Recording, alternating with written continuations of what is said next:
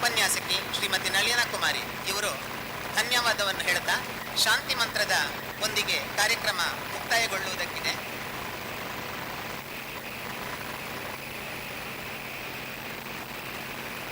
1 ಗಂಟೆ 5 ನಿಮಿಷದ ಒಟ್ಟು ಕಾರ್ಯಕ್ರಮದ ಚೌಕಟ್ಟು ಇದರಲ್ಲಿ ಕಾಣ್ತಾ ಇದೆ. ಒಟ್ಟು ಮಾಡಿದಾಗ ಆ ಅವಧಿಯಲ್ಲಿ ಒಟ್ಟು ಕಾರ್ಯಕ್ರಮ ಮುಗಿಬಹುದು ಅಂತ ಭಾವಿಸ್ತೇನೆ.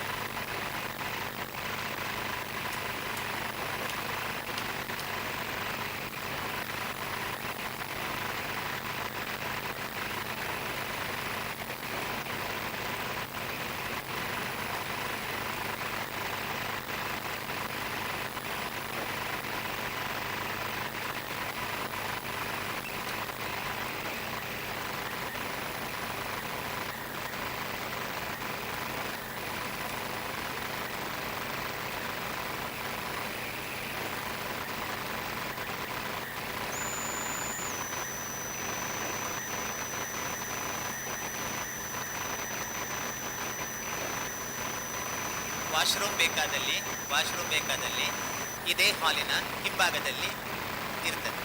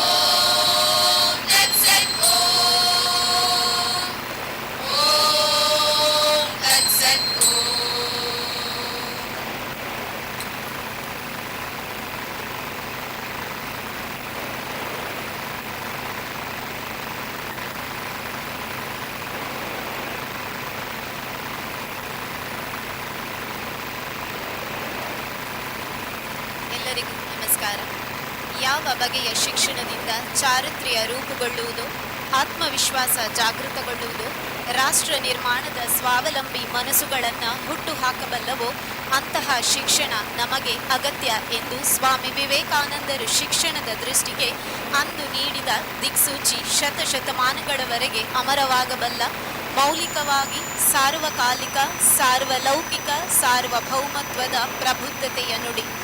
ಪ್ರಪಂಚದ ಪ್ರಮಾದವನ್ನ ತಿದ್ದಿ ತೀಡಬೇಕಾದ ಗುರುಗಳಿಗೆ ಇದು ವಿಶ್ವಗುರು ನೀಡಿದಂತಹ ಗುರಿ.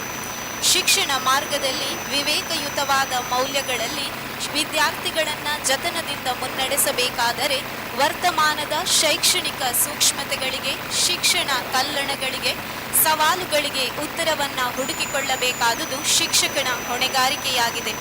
ಅದರಲ್ಲೂ ಜೀವನದ ಮೌಲ್ಯಗಳೇ ಕುಸಿಯಲಾರಂಭಿಸಿ ನೈತಿಕತೆ ಮತ್ತು ಶಿಕ್ಷಣದ ಬಿಗಿಯಾಗಿರಬೇಕಾದ ಕೊಂಡಿ ಕ್ಷೀಣಿಸಲಾರಂಭಿಸಿದ ಈ ವರ್ತಮಾನದ ಶಿಕ್ಷಣ ವ್ಯವಸ್ಥೆಯಲ್ಲಿ ವಿವೇಕಯುತವಾದ ಶಿಕ್ಷಣದಿಂದಲೇ ಈ ದುರಿತವನ್ನು ಪರಿಹರಿಸಿಕೊಳ್ಳಬೇಕಾದ ಹೊಣೆಗಾರಿಕೆ ಶಿಕ್ಷಕನದ್ದಾಗಿದೆ.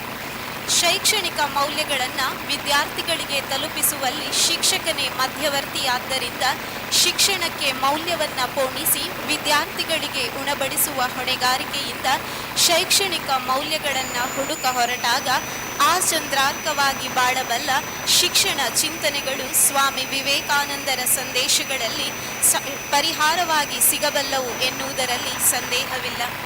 ರಾಷ್ಟ್ರೀಯ ಪರಿಕಲ್ಪನೆಯ ಭಾರತೀಯ ಸಂಸ್ಕೃತಿ ಮತ್ತು ಆಧ್ಯಾತ್ಮಿಕ ಪರಂಪರೆಯ ಶಿಕ್ಷಣ ನೀಡುವುದು ವಿವೇಕಾನಂದ ವಿದ್ಯಾವರ್ಧಕ ಸಂಘ ಪ್ರವರ್ತಿತ ಶಿಕ್ಷಣ ಸಂಸ್ಥೆಗಳ ಧ್ಯೇಯವಾದ್ದರಿಂದ ವಿವೇಕಾನಂದರು ಚಿಕಾಗೋದಲ್ಲಿ ಮಾಡಿದ ಭಾಷಣದ 131ನೇ ವರ್ಷಾಚರಣೆಯ ಸಂದರ್ಭ ಸೆಪ್ಟೆಂಬರ್ 11ರ ಈ ದಿನ ವಿವೇಕ ವಿಜಯ ಎಂಬ ಶೀರ್ಷಿಕೆಯೊಂದಿಗೆ ಆಯೋಜಿಸಿದ ಸರಣಿ ಉಪನ್ಯಾಸ ಮಾಲಿಕೆಯಲ್ಲಿ ಇದು 2ನೇ ಅವಧಿ. ಶಿಕ್ಷಕರಿಗಾಗಿ ವಿವೇಕ ಶಿಕ್ಷಣ ರಾಷ್ಟ್ರ ನಿರ್ಮಾಣ ಎಂಬ ವಿಷಯದಲ್ಲಿ ಆಯೋಜಿತವಾದ ಈ ಉಪನ್ಯಾಸದ ಸಂಪನ್ಮೂಲ ವ್ಯಕ್ತಿಗಳಾದ ಶ್ರೀಯುತ ಚಕ್ರವರ್ತಿ ಸೂಲಿಬೆಲೆ, ಚಿಂತಕರು ಮತ್ತು ವಾಗ್ಮಿಗಳು, ಶುಭ ಹಾರೈಸಲಿರುವ ಶ್ರೀಯುತ ಶ್ರೀಪತಿ ಕಲ್ಲೂರಾಯ, ಅಧ್ಯಕ್ಷರು, ಆಡಳಿತ ಮಂಡಳಿ, ವಿವೇಕಾನಂದ ಕಲಾ, ವಿಜ್ಞಾನ ಹಾಗೂ ವಾಣಿಜ್ಯ ಮಹಾವಿದ್ಯಾಲಯ ಪುತ್ತೂರು, ಹಾಗೂ ಶ್ರೀಮತಿ ವತ್ಸಲಾರಾಜ್ಞಿ, ನಿರ್ದೇಶಕರು, ಆಡಳಿತ ಮಂಡಳಿ, ವಿವೇಕಾನಂದ ಪದವಿ ಪೂರ್ವ ಕಾಲೇಜು ಪುತ್ತೂರು, ಹಾಗೂ ಶ್ರೀಯುತ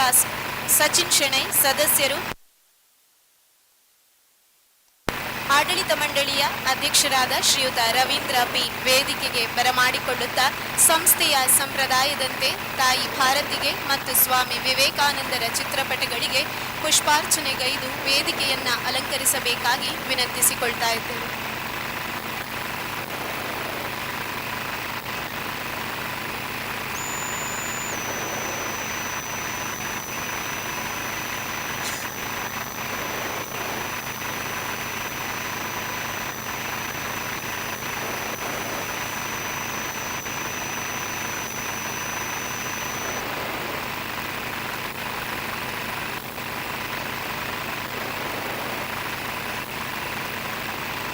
ಮುಂದೆ ಆಗಮಿಸಿದ ಸರ್ವರನ್ನು ಸ್ವಾಗತಿಸಲಿದ್ದಾರೆ ಕಾಲೇಜು ಆಡಳಿತ ಮಂಡಳಿಯ ನಿರ್ದೇಶಕರಾದ ಶ್ರೀಮತಿ ವತ್ಸಲಾರಾಜ್ಞಿ ಇವರು.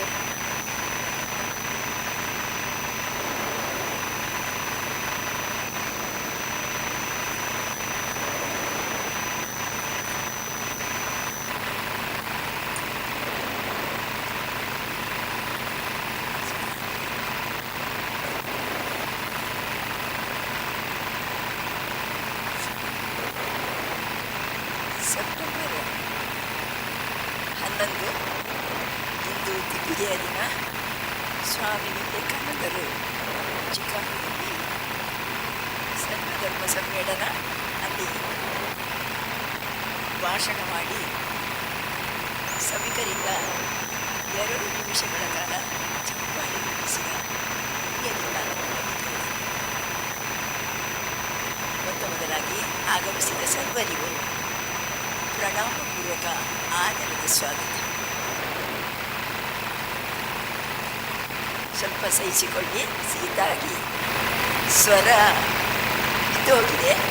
ನಮ್ಮ ಅಧ್ಯಕ್ಷರ ಹತ್ರ ಹೇಳಿದೆ, ನಾನು ಸ್ವಾಗತ ಮಾಡೋದಿಲ್ಲ ಅಂತ, ಆದರೂ ನೀವು ಮಾಡಿ ಅಂತ ಅವರ ಒತ್ತಾಯದ ಮೇರೆಗೆ ಮಾಡ್ತಾ ಇದ್ದೇನೆ. ಪ್ರಥಮವಾಗಿ ಸ್ವಾಮಿ ವಿವೇಕಾನಂದರಿಂದ ರಚಿಸಲ್ಪಟ್ಟು ಕುವೆಂಪು ಅವರಿಂದ ತರ್ಜಮೆ ಮಾಡಲ್ಪಟ್ಟ ಸಾಂಗ್ ಆಫ್ ಸನ್ಯಾಸಿ ಅದನ್ನು ಹಾಡಿದ ಮಕ್ಕಳಿಗೆ, ಪ್ರೀತಿಯ ವಿದ್ಯಾರ್ಥಿನಿಯರಿಗೆ ಹಾಗೂ ಮೇಳ ನನಗೆ ಸಹಕರಿಸಿದ ಎಲ್ಲರಿಗೂ ಪ್ರಥಮವಾಗಿ ನನ್ನ ಅಭಿನಂದನೆಯನ್ನು ಹೇಳ್ತಾ ಇದ್ದೇನೆ. ವಿವೇಕ ವಿಜಯ ಇವತ್ತು ಬೆಳಿಗ್ಗೆ ನಮ್ಮ ಕೇಶವ ಸಂಕಲ್ಪದಲ್ಲಿ ವಿವೇಕಾನಂದ ವಿದ್ಯಾವರ್ಧಕ ಸಂಘದ ಕಾರ್ಯದರ್ಶಿಯವರಾದ ಶ್ರೀಯುತ ಶ್ರೀ ನರಸಿಂಹ ಭಟ್ ಅವರು ದೀಪ ಬೆಳಗಿ ಅದನ್ನು ಉದ್ಘಾಟನೆ ಮಾಡಿದ್ದಾರೆ. ಅಲ್ಲಿ ವಿವೇಕ ಚಿಂತನ ಭಾರತ ವಂದನ ಎಂಬ ಬಗ್ಗೆ ಒಂದು ನಮಗೆ ಆಗಮಿಸಿದ ಚಕ್ರವರ್ತಿ ಸುಲಿಬೆಲೆ ಅವರು ತಮ್ಮ ಒಂದು ಅದ್ಭುತವಾದ ಭಾಷಣ ಮಾಡಿ ನಮ್ಮ ವಿದ್ಯಾರ್ಥಿಗಳಿಂದ ಸಾಧಾರಣ ನನಗೆ ಕಾಣ್ತದೆ ಅದು 2 ನಿಮಿಷ ಆಗ್ಬೋದು ಅಂತ ಚಪ್ಪಾಳೆಯನ್ನು ಪಡ್ಕೊಂಡಿದ್ದಾರೆ. ಈಗ 2ನೇ ಸೆಷನ್ ಆಗಿ ವಿವೇಕ ಶಿಕ್ಷಣ ಹಾಗೂ ರಾಷ್ಟ್ರ ನಿರ್ಮಾಣ ಇದರ ಬಗ್ಗೆ ನಮ್ಮ ಅಧ್ಯಾಪಕ ವೃಂದದವರಿಗೆ ಅವರು ಭಾಷಣ ಮಾಡಲಿಕ್ಕಿದ್ದಾರೆ. ವೇದಿಕೆಯಲ್ಲಿ ಉಪಸ್ಥಿತರಿರುವ ಅವರಿಗೆ ಯಾವತ್ತೂ ಹೇಗೆ ಗೊತ್ತಾ, ಸೂರ್ಯನನ್ನು ನಮ್ಮ ಇಡೀ ಜಗತ್ತಿಗೆ ಪ್ರಕಾಶ ನೀಡುವ ಬೆಳಕು ನೀಡುವ ಸೂರ್ಯನನ್ನು ಯಾರಿಗೂ ಪರಿಚಯ ಮಾಡಿಕೊಡುವ ಅಗತ್ಯ ಇಲ್ಲಂತೆ. ಅದೇ ರೀತಿ ಚಕ್ರವರ್ತಿ ಸುಲಿಬೆಲೆ ಅವರನ್ನು ಯಾರಿಗೂ ಪರಿಚಯ ಮಾಡಿಕೊಡುವ ಅಗತ್ಯ ಇಲ್ಲ. ಅವರಿಗೆ ನಮ್ಮೆಲ್ಲರ ಪರವಾಗಿ ತುಂಬ ಹೃದಯದ ಸ್ವಾಗತವನ್ನು ಹೇಳ್ತಾ ಇದ್ದೇನೆ. ನಮಗೆ ಮುಖ್ಯ ಅತಿಥಿಯಾಗಿ ಆಗಮಿಸಿರುವವರು ವಿವೇಕಾನಂದ ಪದವಿ ಕಾಲೇಜಿನ ಆಡಳಿತ ಮಂಡಳಿಯ ಅಧ್ಯಕ್ಷರು ಹಾಗೂ ಮುಂಚೆ ಮಂಗಳೂರು ವಿಶ್ವವಿದ್ಯಾಲಯದಲ್ಲಿ ವಿವೇಕಾನಂದ ಸಂಶೋಧನಾ ಕೇಂದ್ರದ ಕನ್ವೀನರು ಆಗಿರುವ ಶ್ರೀಪತಿ ಕಲ್ಲೂರಾಯ ಅವರು, ನಿಮಗೂ ನಮ್ಮ ಪ್ರೀತಿಯ ಸ್ವಾಗತವನ್ನು ಹೇಳ್ತಾ ಇದ್ದೇನೆ. ವೇದಿಕೆಯಲ್ಲಿ ನಮ್ಮ ವಿವೇಕಾನಂದ ಪದವಿ ಪೂರ್ವ ಕಾಲೇಜಿನ ಅಧ್ಯಕ್ಷರಾದ ರವೀಂದ್ರ ವಿ ಅವರಿದ್ದಾರೆ ಹಾಗೂ ಆಡಳಿತ ಮಂಡಳಿಯ ಸಚಿವ ಇವರಿದ್ದಾರೆ. ಅವರಿಗೂ ನಮ್ಮ ಪ್ರೀತಿಯ ಸ್ವಾಗತ. ಆಗಮಿಸಿದ ಎಲ್ಲ ಅಧ್ಯಾಪಕ ವೃಂದದವರಿಗೆ ನಮಿಸುತ್ತಾ, ಇಡೀ ಗುರು ವೃಂದಕ್ಕೆ ನಮಿಸುತ್ತಾ, ಪ್ರಣಾಮವನ್ನು ಸಲ್ಲಿಸುತ್ತಾ ನಮ್ಮ ಪ್ರೀತಿಯ ಸ್ವಾಗತವನ್ನು ನಿಮಗೆಲ್ಲರಿಗೂ ಹೇಳ್ತಾ ಇದ್ದೇನೆ. ನಮಸ್ಕಾರ.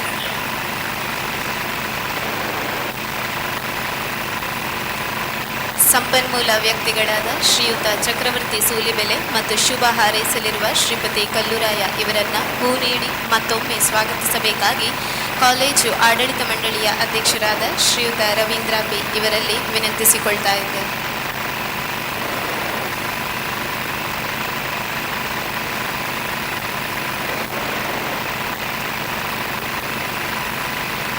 ಮುಂದೆ ಕಾರ್ಯಕ್ರಮಕ್ಕೆ ಶುಭ ಹಾರೈಸಬೇಕಾಗಿ ವಿವೇಕಾನಂದ ಕಲಾ ವಿಜ್ಞಾನ ಹಾಗೂ ವಾಣಿಜ್ಯ ಮಹಾವಿದ್ಯಾಲಯ ಪುತ್ತೂರು ಇದರ ಆಡಳಿತ ಮಂಡಳಿಯ ಅಧ್ಯಕ್ಷರಾದ ಶ್ರೀಪತಿ ಕಲ್ಲೂರಾಯ ಇವರಲ್ಲಿ ವಿನಂತಿಸಿಕೊಳ್ತಾ ಇದ್ದೇನೆ.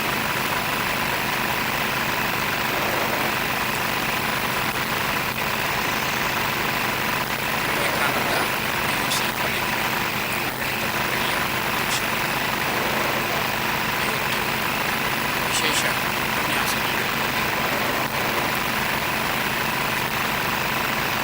ಶ್ರೀ ಮೇಡಮ್ ಸಲವಾಗಿ ನಡೆದಿರುವ ಎಲ್ಲ ಗಣ್ಯ ಪ್ರಾಧ್ಯಾಪಕರುಗಳಿಗೆ, ವಿದ್ಯಾರ್ಥಿಗಳು ಇವತ್ತು ವಿವೇಕಾನಂದರ ಸಂದೇಶಗಳನ್ನು ನಾವು ಅರಿತು ತಿಳಿದುಕೊಳ್ಳಬೇಕಾದ್ದು ಬಹಳಷ್ಟು. ಈ ಸಂದರ್ಭದಲ್ಲಿ ವಿವೇಕಾನಂದರ ಶಿಕ್ಷಣದ ಬಗ್ಗೆ ಅವರಿಗಿದ್ದ ಕಲ್ಪನೆ, ಭಾರತ ದೇಶಕ್ಕೆ ಶಿಕ್ಷಣ ಹೇಗಿರಬೇಕು ಎನ್ನುವ ಅವರ ಸಂದೇಶದ ಕುರಿತು ವಿಶೇಷ ಉಪನ್ಯಾಸವನ್ನು ಏರ್ಪಡಿಸಿದ ಸೂಕ್ತವಾದ ಸಂಖ್ಯೆ. ಅದು ಕೂಡ ಪ್ರಸಕ್ತ ರಾಷ್ಟ್ರೀಯತೆಯ ಬಗ್ಗೆ ಹಿಂದುತ್ವದ ಬಗ್ಗೆ, ಹಿಂದೂ ಸಂಸ್ಕೃತಿಯ ಬಗ್ಗೆ ಯುವ ಜನರನ್ನು ಮಾತಿನ ಮೂಲಕ ಬಡಿದೆಬ್ಬಿಸುವ ಸಂಪನ್ಮೂಲ ವ್ಯಕ್ತಿ ಚಕ್ರವರ್ತಿ ಸೂಲಿಬೆಲೆ. ನಾನು ಅಧ್ಯಕ್ಷ ರವೀಂದ್ರರವರ ಬಗ್ಗೆ ಯೋಚಿಸ್ತಾ ಇದ್ದೀನಿ, ಹೇಗೆ ಇವರನ್ನ ಹಿಡಿದು ಬಿಟ್ಟು ಅಂದರೆ ಅಷ್ಟು ಬ್ಯುಸಿಯಾಗಿರುವ ಮನುಷ್ಯ ಈ 11ನೇ ತಾರೀಕಿಗೆ ಹೇಗೆ ಸಿಕ್ಕಿದ್ರು ಅಂತ ಹೇಳೋದನ್ನು ಯೋಚಿಸ್ತಾ ಇದ್ದೀನಿ. ವಿದ್ಯಾರ್ಥಿಗಳೇ, ಒಂದು ದೇಶದ ಅಭಿವೃದ್ಧಿಗೆ ಸಂಪನ್ಮೂಲಗಳು ಬೇಕು ಎನ್ನುವುದು ಎಲ್ಲರಿಗೂ ತಿಳಿದಿರುವಂಥ ಸಂಪನ್ಮೂಲಗಳಲ್ಲಿ ಮುಖ್ಯವಾಗಿ ನೈಸರ್ಗಿಕ ಸಂಪನ್ಮೂಲಗಳು, ನಿಸರ್ಗದಲ್ಲಿ ಇರುವಂಥದ್ದು. ಮಾನವ ಸಂಪನ್ಮೂಲಗಳು ಅದಕ್ಕಿಂತಲೂ ಹೆಚ್ಚು ಅಗತ್ಯವಾಗಿದೆ. ಮಾನವ ಸಂಪನ್ಮೂಲವಾಗಿ ರೂಪುಗೊಳ್ಳಬೇಕೆಂದರೆ ಆ ನಾಡಿನ ಸಂಸ್ಕೃತಿ, ಸಾಹಿತ್ಯ, ಕಲೆ ಇತ್ಯಾದಿಗಳ ಬಗ್ಗೆ ಒಂದಷ್ಟು ಮೈಗೂಡಿಸಿಕೊಳ್ಳಬೇಕು.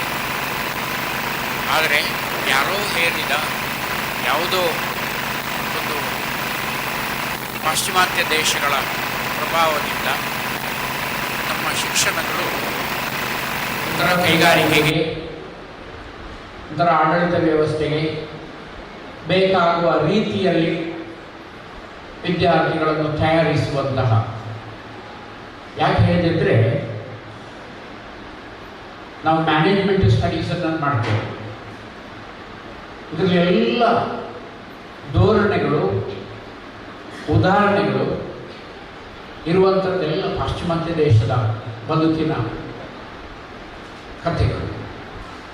ಆದರೆ ನಮ್ಮದೇ ದೇಶದ ಪುರಾಣಗಳಲ್ಲಿ, ಭಗವದ್ಗೀತೆಗಳಲ್ಲಿ ಮನಃಶಾಸ್ತ್ರಕ್ಕೆ ಸಂಬಂಧಿಸಿದ್ದಿರ್ಬೋದು, ನಿರ್ವಹಣಾ ಶಾಸ್ತ್ರಕ್ಕೆ ಸಂಬಂಧಪಟ್ಟದ್ದಿರ್ಬೋದು, ಅನೇಕ ಅಂಶಗಳನ್ನು ನಾವು ಕಡೆಗಣಿಸಿದ್ದೇವೆ.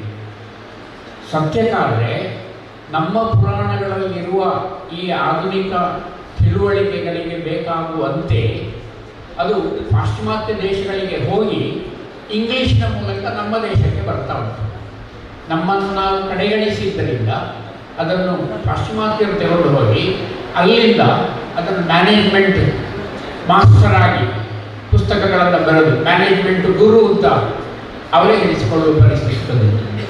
ಇದಕ್ಕೆ ಕಾರಣ ಏನು ಹೇಳಿದರೆ, ಯಾವುದೋ ಒಂದು ಸಂದರ್ಭದಲ್ಲಿ ನಾವು ಪರದೇಶದ ಬಗ್ಗೆ ಹೆಚ್ಚು ಅವಲಂಬನೆ ಮಾಡಿದ್ದು ತಪ್ಪಾಯಿತು. ವಿದೇಶದಿಂದ ಬರುವ ವಸ್ತುಗಳ ಬಗ್ಗೆ ನಮಗೆ ಹೆಚ್ಚು ಆಸಕ್ತಿ. ಈಗ ಅದು ಕಡಿಮೆ ಆಗಿದೆ. ಯಾಕೆಂದರೆ ಈ ಏನು ರಿಫಾರ್ಮ್ ಆದ ಮೇಲೆ ದೇಶ ವಿದೇಶಗಳಲ್ಲಿ ವಸ್ತುಗಳು ಎಲ್ಲ ಕಡೆ ಸಿಗ್ತವೆ. ಆದರೆ ಈಗ ನಮ್ಮಲ್ಲಿ ಏನು ಕ್ರೇಜಿ ಆಗಿದೆ ಅಂದರೆ, ಕಲಿತ ಕೂಡಲೇ ವಿದೇಶಕ್ಕೆ ಹೋಗುವುದು. ಮೊದಲು ವಿದೇಶದ ಕಮೋಡಿಟಿಗಳನ್ನು ನಾವು ಆಸೆ ಪಡುವುದಿತ್ತು, ಈಗ ಕಲಿತು ವಿದೇಶಕ್ಕೆ ಹೋಗುವುದು ನಮ್ಮ ಗುರಿಯಾಗಿದೆ. ಇದು ನಮ್ಮ ಶಿಕ್ಷಣದಲ್ಲಿ ಇರುವ ದೊಡ್ಡ ದೋಷ. ಇದನ್ನು ಸರಿಪಡಿಸಬೇಕು ಅಂತಿದ್ದರೆ ವಿವೇಕಾನಂದರ ಸಂದೇಶಗಳು ಬಹಳ ಸೂಕ್ತ ಮತ್ತು ಬಹಳ ಅಗತ್ಯ. ಆದ್ದರಿಂದ ಇವತ್ತಿನ ಈ ಕಾರ್ಯಕ್ರಮ ಏನಿದೆ, ಶಿಕ್ಷಣ, ಅದರಲ್ಲಿ ಬರುವಂಥ ಎಲ್ಲ ಸ್ಟೇಕ್ ಹೋಲ್ಡರ್ಸ್, ಮ್ಯಾನೇಜ್ಮೆಂಟ್ ಇರ್ಬೋದು, ಶಿಕ್ಷಕರಿರ್ಬೋದು, ವಿದ್ಯಾರ್ಥಿಗಳಿರ್ಬೋದು, ಅಥವಾ ಈ ವಿದ್ಯೆ ಕಲಿತ ಮೇಲೆ ಆ ವಿದ್ಯಾರ್ಥಿಗಳು ಎಲ್ಲಿ ಹೋಗ್ತಾರೋ ಆ ಸಂಸ್ಥೆಗಳು ಕೂಡ ಇರ್ಬೋದು. ಈ ಎಲ್ಲವೂ ಅದಕ್ಕೆ ಜವಾಬ್ದಾರಿಯನ್ನು ಹೊಂದಿರುವುದರಿಂದ ನಾವು ವಿವೇಕಾನಂದರ ಸಂದೇಶವನ್ನು ನೋಡಬೇಕು, ಕೇಳಬೇಕಾಗ್ತದೆ. ಅದರಿಂದ ಪಠ್ಯಗಳಲ್ಲಿರುವ ವಿಷಯಗಳ ಜೊತೆಗೆ ನಮ್ಮದೇ ಆದ ಆಲೋಚನೆಗಳನ್ನು ನಾವು ಮಾಡಿಕೊಳ್ಳುವುದಕ್ಕೆ ಅದು ಸುಲಭ ಆಗ್ತದೆ. ಬರೀ ಪಠ್ಯಗಳನ್ನು ಮಾಡೋದು, ಪರೀಕ್ಷೆ ಮಾಡುವುದು, ಮಾರ್ಕ್ಸ್ ಕಾರ್ಡ್ ಇಟ್ಕೊಂಡು ಹೋಗುವಂಥದ್ದು ಶಿಕ್ಷಣ ಅಲ್ಲ. ಅದರ ಜೊತೆಗೆ ನಮ್ಮಲ್ಲಿ ಸಂಸ್ಕಾರ ಹುಟ್ಟಬೇಕು ಅಂತಿದ್ದರೆ ನಾವು ಅದನ್ನು ಆಲೋಚನೆ ಮಾಡುವುದಕ್ಕೆ ನಮಗೆ ತುಂಬ ಬೆಂಬಲ ಬೇಕು, ಮೋಟಿವೇಶನಲ್ ಟಾಕ್ಗಳು ಬೇಕು. ಈ ದೃಷ್ಟಿಯಲ್ಲಿ ಇವತ್ತಿನ ಈ ವಿವೇಕ ವಿಜಯ ಶಿಕ್ಷಣದ ಕುರಿತು ವಿವೇಕಾನಂದರ ಸಂದೇಶವನ್ನು ಸಾರುವ ವಿಶೇಷ ಉಪನ್ಯಾಸ ಬಹಳ ಸೂಕ್ತವಾಗಿದೆ. ಇದರಿಂದ ನೀವು ಹೆಚ್ಚು ಪರಿಣಾಮಕಾರಿಯಾಗಿ ನಿಮ್ಮ ಆಲೋಚನೆಗಳನ್ನು ತಿದ್ದಿಕೊಂಡು ನಮ್ಮ ರಾಷ್ಟ್ರ, ನಮ್ಮ ಧರ್ಮ ಎನ್ನುವುದರ ಬಗ್ಗೆ ಆಲೋಚನೆ ಮಾಡುವುದಕ್ಕೆ ತುಂಬ ಸೂಕ್ತ ಮತ್ತು ನಿಮಗೆ ಸುಲಭವೂ ಸಾಧ್ಯ ಆಗ್ತದೆ ಅಂತ ತಿಳಿದು ಇದರ ಉಪಯೋಗವನ್ನು ಎಲ್ಲರೂ ಪಡೆಯಬೇಕು ಅಂತ ಹೇಳಿ ನನ್ನ ಶುಭಾಶಯದ ಮಾತುಗಳನ್ನು ಹೇಳಿ ನಿಲ್ಲಿಸ್ತೇನೆ. ಎಲ್ಲರಿಗೂ ನಮಸ್ಕಾರ.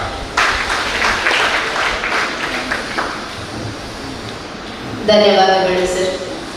ಇಂದು ಉಪನ್ಯಾಸ ನೀಡಲಿರುವ ಶ್ರೀಯುತ ಚಕ್ರವರ್ತಿ ಸೂಲಿಬೆಲೆ ಇವರು ಓರ್ವ ಉತ್ತಮ ವಾಗ್ಮಿ, ಚಿಂತಕ, ಅಂಕಣಕಾರ, ಬರಹಗಾರ ಮತ್ತು ಸಾಮಾಜಿಕ ಕಾರ್ಯಕರ್ತ. ಹಲವು ಉಪನ್ಯಾಸಗಳ ಮೂಲಕ ಭಾರತದ ಯುವ ಜನಾಂಗದಲ್ಲಿ ಅಡಗಿರುವ ಸೂಕ್ತ ದೇಶಭಕ್ತಿಯನ್ನ ಹೊರತಂದು ಪ್ರೇರೇಪಿಸುವ ರಾಷ್ಟ್ರಭಕ್ತರ ಹೃದಯ ಸಾಮ್ರಾಟ್. ನೆಲ ಅಂದರೆ ಇವರಿಗೆ ವಿಶೇಷ ಪ್ರೀತಿ. ರಾಷ್ಟ್ರದ ಬಗ್ಗೆ ಚಿಂತನೆ, ಮಾತು, ಅದಕ್ಕೆ ಸಂಬಂಧಪಟ್ಟ ವಿಷಯಗಳ ಓದು, ಬರಹ ಇವರಿಗೆ ಅಚ್ಚುಮೆಚ್ಚು. ಈ ನಿಟ್ಟಿನಲ್ಲಿ ಈವರೆಗೆ ಸುಮಾರು 15 ಪುಸ್ತಕಗಳನ್ನು ಬರೆದು ಪ್ರಕಟಿಸಿದ್ದಾರೆ. ಪ್ರಸ್ತುತ ತಾವೇ ಸಂಸ್ಥಾಪಿಸಿದ ಯುವ ಬ್ರಿಗೇಡ್ ಸಂಘಟನೆಯ ಮೂಲಕ ದೇಶದ ಉನ್ನತಿಗೆ ಪೂರಕ ಕೆಲಸಗಳಲ್ಲಿ ತಮ್ಮನ್ನು ತೊಡಗಿಸಿಕೊಂಡಿದ್ದಾರೆ. ಇದೀಗ ಚಕ್ರವರ್ತಿ ಸೂಲಿಬೆಲೆಯವರಿಂದ ಮೌಲಿಕ ಉಪನ್ಯಾಸ.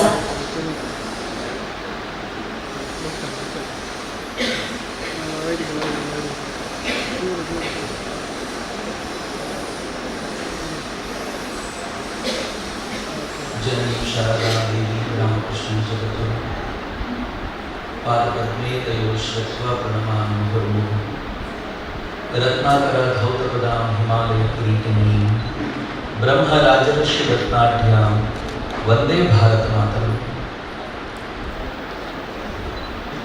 ವೇದಿಕೆ ವಿಲಾಸರಾಗಿರುವ ಎಲ್ಲ ಆದರಣೀಯ ಹಿರಿಯರಿಗೆ, ಮಿತ್ರರಿಗೆ ಪ್ರೀತಿಪೂರ್ವಕ ನಮಸ್ಕಾರಗಳು.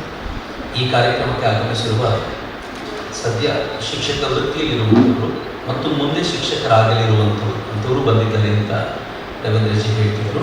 ನಾನು ಅವರೆಲ್ಲರಿಗೂ ಕೂಡ ಹೃತ್ಪೂರ್ವಕವಾದ ನಮಸ್ಕಾರಗಳನ್ನು ಮತ್ತು ಸ್ವಾಗತವನ್ನು ಕೋರ್ತೇನೆ. ಇವತ್ತು ಬಹಳ ವಿಶೇಷವಾದ ದಿವಸ. ಏನು ದಿವಸ ಅಂತಂದರೆ ಮೇಡಮ್ ಅದನ್ನು ನೆನಪಿಸ್ಕೊಂಡ್ರು. ಸ್ವಾಮಿ ವಿವೇಕಾನಂದರು ಚಿಕಾಗೋದ ಸರ್ವಧರ್ಮ ಸಮ್ಮೇಳನದಲ್ಲಿ ಭಾಷಣ ಮಾಡಿದರು. ಭಾಷಣ ಮಾಡಿ ಭಾರತೀಯ ಚಿಂತನೆಗಳನ್ನು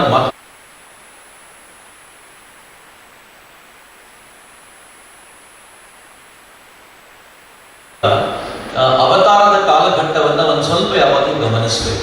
ಅವತಾರ ಹೆಂಗಿತ್ತು ವಿವೇಕಾನಂದರದ್ದು ಅಂತಂದ್ರೆ ಹೆಚ್ಚು ಕಡಿಮೆ ಭಾರತ ಮುಗಿದೇ ಹೋಗಿತ್ತು ಅನ್ನೋ ಸ್ಥಿತಿಯಲ್ಲಿತ್ತು.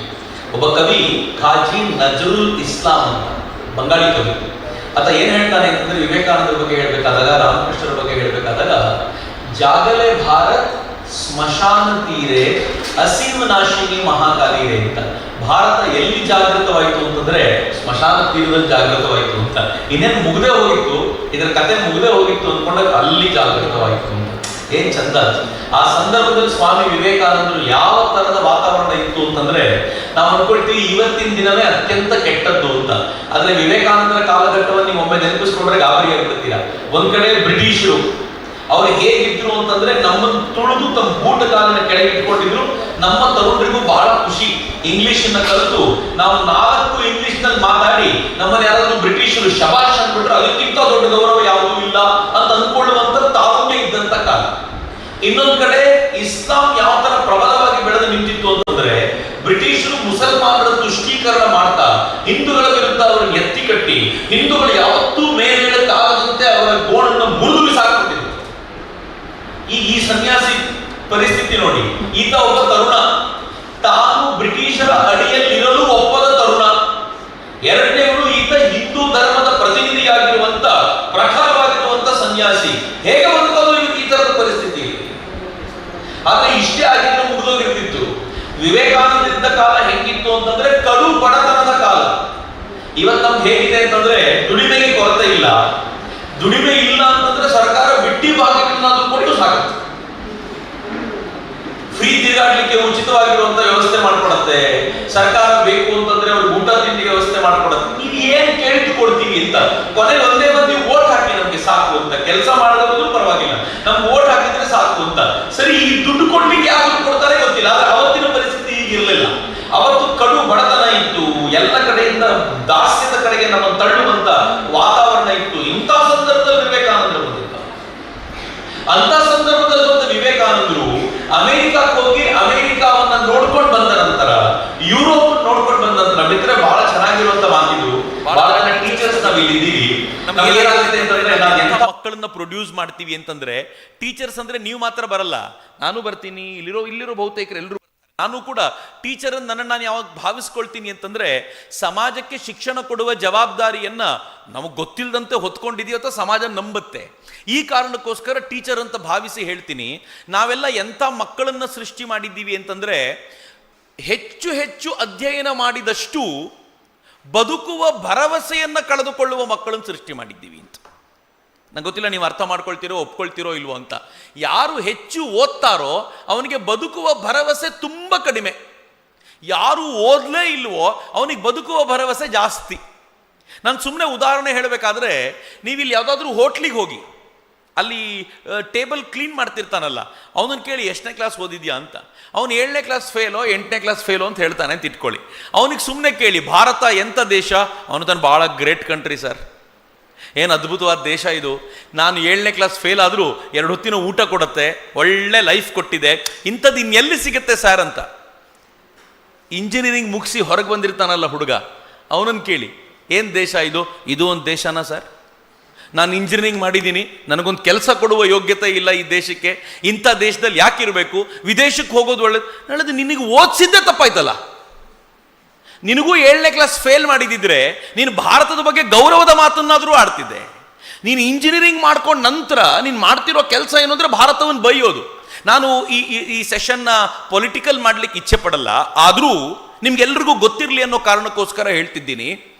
ಈ ನಾಡಿನ ತನ್ನನ್ನು ತಾನು ಹೈಲಿ ಎಜುಕೇಟೆಡ್ ಅಂತ ಕರೆದುಕೊಳ್ಳೋ ಮನುಷ್ಯ, ಗೊತ್ತಿಲ್ಲ ಎಲ್ಲಿ ಎಜುಕೇಷನ್ ಪಡ್ಕೊಂಡ, ಪಾಸ್ ಆಗಿದ್ದಾನೋ ಇಲ್ವೋ ಎಲ್ಲ ಬೇರೆ ಪ್ರಶ್ನೆ, ತಾನು ದೊಡ್ಡ ಫ್ಯಾಮಿಲಿಗೆ ಸೇರಿಕೊಂಡಿದ್ದೀನಿ ಅಂತ ಹೇಳೋ ಮನುಷ್ಯ ನೆನ್ನೆ ಮೊನ್ನೆ ಅಮೆರಿಕಕ್ಕೆ ಹೋಗಿ ಅಮೆರಿಕಾದ ಯೂನಿವರ್ಸಿಟಿಗಳಲ್ಲಿ ಅಲ್ಲಿನ ವಿದ್ಯಾರ್ಥಿಗಳ ಜೊತೆ ಮಾತನಾಡ್ತಾ, ಭಾರತ ಒಂದು ಕೆಟ್ಟ ದೇಶ, ಈ ದೇಶದಲ್ಲಿ ಅನ್ಎಂಪ್ಲಾಯ್ಮೆಂಟ್ ಪ್ರಾಬ್ಲಮ್ ಇದೆ, ಈ ದೇಶದಲ್ಲಿ ಬದುಕೋದಕ್ಕೆ ಉಸಿರುಗಟ್ಟುವಂತ ವಾತಾವರಣ ಇದೆ, ಭಾರತ ಅನ್ನುವ ರಾಷ್ಟ್ರ ಅಲ್ಲಿ ಜಾತಿಗಳ ನಡುವೆ ಕಲಹ ಇದೆ, ಕಿತ್ತಾಡ್ತಾ ಇರ್ತಾರೆ, ಭಾಷೆಗಳ ಕಲಹ ಇದೆ, ರಾಜ್ಯಗಳ ಕಲಹ ಇದೆ, ಆ ದೇಶ ಒಂಥರ ಕಲಸು ಮೇಲೋಗರ ಹೇಳಿದವನು ಯಾರು ವಿದೇಶದವನಲ್ಲ, ಈ ದೇಶದ ಪ್ರೈಮ್ ಮಿನಿಸ್ಟರ್ ಕ್ಯಾಂಡಿಡೇಟ್. ಎಜುಕೇಶನ್ ಕೊಟ್ಟಿದ್ದೆ ತಪ್ಪಾಗೋಯ್ತಲ್ಲ. 7ನೇ ಕ್ಲಾಸ್ ಫೇಲ್ ಮಾಡಿದ್ದಿದ್ರೆ, ಪ್ರಾಬಬ್ಲಿ ಅವನಿಗೆ ಇಂಗ್ಲೀಷ್ ಬರದೇ ಹೋಗಿದ್ದಿದ್ರೆ, ಬಹುಶಃ ಈ ದೇಶ ಭಾಳ ಗ್ರೇಟ್ ಕಣಪ್ಪ, ನನ್ನಂಥವನಿಗೂ ಒಂದು ಕೆಲಸ ಕೊಟ್ಟಿದ್ದೆ ಅಂತ ಖುಷಿಯಾಗಾದರೂ ಇರ್ಬೋದಿತ್ತು. ಅಂದರೆ ನಮ್ಮ ಎಜುಕೇಶನ್ ಎಲ್ಲಿ ತಪ್ಪಿತು, ಎಲ್ಲಿ ಹಾಳು ಮಾಡಿದ್ವಿ? ಅನ್ಲೆಸ್ ನಾವೇನಾದರೂ ಇದನ್ನು ವಾಪಸ್ ನೋಡಲಿಲ್ಲ ಅಂತಂದರೆ, ನಾವು ಲೆಬಾರಿಯಸ್ ಆಗಿ ನಾವು ಮಕ್ಕಳಾದ್ಮೇಲೆ ಮಕ್ಕಳನ್ನು ಪ್ರೊಡ್ಯೂಸ್ ಮಾಡ್ತಾನೇ ಹೋಗ್ತಿರ್ತೀವಿ, ಅವರನ್ನು ಸ್ಕೂಲಿಂದ ಆಚೆ ಕಳಿಸ್ತಾ ಹೋಗ್ತಿರ್ತೀವಿ, ಸ್ಕೂಲಿಂಗ್ ಆಗಿರುತ್ತೆ, ಆದರೆ ಅವ್ರಿಗೆ ಬೇಕಾಗಿರುವ ವಿದ್ಯೆ ಸಿಕ್ಕಿರುತ್ತಾ ಅಂದರೆ 100% ವಿದ್ಯೆ ಸಿಕ್ಕಿರಲ್ಲ ಅಂತ. ಸ್ವಾಮಿ ವಿವೇಕಾನಂದರು ಎಜುಕೇಷನ್ ಅಂದರೆ ಏನು ಅಂತ ಹೇಳ್ತಾರೆ, ಭಾಳ ಚೆನ್ನಾಗಿದೆ ಡೆಫಿನೇಷನ್. ಇತ್ತೀಚಿನ ಯುಗಗಳಲ್ಲಿ ಎಲ್ಲವನ್ನು ಡೆಫಿನೇಷನ್ಗಳಲ್ಲೇ ನೋಡೋದಾಗಿದ್ದರಿಂದ ನಾನು ಆ ಡೆಫಿನೇಷನ್ನ ಹೇಳ್ಬಿಡ್ತೀನಿ, ಮುಂದೆ ವಿಸ್ತಾರ ಮಾಡ್ತಾ ಹೋಗೋಣ. ಸ್ವಾಮಿ ವಿವೇಕಾನಂದರು ಹೇಳ್ತಾರೆ, ವಾಟ್ ಈಸ್ ಎಜುಕೇಷನ್ ಅಂತ ಕೇಳಿದರೆ, education is the manifestation of perfections which are already in man. ಭಾಳ ಪಾಪ್ಯುಲರ್ ಸ್ಟೇಟ್ಮೆಂಟ್. ವಿವೇಕಾನಂದರು ಹೇಳ್ತಾರೆ, ಎಜುಕೇಷನ್ ಅಂತಂದ್ರೆ ಪ್ರತಿಯೊಬ್ಬ ವ್ಯಕ್ತಿಯಲ್ಲೂ ಅಡಗಿರುವಂತ ಪರಿಪೂರ್ಣತೆಯನ್ನ ಹೊರತೆಗೆಯೋದೇ ಶಿಕ್ಷಣ ಅಂತ. ಹೊರಗಡೆಯಿಂದ ಏನು ಕೊಡೋದಲ್ಲ, ಅವನು ಒಳಗೆ ಏನಿದೆಯೋ ಅದನ್ನು ಆಚೆ ತೆಗೆಯೋದು ಶಿಕ್ಷಣ ಅಂತ. ಈಗ ಸುಮ್ಮನೆ ಕೂತ್ಕೊಂಡು ಇಲ್ಲಲ್ಲ, ಮನೆಗೆ ಹೋದ ನಂತರ ಇಂಡಿವಿಜುವಲ್ ಆಗಿ ನನಗೆ ಅಂಥದ್ದೊಂದು ಸಾಮರ್ಥ್ಯ ಇದೆಯಾ ಅಂತ ಯೋಚನೆ ಮಾಡ್ಬೋದಾ? ಸುಮ್ಮನೆ ಮನೇಲಿ ಒಬ್ಬರು ಕೂತ್ಕೊಳ್ಳಿ, ನನ್ನ ವಿದ್ಯಾರ್ಥಿಯ ಒಳಗೆ ಅಡಗಿರುವಂಥ ಶಕ್ತಿಯನ್ನು ಹೊರಗೆ ತೆಗೆಯಬಲ್ಲಂಥ ಸಾಮರ್ಥ್ಯ ನನಗಿದೆಯಾ ಅಂತ ನಮ್ಮನ್ನು ಕೇಳಿಕೊಂಡ್ರೆ 99% ಜನ ನಾವು ಏನು ಹೇಳ್ತೀವಿ ಅಂತಂದರೆ, ಖಂಡಿತ ಇಲ್ಲ ಸರ್ ಅಂತ ಒಂದು ಫೈನಲ್ ಶರ ಬರಿಬೇಕಾದಂಥ ಸ್ಥಿತಿಯಲ್ಲಿದ್ದೀವಿ. ನಾನೊಂದು ಕಾಲೇಜಿನ ಒಂದು ಸ್ಕೂಲಿನ ನಾನೇ ಓದಿದ ಶಾಲೆಯ ಮ್ಯಾನೇಜ್ಮೆಂಟ್ ಕಮಿಟಿಯ ಡೈರೆಕ್ಟರ್ ಆಗಿದ್ದೆ. ನಾನು ಡೈರೆಕ್ಟರ್ ಆಗಿದ್ದ ವರ್ಷವೇ ಅಲ್ಲಿ ಮಾತಾಡೋನು ಸ್ವಲ್ಪ ಆಚೆ ಕಳಿಸಿ ಅವರಿಬ್ಬರನ್ನ, ನೀವು ಆಚೆ ಹೋಗ್ಬೇಕ್ರಮ್ಮ, ಇದು ಟೀಚರಿಗೆ ಕಾರ್ಯಕ್ರಮ, ಒಂದು ನೀವು ಬಂದು ಕೂತ್ಕೋಬೇಕು, ಇಲ್ಲ ಆಚೆ ಹೋಗಬೇಕು, ಈ ಡಿಸ್ಟರ್ಬ್ ಮಾಡಬಾರ್ದು, ಹೊರಗಡೆ ಇರೋ. ನನಗೆ ಈ ಡಿಸ್ಟರ್ಬೆನ್ಸ್ ಭಾಳ ಕಷ್ಟ. ಬಹುಶಃ ಟೀಚರ್ಗಳಿಗೂ ಹಾಗೆ ಇರ್ಬೋದು ಅಂತ ಅಂದ್ಕೊಳ್ತೀನಿ ನಾನು. ಪ್ರತಿಯೊಬ್ಬ ಟೀಚರ್ಗೂ ಹಾಗೆ ಶ್ ಅನ್ನೋದು ಆ ಕಾರಣಕ್ಕೋಸ್ಕರವೇ. ಸೊ ಹೀಗಾಗಿ ಈ ಶು ಅನ್ನೋದನ್ನು ಇಲ್ಲಿ ಉಪಯೋಗಿಸ್ತಿದ್ದೀನಿ ಅಷ್ಟೇ. ಮಿತ್ರ, ನಾನು ಏನು ಹೇಳ್ತಿದ್ದೆ ನಿಮಗೆ ಅಂತಂದರೆ, ಪ್ರತಿಯೊಬ್ಬ ವಿದ್ಯಾರ್ಥಿಯ ಒಳಗೂ ಕೂಡ ಅಡಗಿರುವಂಥ ಆ ಸಮರ್ಥವಾಗಿರುವಂಥ ವ್ಯಕ್ತಿತ್ವವನ್ನು ಹೊರಗೆ ತೆಗೆಯುವಂಥ ಸಾಮರ್ಥ್ಯ ನಮಗಿದೆಯಾ ಅಂತ ಕೇಳ್ಕೊಂಡ್ರೆ ಇಲ್ಲ ಅಂತ. ನಾನು ಯಾಕೆ ಧೈರ್ಯವಾಗಿ ಹೇಳಬಲ್ಲೆ ಅಂತಂದರೆ, ತುಂಬ ಜನ ಟೀಚರ್ಗಳು, ನಾನು ಆರೋಪ ಮಾಡ್ತಿದ್ದೀನಿ ಅಂತ ತಿಳ್ಕೊಳ್ಬೇಡಿ, ನಮ್ಮ ಗುಣಗಳನ್ನು ಒಂದೊಂದೇ ತೆಗೆದು ನೋಡ್ಬೋದಾಗಿರುವಂಥ ಪ್ರಯತ್ನ. ಸ್ವಾಮಿ ವಿವೇಕಾನಂದರು ನಮ್ಮಿಂದ ಏನೇನು ಎಕ್ಸ್ಪೆಕ್ಟ್ ಮಾಡಿದ್ರು ಅಂತ ನಮಗೆಲ್ಲ ಹೆಂಗೆ ಅನಿಸುತ್ತೆ ಅಂತಂದರೆ, ಒಂದು ಕೆಲಸ ಸಿಕ್ಕಿದರೆ ಸಾಕು ಅಂತ ಶುರು ಆಗಿರುತ್ತೆ. ಕೆಲಸ ಸಿಕ್ಕಿದ ನಂತರ ನಾವು ಯಾವ ಹಂತಕ್ಕೆ ಬಂದಿರ್ತೀವಿ ಅಂತಂದರೆ, ಟ್ರಾನ್ಸ್ಫರ್ ನಾವು ಹೇಳಿದ ಜಾಗಕ್ಕೆ ಆಗಬೇಕು, ಗಂಡ ಹೆಂಡತಿ ಸೆಪ್ರೇಟ್ ಆಗಿದ್ದೀವಿ, ಒಂದೇ ಜಾಗದಲ್ಲಿ ನಮ್ಗೆ ಟ್ರಾನ್ಸ್ಫರ್ ಆಗಬೇಕು, ಒಂದೇ ಕಡೆ ಇರಬೇಕು ನಾವು, ನನ್ನ ಮಕ್ಕಳಿಗೆ ಒಳ್ಳೆ ಸ್ಕೂಲ್ ಸಿಗ್ತಾ ಇಲ್ಲ ಅದಕ್ಕೋಸ್ಕರ ಇರಬೇಕು. ನಮ್ಮದು ಒಟ್ಟಾರೆ ಪ್ರಯತ್ನ ಎಲ್ಲಿಗಾಗುತ್ತೆ ಅಂತಂದರೆ, ನನ್ನನ್ನು ನಾನು ಕಟ್ಟಿಕೊಳ್ಳಿಕ್ಕೆ ಏನು ಬೇಕೋ ಅಷ್ಟರೊಳಗೆ ಸೀಮಿತವಾಗುತ್ತೆ ಹೊರತು ನನ್ನ ಎದುರಿಗಿರುವಂಥ ಒಬ್ಬ ಹುಡುಗನ ನಿರ್ಮಾಣಕ್ಕೆ ಏನು ಬೇಕೋ ಆ ಪ್ರಯತ್ನ ಮುಗಿದೇ ಹೋಗ್ಬಿಡತ್ತೆ ರೀ. ಇದು ಪ್ರತಿಯೊಬ್ಬರಲ್ಲೂ ಇರ್ಬೋದಾಗಿರುವಂಥ ಒಂದು ಸಾಮಾನ್ಯವಾಗಿರುವಂಥ ಸಂಗತಿ ಅಂತ ನನಗೆ ಯಾವಾಗಲೂ ಅನಿಸುತ್ತೆ. ಯಾಕೆ ನಾನು ಇದನ್ನು ಹಂಚ್ಕೊಳ್ತಿದ್ದೀನಿ ಅಂತಂದರೆ, ನಾನು ಆ ಡೈರೆಕ್ಟರ್ ಆಗಿರುವಾಗ ಅಲ್ಲಿ ನೋಡ್ತಿದ್ನಲ್ಲ, ಒಂದು ಟೀಚರ್ಗಳ ತಯಾರಿ ತುಂಬ ಪುವರ್ ಆಗಿರುತ್ತೆ, ಒಳಗೆ ಬಂದ ನಂತರ ಇನ್ನು ಅಧ್ಯಯನ ಮಾಡಬೇಕಾಗಿಲ್ಲ ಅಂತ ಡಿಸೈಡ್ ಮಾಡುವಂಥ ಅತ್ಯಂತ ಕೆಟ್ಟ ಸ್ಥಿತಿಗೆ ಬಂದ್ಬಿಡತ್ತೆ. ಆದರೆ ಜಗತ್ತಿನಲ್ಲಿ ಒಂದೇ ಒಂದು ಕ್ಷೇತ್ರ ನಿರಂತರವಾಗಿ ಅಧ್ಯಯನಕ್ಕೆ ಅಂತ ಯಾವುದಾದ್ರೂ ಇದ್ದರೆ ಅದು ಟೀಚರ್ ಕ್ಷೇತ್ರ ಮಾತ್ರ ಅಂತ ನಾನು ಯಾವಾಗಲೂ ಭಾವಿಸ್ತೀನಿ. ಯಾಕೆ ಅಂತಂದರೆ, ಟೀಚರ್ ಯಾರಾಗಿರ್ತಾರೋ ಅವ್ರ ಎದುರುಗಡೆ ಡಿಫ್ರೆಂಟ್ ಜನರೇಷನ್ನ ಮಕ್ಕಳು ವರ್ಷದಿಂದ ವರ್ಷಕ್ಕೆ ಬರ್ತಾ ಹೋಗ್ತಾರೆ. ಮಿತ್ರರೆ, ನಾನು ಚಿಕ್ಕವನಿದ್ದಾಗ ಅಥವಾ ನಾನು ಈಗ ಯೋಚನೆ ಮಾಡಿದ್ರೆ ನನಗನ್ಸುತ್ತೆ, ನನ್ನ ತಾತನಿಗೂ ನನಗೂ ಇದ್ದ ಜನ್ರೇಷನ್ ಗ್ಯಾಪು 2 ಜನ್ರೇಷನ್. ಒಂದು ಜನ್ರೇಷನ್ ನಮ್ಮ ಅಪ್ಪಂದು, ಇನ್ನೊಂದು ಜನ್ರೇಷನ್ ನಂದು, 2 ಜನ್ರೇಷನ್ ಗ್ಯಾಪ್. ನನ್ನ ತಂದೆಗೂ ನನಗೂ 1 ಜನ್ರೇಷನ್ ಗ್ಯಾಪ್. ಆದರೆ ಇವತ್ತು ಹೆಂಗಿದೆ ಗೊತ್ತಾ, ನನಗೂ ಮತ್ತು ನನ್ನ ಮುಂದಿನ ಪೀಳಿಗೆಯವ್ರಿಗೂ 1 ಜನ್ರೇಷನ್ ಗ್ಯಾಪ್ ಅಲ್ಲ, ನನಗೂ ಮತ್ತು ನನ್ನ ತಮ್ಮನಿಗೂ 1 ಜನ್ರೇಷನ್ ಗ್ಯಾಪ್. ಎಷ್ಟು ಸ್ಪೀಡ್ ಆಗಿ ಹೊಸ ಜನ್ರೇಷನ್ ಬೆಳೀತಿದೆ ಅಂತಂದರೆ ಆ ಜನ್ರೇಷನ್ ಕೋಪ್ ಅಪ್ ಮಾಡ್ಲಿಕ್ಕೆ ಸಾಧ್ಯವೇ ಇಲ್ಲ. ಮಿತ್ರರೆ, ನಾನು ಕರೋನಾ ಆದ ನಂತರ ನಾನು ಟೀಚರ್ಗಳಿಗೆ ಬರ್ಬೋದಾಗಿರುವ ಸಮಸ್ಯೆಗಳನ್ನು ಹೇಳ್ತೀನಿ. ನಾನು ಸಮಾಜದ ಜೊತೆ ಕನೆಕ್ಟೆಡ್ ಇರೋದ್ರಿಂದ ಕರೋನಾ ಆದ ನಂತರ ತರುಣರಲ್ಲಿ ಉತ್ಸಾಹ ಕಳೆದೋಗಿರೋದನ್ನು ನೋಡಿದ್ದೀನಿ. ಕರೋನಾ ಆದ ನಂತರ ಕ್ಲಾಸ್ ರೂಮಲ್ಲಿ ಆಸಕ್ತಿಯನ್ನು ಕಳೆದುಕೊಂಡಿರುವಂಥ ಮಕ್ಕಳನ್ನು ನೋಡಿದ್ದೀನಿ. ಕರೋನಾ ಆದ ನಂತರ ನಾನು ಯಾವುದೇ ಸ್ಕೂಲಿಗೆ ಹೋದರೂ, ಈ ಪ್ರೈಮರಿ ಸ್ಕೂಲ್ ಲೆವೆಲ್ಲಿಗೆ ಹೋದರೆ ಟೀಚರನ್ನು ಕೇಳ್ತೀನಿ, ನಾನು ಏನು ಮಾತಾಡಬೇಕು ಈ ಮಕ್ಕಳಿಗೆ ಅಂತ ಕೇಳಿದ್ರೆ ಏನು ಹೇಳ್ತಾರೆ ಗೊತ್ತಾ? ಸರ್, 20 ನಿಮಿಷ ಕ್ಲಾಸ್ನಲ್ಲಿ ಕಾನ್ಸಂಟ್ರೇಷನ್ ಇಟ್ಟು ಕೂತ್ಕೊಳ್ಳೋದು ಹೆಂಗೆ ಅಂತ ಹೇಳ್ಕೊಡಿದ್ದೆ. 20 ಮಿನಿಟ್ಸು. ನನ್ನ ದೊಡ್ಡಪ್ಪನ ಮಗ ನನಗಿಂತ 10 ವರ್ಷ ಸೀನಿಯರ್. ಅವನು ಓದ್ತಾ ಇರಬೇಕಾದಾಗ 1 ಅವರ್ ಪೀರಿಯಡ್ ಇತ್ತು ಹೈಸ್ಕೂಲ್ನಲ್ಲಿ. ನಮ್ಮ ಅಕ್ಕ ಬಂದಾಗ 3/4 ಗಂಟೆ ಪೀರಿಯಡ್ ಬಂತು, ನಾನು ಬಂದಾಗ 40 ನಿಮಿಷದ ಪೀರಿಯಡ್ ಬಂತು. ಐ ಡೌಟ್ ಇನ್ನೊಂದು ಸ್ವಲ್ಪ ವರ್ಷ ಕಳೆದ್ರೆ 20 ನಿಮಿಷಕ್ಕೆ ಒಂದು ಪೀರಿಯಡ್ ಮಾಡಿದ್ರೆ ಯಾರೂ ಆಶ್ಚರ್ಯ ಪಡಬೇಕಾಗಿಲ್ಲ. ಯಾಕೆಂದರೆ ಮಕ್ಕಳಲ್ಲಿ 20 ನಿಮಿಷಕ್ಕೂ ಹೆಚ್ಚು ಕಾನ್ಸಂಟ್ರೇಟ್ ಮಾಡಬಲ್ಲಂಥ ಸಾಮರ್ಥ್ಯವೇ ಉಳಿದಿಲ್ಲ. ಜನರೇಷನ್ ಎಷ್ಟು ವೇಗವಾಗಿ ಚೇಂಜ್ ಆಗಿದೆ ಅಂತಂದರೆ, 1 ಅವರ್ ಕ್ಲಾಸ್ ರೂಮ್ನಲ್ಲಿ ಒಂದು ಲೆಕ್ಚರ್ ಕೇಳ್ಬೋದಾಗಿರುವಂಥ ಮಕ್ಕಳಿಗೂ 20 ನಿಮಿಷಕ್ಕೂ ಕಡಿಮೆ ಸಾಮರ್ಥ್ಯ ಇರೋ ಮಕ್ಕಳ ನಿರ್ಮಾಣ ಆಗಿದೆಯಲ್ಲ. ಯಾರಿಗೆ ಈ ಮಕ್ಕಳ ಡಿಫರೆನ್ಸ್ ನೋಡುವ ಭಾಗ್ಯ ಇದೆ ಅಂದರೆ ಟೀಚರಿಗೆ ಮಾತ್ರ. ಇನ್ಯಾರಿಗೂ ಗೊತ್ತಾಗಲ್ಲ ರೀ. ಡಾಕ್ಟರ್ಗಳಿಗೆ ಗೊತ್ತಾಗಲ್ಲ, ಇಂಜಿನಿಯರಿಂಗ್ಗಳಿಗೆ ಗೊತ್ತಾಗಲ್ಲ, ಅವರಿಗೆಲ್ಲ ಅದಕ್ಕೆ ಸಮಯವೂ ಸಿಗೋದಿಲ್ಲ. ಆದರೆ ಟೀಚರ್ಗಳಿಗೆ ಮಾತ್ರ ಅವಕಾಶ ಸಿಗುತ್ತೆ. ಹೀಗಾಗಿ ಪ್ರತಿ ಜನರೇಷನ್ನನ್ನು ಹತ್ತಿರದಿಂದ ನೋಡಬಲ್ಲಂಥ ಸಾಮರ್ಥ್ಯ ಯಾರಿಗಾದರೂ ಇದ್ದರೆ ಅದು ಟೀಚರ್ಗಳಿಗೆ ಮಾತ್ರ ಇರೋದ್ರಿಂದ ನೀವು ಲಕ್ಕಿಲಿ ಒಂದು ಅದ್ಭುತವಾದ ಜಾಗದಲ್ಲಿದ್ದೀರಾ. ಆದರೆ ಕಲಿಯುವ ಭಾವನೆ ಇದ್ದರೆ ಮಾತ್ರ ಈ ಜಾಗ ಲಾಭ ಕೊಡುತ್ತೆ ಅಂತ. ಇದು ಮೊದಲನೇದು. ಇನ್ನು ಎರಡನೇದು, ನಮ್ಮಲ್ಲಿ ಬಹುತೇಕರು ಟೀಚರ್ ಆಗೇ ಬಂದಿರ್ತೀವಿ, ಟೀಚರ್ ಆಗೇ ಉಳ್ಕೊಳ್ತೀವಿ, ಟೀಚರ್ ಆಗಿ ಸಾಯ್ತೀವಿ. ಭಾರತದಲ್ಲಿ ಟೀಚರ್ಗಳಿಗೆ ಮಹತ್ವ ಇಲ್ಲ, ನಾವು ತಪ್ಪು ತಿಳ್ಕೊಂಡಿದ್ದೀವಿ. ಟೀಚರ್ಸ್ ಡೇ ಸೆಲೆಬ್ರೇಟ್ ಮಾಡಿದಾಗ ಮಕ್ಕಳು ರೋಸ್ ಕೊಡ್ತಾರೆ, ಆದರೆ ಅದು ಟೀಚರ್ಸ್ ಡೇ ಅಷ್ಟೇ. ಟೀಚರ್ ಅನ್ನೋದಕ್ಕೆ ಕನ್ನಡದ ಪದ ಶಿಕ್ಷಕ ಅಂತ. ಶಿಕ್ಷಕ ಅಂತಂದರೆ ಅರ್ಥ ಏನು ಗೊತ್ತೇನು? ಶಿಕ್ಷೆ ಕೊಡುವವನು ಅಥವಾ ಶಿಕ್ಷಣ ಕೊಡುವವನು, ಹೆಂಗಾದರೂ ತಗೊಳ್ಳಿ. ಕೆಲವರು ಬಡಿದ್ರೆ ಹೆಂಗೆ ಬಡಿತಾರೆ ಅಂತಂದರೆ ಇನ್ನು ಮಗು ಹೆದರ್ಕೊಂಡೇ ಕೂತಿರ್ಬೇಕು ಕ್ಲಾಸ್ನಲ್ಲಿ, ಅದಕ್ಕಿಂತ ಆಚೆ ಏನಿಲ್ಲ. ಈಗ ಸರ್ಕಾರಗಳು ತುಂಬ ಕಂಡೀಷನ್ ಮಾಡಿರೋದ್ರಿಂದ ಬಡಿಯೋಂಗೂ ಇಲ್ಲ, ಮುಗ್ದೇ ಹೋಯ್ತು ಕತೆ. ಆದರೆ ಶಿಕ್ಷಕ ಅನ್ನೋ ಪದಕ್ಕೆ ಇಷ್ಟೇ ಅರ್ಥ. ಆದರೆ ಭಾರತದಲ್ಲಿ ಮೌಲ್ಯ ಇರೋದು ಗುರುವಿಗೆ, ಶಿಕ್ಷಕನಿಗಲ್ಲ. ಗುರುವಿಗೂ ಶಿಕ್ಷಕನಿಗೂ ಒಂದು ಮೇಜರ್ ಡಿಫರೆನ್ಸ್ ಇದೆ. ಶಿಕ್ಷಕ ತನಗೆ ಏನು ಪ್ರಿಸ್ಕ್ರೈಬ್ ಮಾಡಿರ್ತಾರೋ ಅಷ್ಟು ಸಿಲೆಬಸ್ಸನ್ನು ಹೇಳಿ ಬೋಧಿಸಿ ಮಾರ್ಕ್ಸ್ ತಗೊಳ್ಳೋಂಗೆ ಮಾಡಿ ಹೋಗ್ಬಿಡ್ತಾನೆ. ಆದರೆ ಗುರು ಹಂಗಲ್ಲ. ಗುರು ಏನು ಮಾಡ್ತಾನೆ ಗೊತ್ತಾ? ಅವನು ಬದುಕಿನುದ್ದಕ್ಕೂ ಬೆಳಕಾಗಿ ನಿಲ್ಲುವಂಥ ಅದ್ಭುತವಾದ ಜ್ಞಾನವನ್ನು ಅವನಿಗೆ ಕೊಡ್ತಾನೆ. ಅವನು ಇಲ್ಲಿ ಮಾರ್ಕ್ಸ್ ಜಾಸ್ತಿ ತಗೊಳ್ಳದೆ ಹೋದರೂ ಬದುಕಿನಲ್ಲಿ ನೆನಪಿಸ್ಕೊಳ್ತಾನೆ. ನಮ್ಮ ಮೇಷ್ಟ್ರು ಒಬ್ಬರಿದ್ದರು, ಏನು ಲೈಫ್ ಕಟ್ಟಿ ಕೊಟ್ಟರು ಗೊತ್ತಾ ಅಂತ ನೆನಪಿಸ್ಕೊಳ್ತಾನೆ. ಗುರುವಿನ ಡಿಫ್ರೆನ್ಸ್ ಅದು. ಗುರು ಅನ್ನೋ ಪದದ ಅರ್ಥ, ಶಾಸ್ತ್ರಾರ್ಥವೇ ಹೆಂಗಿದೆ ಅಂತಂದ್ರೆ, ಗುಕಾರಸ್ತು ಅಂಧಕಾರ. ಗು ಅನ್ನೋದು ಅಂಧಕಾರವನ್ನು ಸೂಚಿಸಿದ್ರೆ, ರುಕಾರ ಬೆಳಕನ್ನು ಸೂಚಿಸುವಂಥದ್ದು. ಯಾರು ಅಂಧಕಾರದಿಂದ ಬೆಳಕಿನತ್ತ ಕೊಂಡೊಯ್ಯಬಲ್ಲರೋ ಅವರು ಮಾತ್ರ ಗುರು ಅಂತ. ಕೇಳಲಿಕ್ಕೆ ಬಹಳ ಚೆನ್ನಾಗಿದೆ, ಸಿಂಪಲ್ ಆಗಿದೆ. ಆದರೆ ಇದರಲ್ಲಿ 3 ಮೇಜರ್ ಸಂಗತಿಗಳು ಬರ್ತವೆ. ಮೊದಲನೇದು, ಬೆಳಕಿನತ್ತ ಕರ್ಕೊಂಡು ಹೋಗಿರೋ ಮೊದಲು ಅವನು ಬೆಳಕು ನೋಡಿರ್ಬೇಕು. ಅವನಿಗೆ ಇದು ಬೆಳಕು ಅಂತ ಗೊತ್ತಿಲ್ಲ ಅಂದರೆ ಎಲ್ಲಿ ಕರ್ಕೊಂಡು ಹೋಗಬೇಕು. ಎರಡನೇದು, ಬೆಳಕಿನತ್ತ ಕರ್ಕೊಂಡು ಹೋಗೋನು ಆ ಬೆಳಕನ್ನು ನೋಡಿದ ನಂತರ ವಾಪಸ್ ಕತ್ತಲಿನ ಕಡೆ ಬರಬೇಕು. ಯಾಕೆಂದ್ರೆ ಇವರೆಲ್ಲ ಕತ್ತಲಲ್ಲಿದ್ದಾರಲ್ಲ, ಇವರಿಗೆ ಅಲ್ಲಿ ಕರ್ಕೊಂಡು ಹೋಗ್ಬೇಕಲ್ಲ. ಮೂರನೇದು, ಅನೇಕರು ಕತ್ತಲಿಗೆ ವಾಪಸ್ ಬಂದಲ್ಲಿ ಮತ್ತೆ ದಾರಿ ಮರೀತಾರೆ, ಬೆಳಕು ಹೆಂಗೆ ಹೋಗ್ಬೇಕು ಅಂತ ಮರೆತು ಇಲ್ಲೇ ಉಳಿದು ಬಿಡ್ತಾರೆ. ಮೂರನೇದು, ಆ ಕತ್ತಲಲ್ಲಿರೋರನ್ನ ವಾಪಸ್ ಅಲ್ಲಿ ಕರ್ಕೊಂಡು ಹೋಗಬಲ್ಲಂತ ಸಾಮರ್ಥ್ಯ ಬೇಕು. ಗುರುವಿನ ಕೆಲಸ ಬಹಳ ದೊಡ್ಡದ್ರಿ.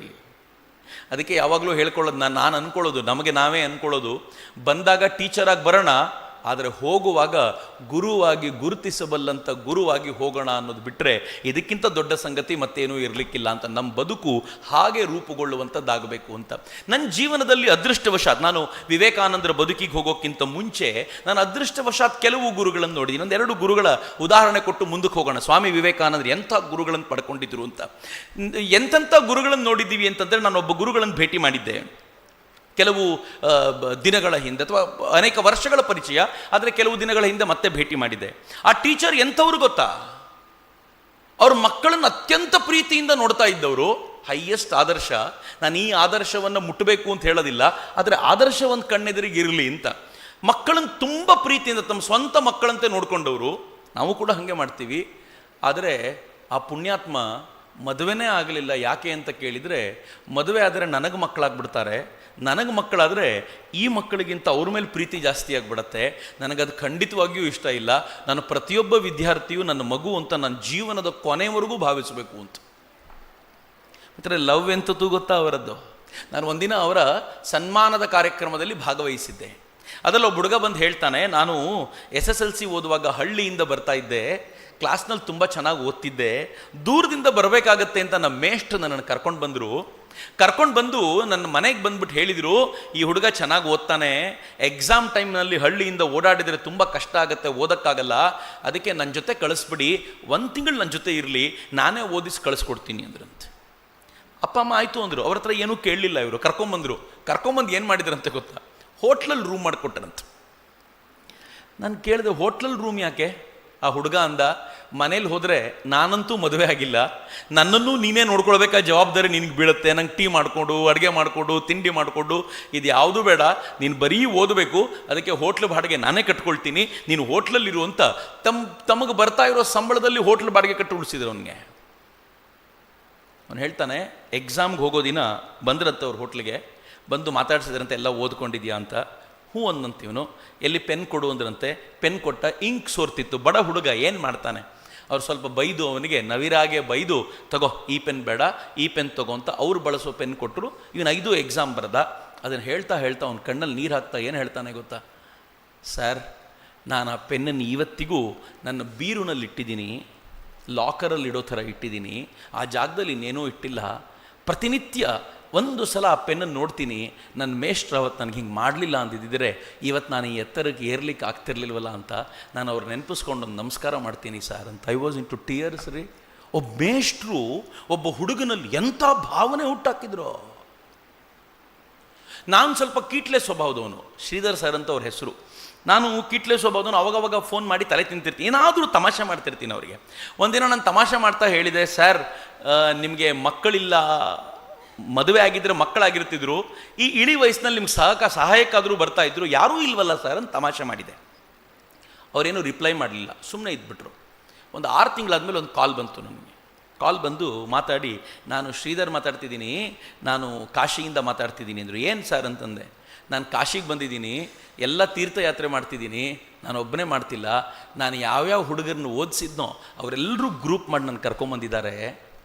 ನನ್ನ ಸ್ವಂತ ಮಗ ಇದ್ದಿದ್ದರೆ ನನ್ನನ್ನು ಟ್ರೈನಲ್ಲಿ ಕರ್ಕೊಂಡು ಬರ್ತಿದ್ನೇನೋ, ಈ ಹುಡುಗರು ಟ್ರೈನು ಬಸ್ಸು ಹತ್ತಿಸ್ತಾ ಇಲ್ಲ, ಫ್ಲೈಟಲ್ಲೇ ಕರ್ಕೊಂಡು ಬರ್ತಿದ್ದಾರೆ. ಚಕ್ರವರ್ತಿ, ನೀ ಹೇಳಿದ್ಯಲ್ಲ ಅವತ್ತು ಮಕ್ಕಳಿದ್ರೆ ಕರ್ಕೊಂಡು ಹೋಗ್ತಾ ಇದ್ರು ಅಂತ, ಅದಕ್ಕೆ ನೀನು ನೆನಪಾದೆ, ಈ ಮಕ್ಕಳಿಗಿಂತ ಇನ್ಯಾರು ನನಗೆ ಮಕ್ಕಳು ಅಂತ. ಏನು ಚಂದ ರೀ ಮಿತ್ರ, ಎಂತ. I know this is highest.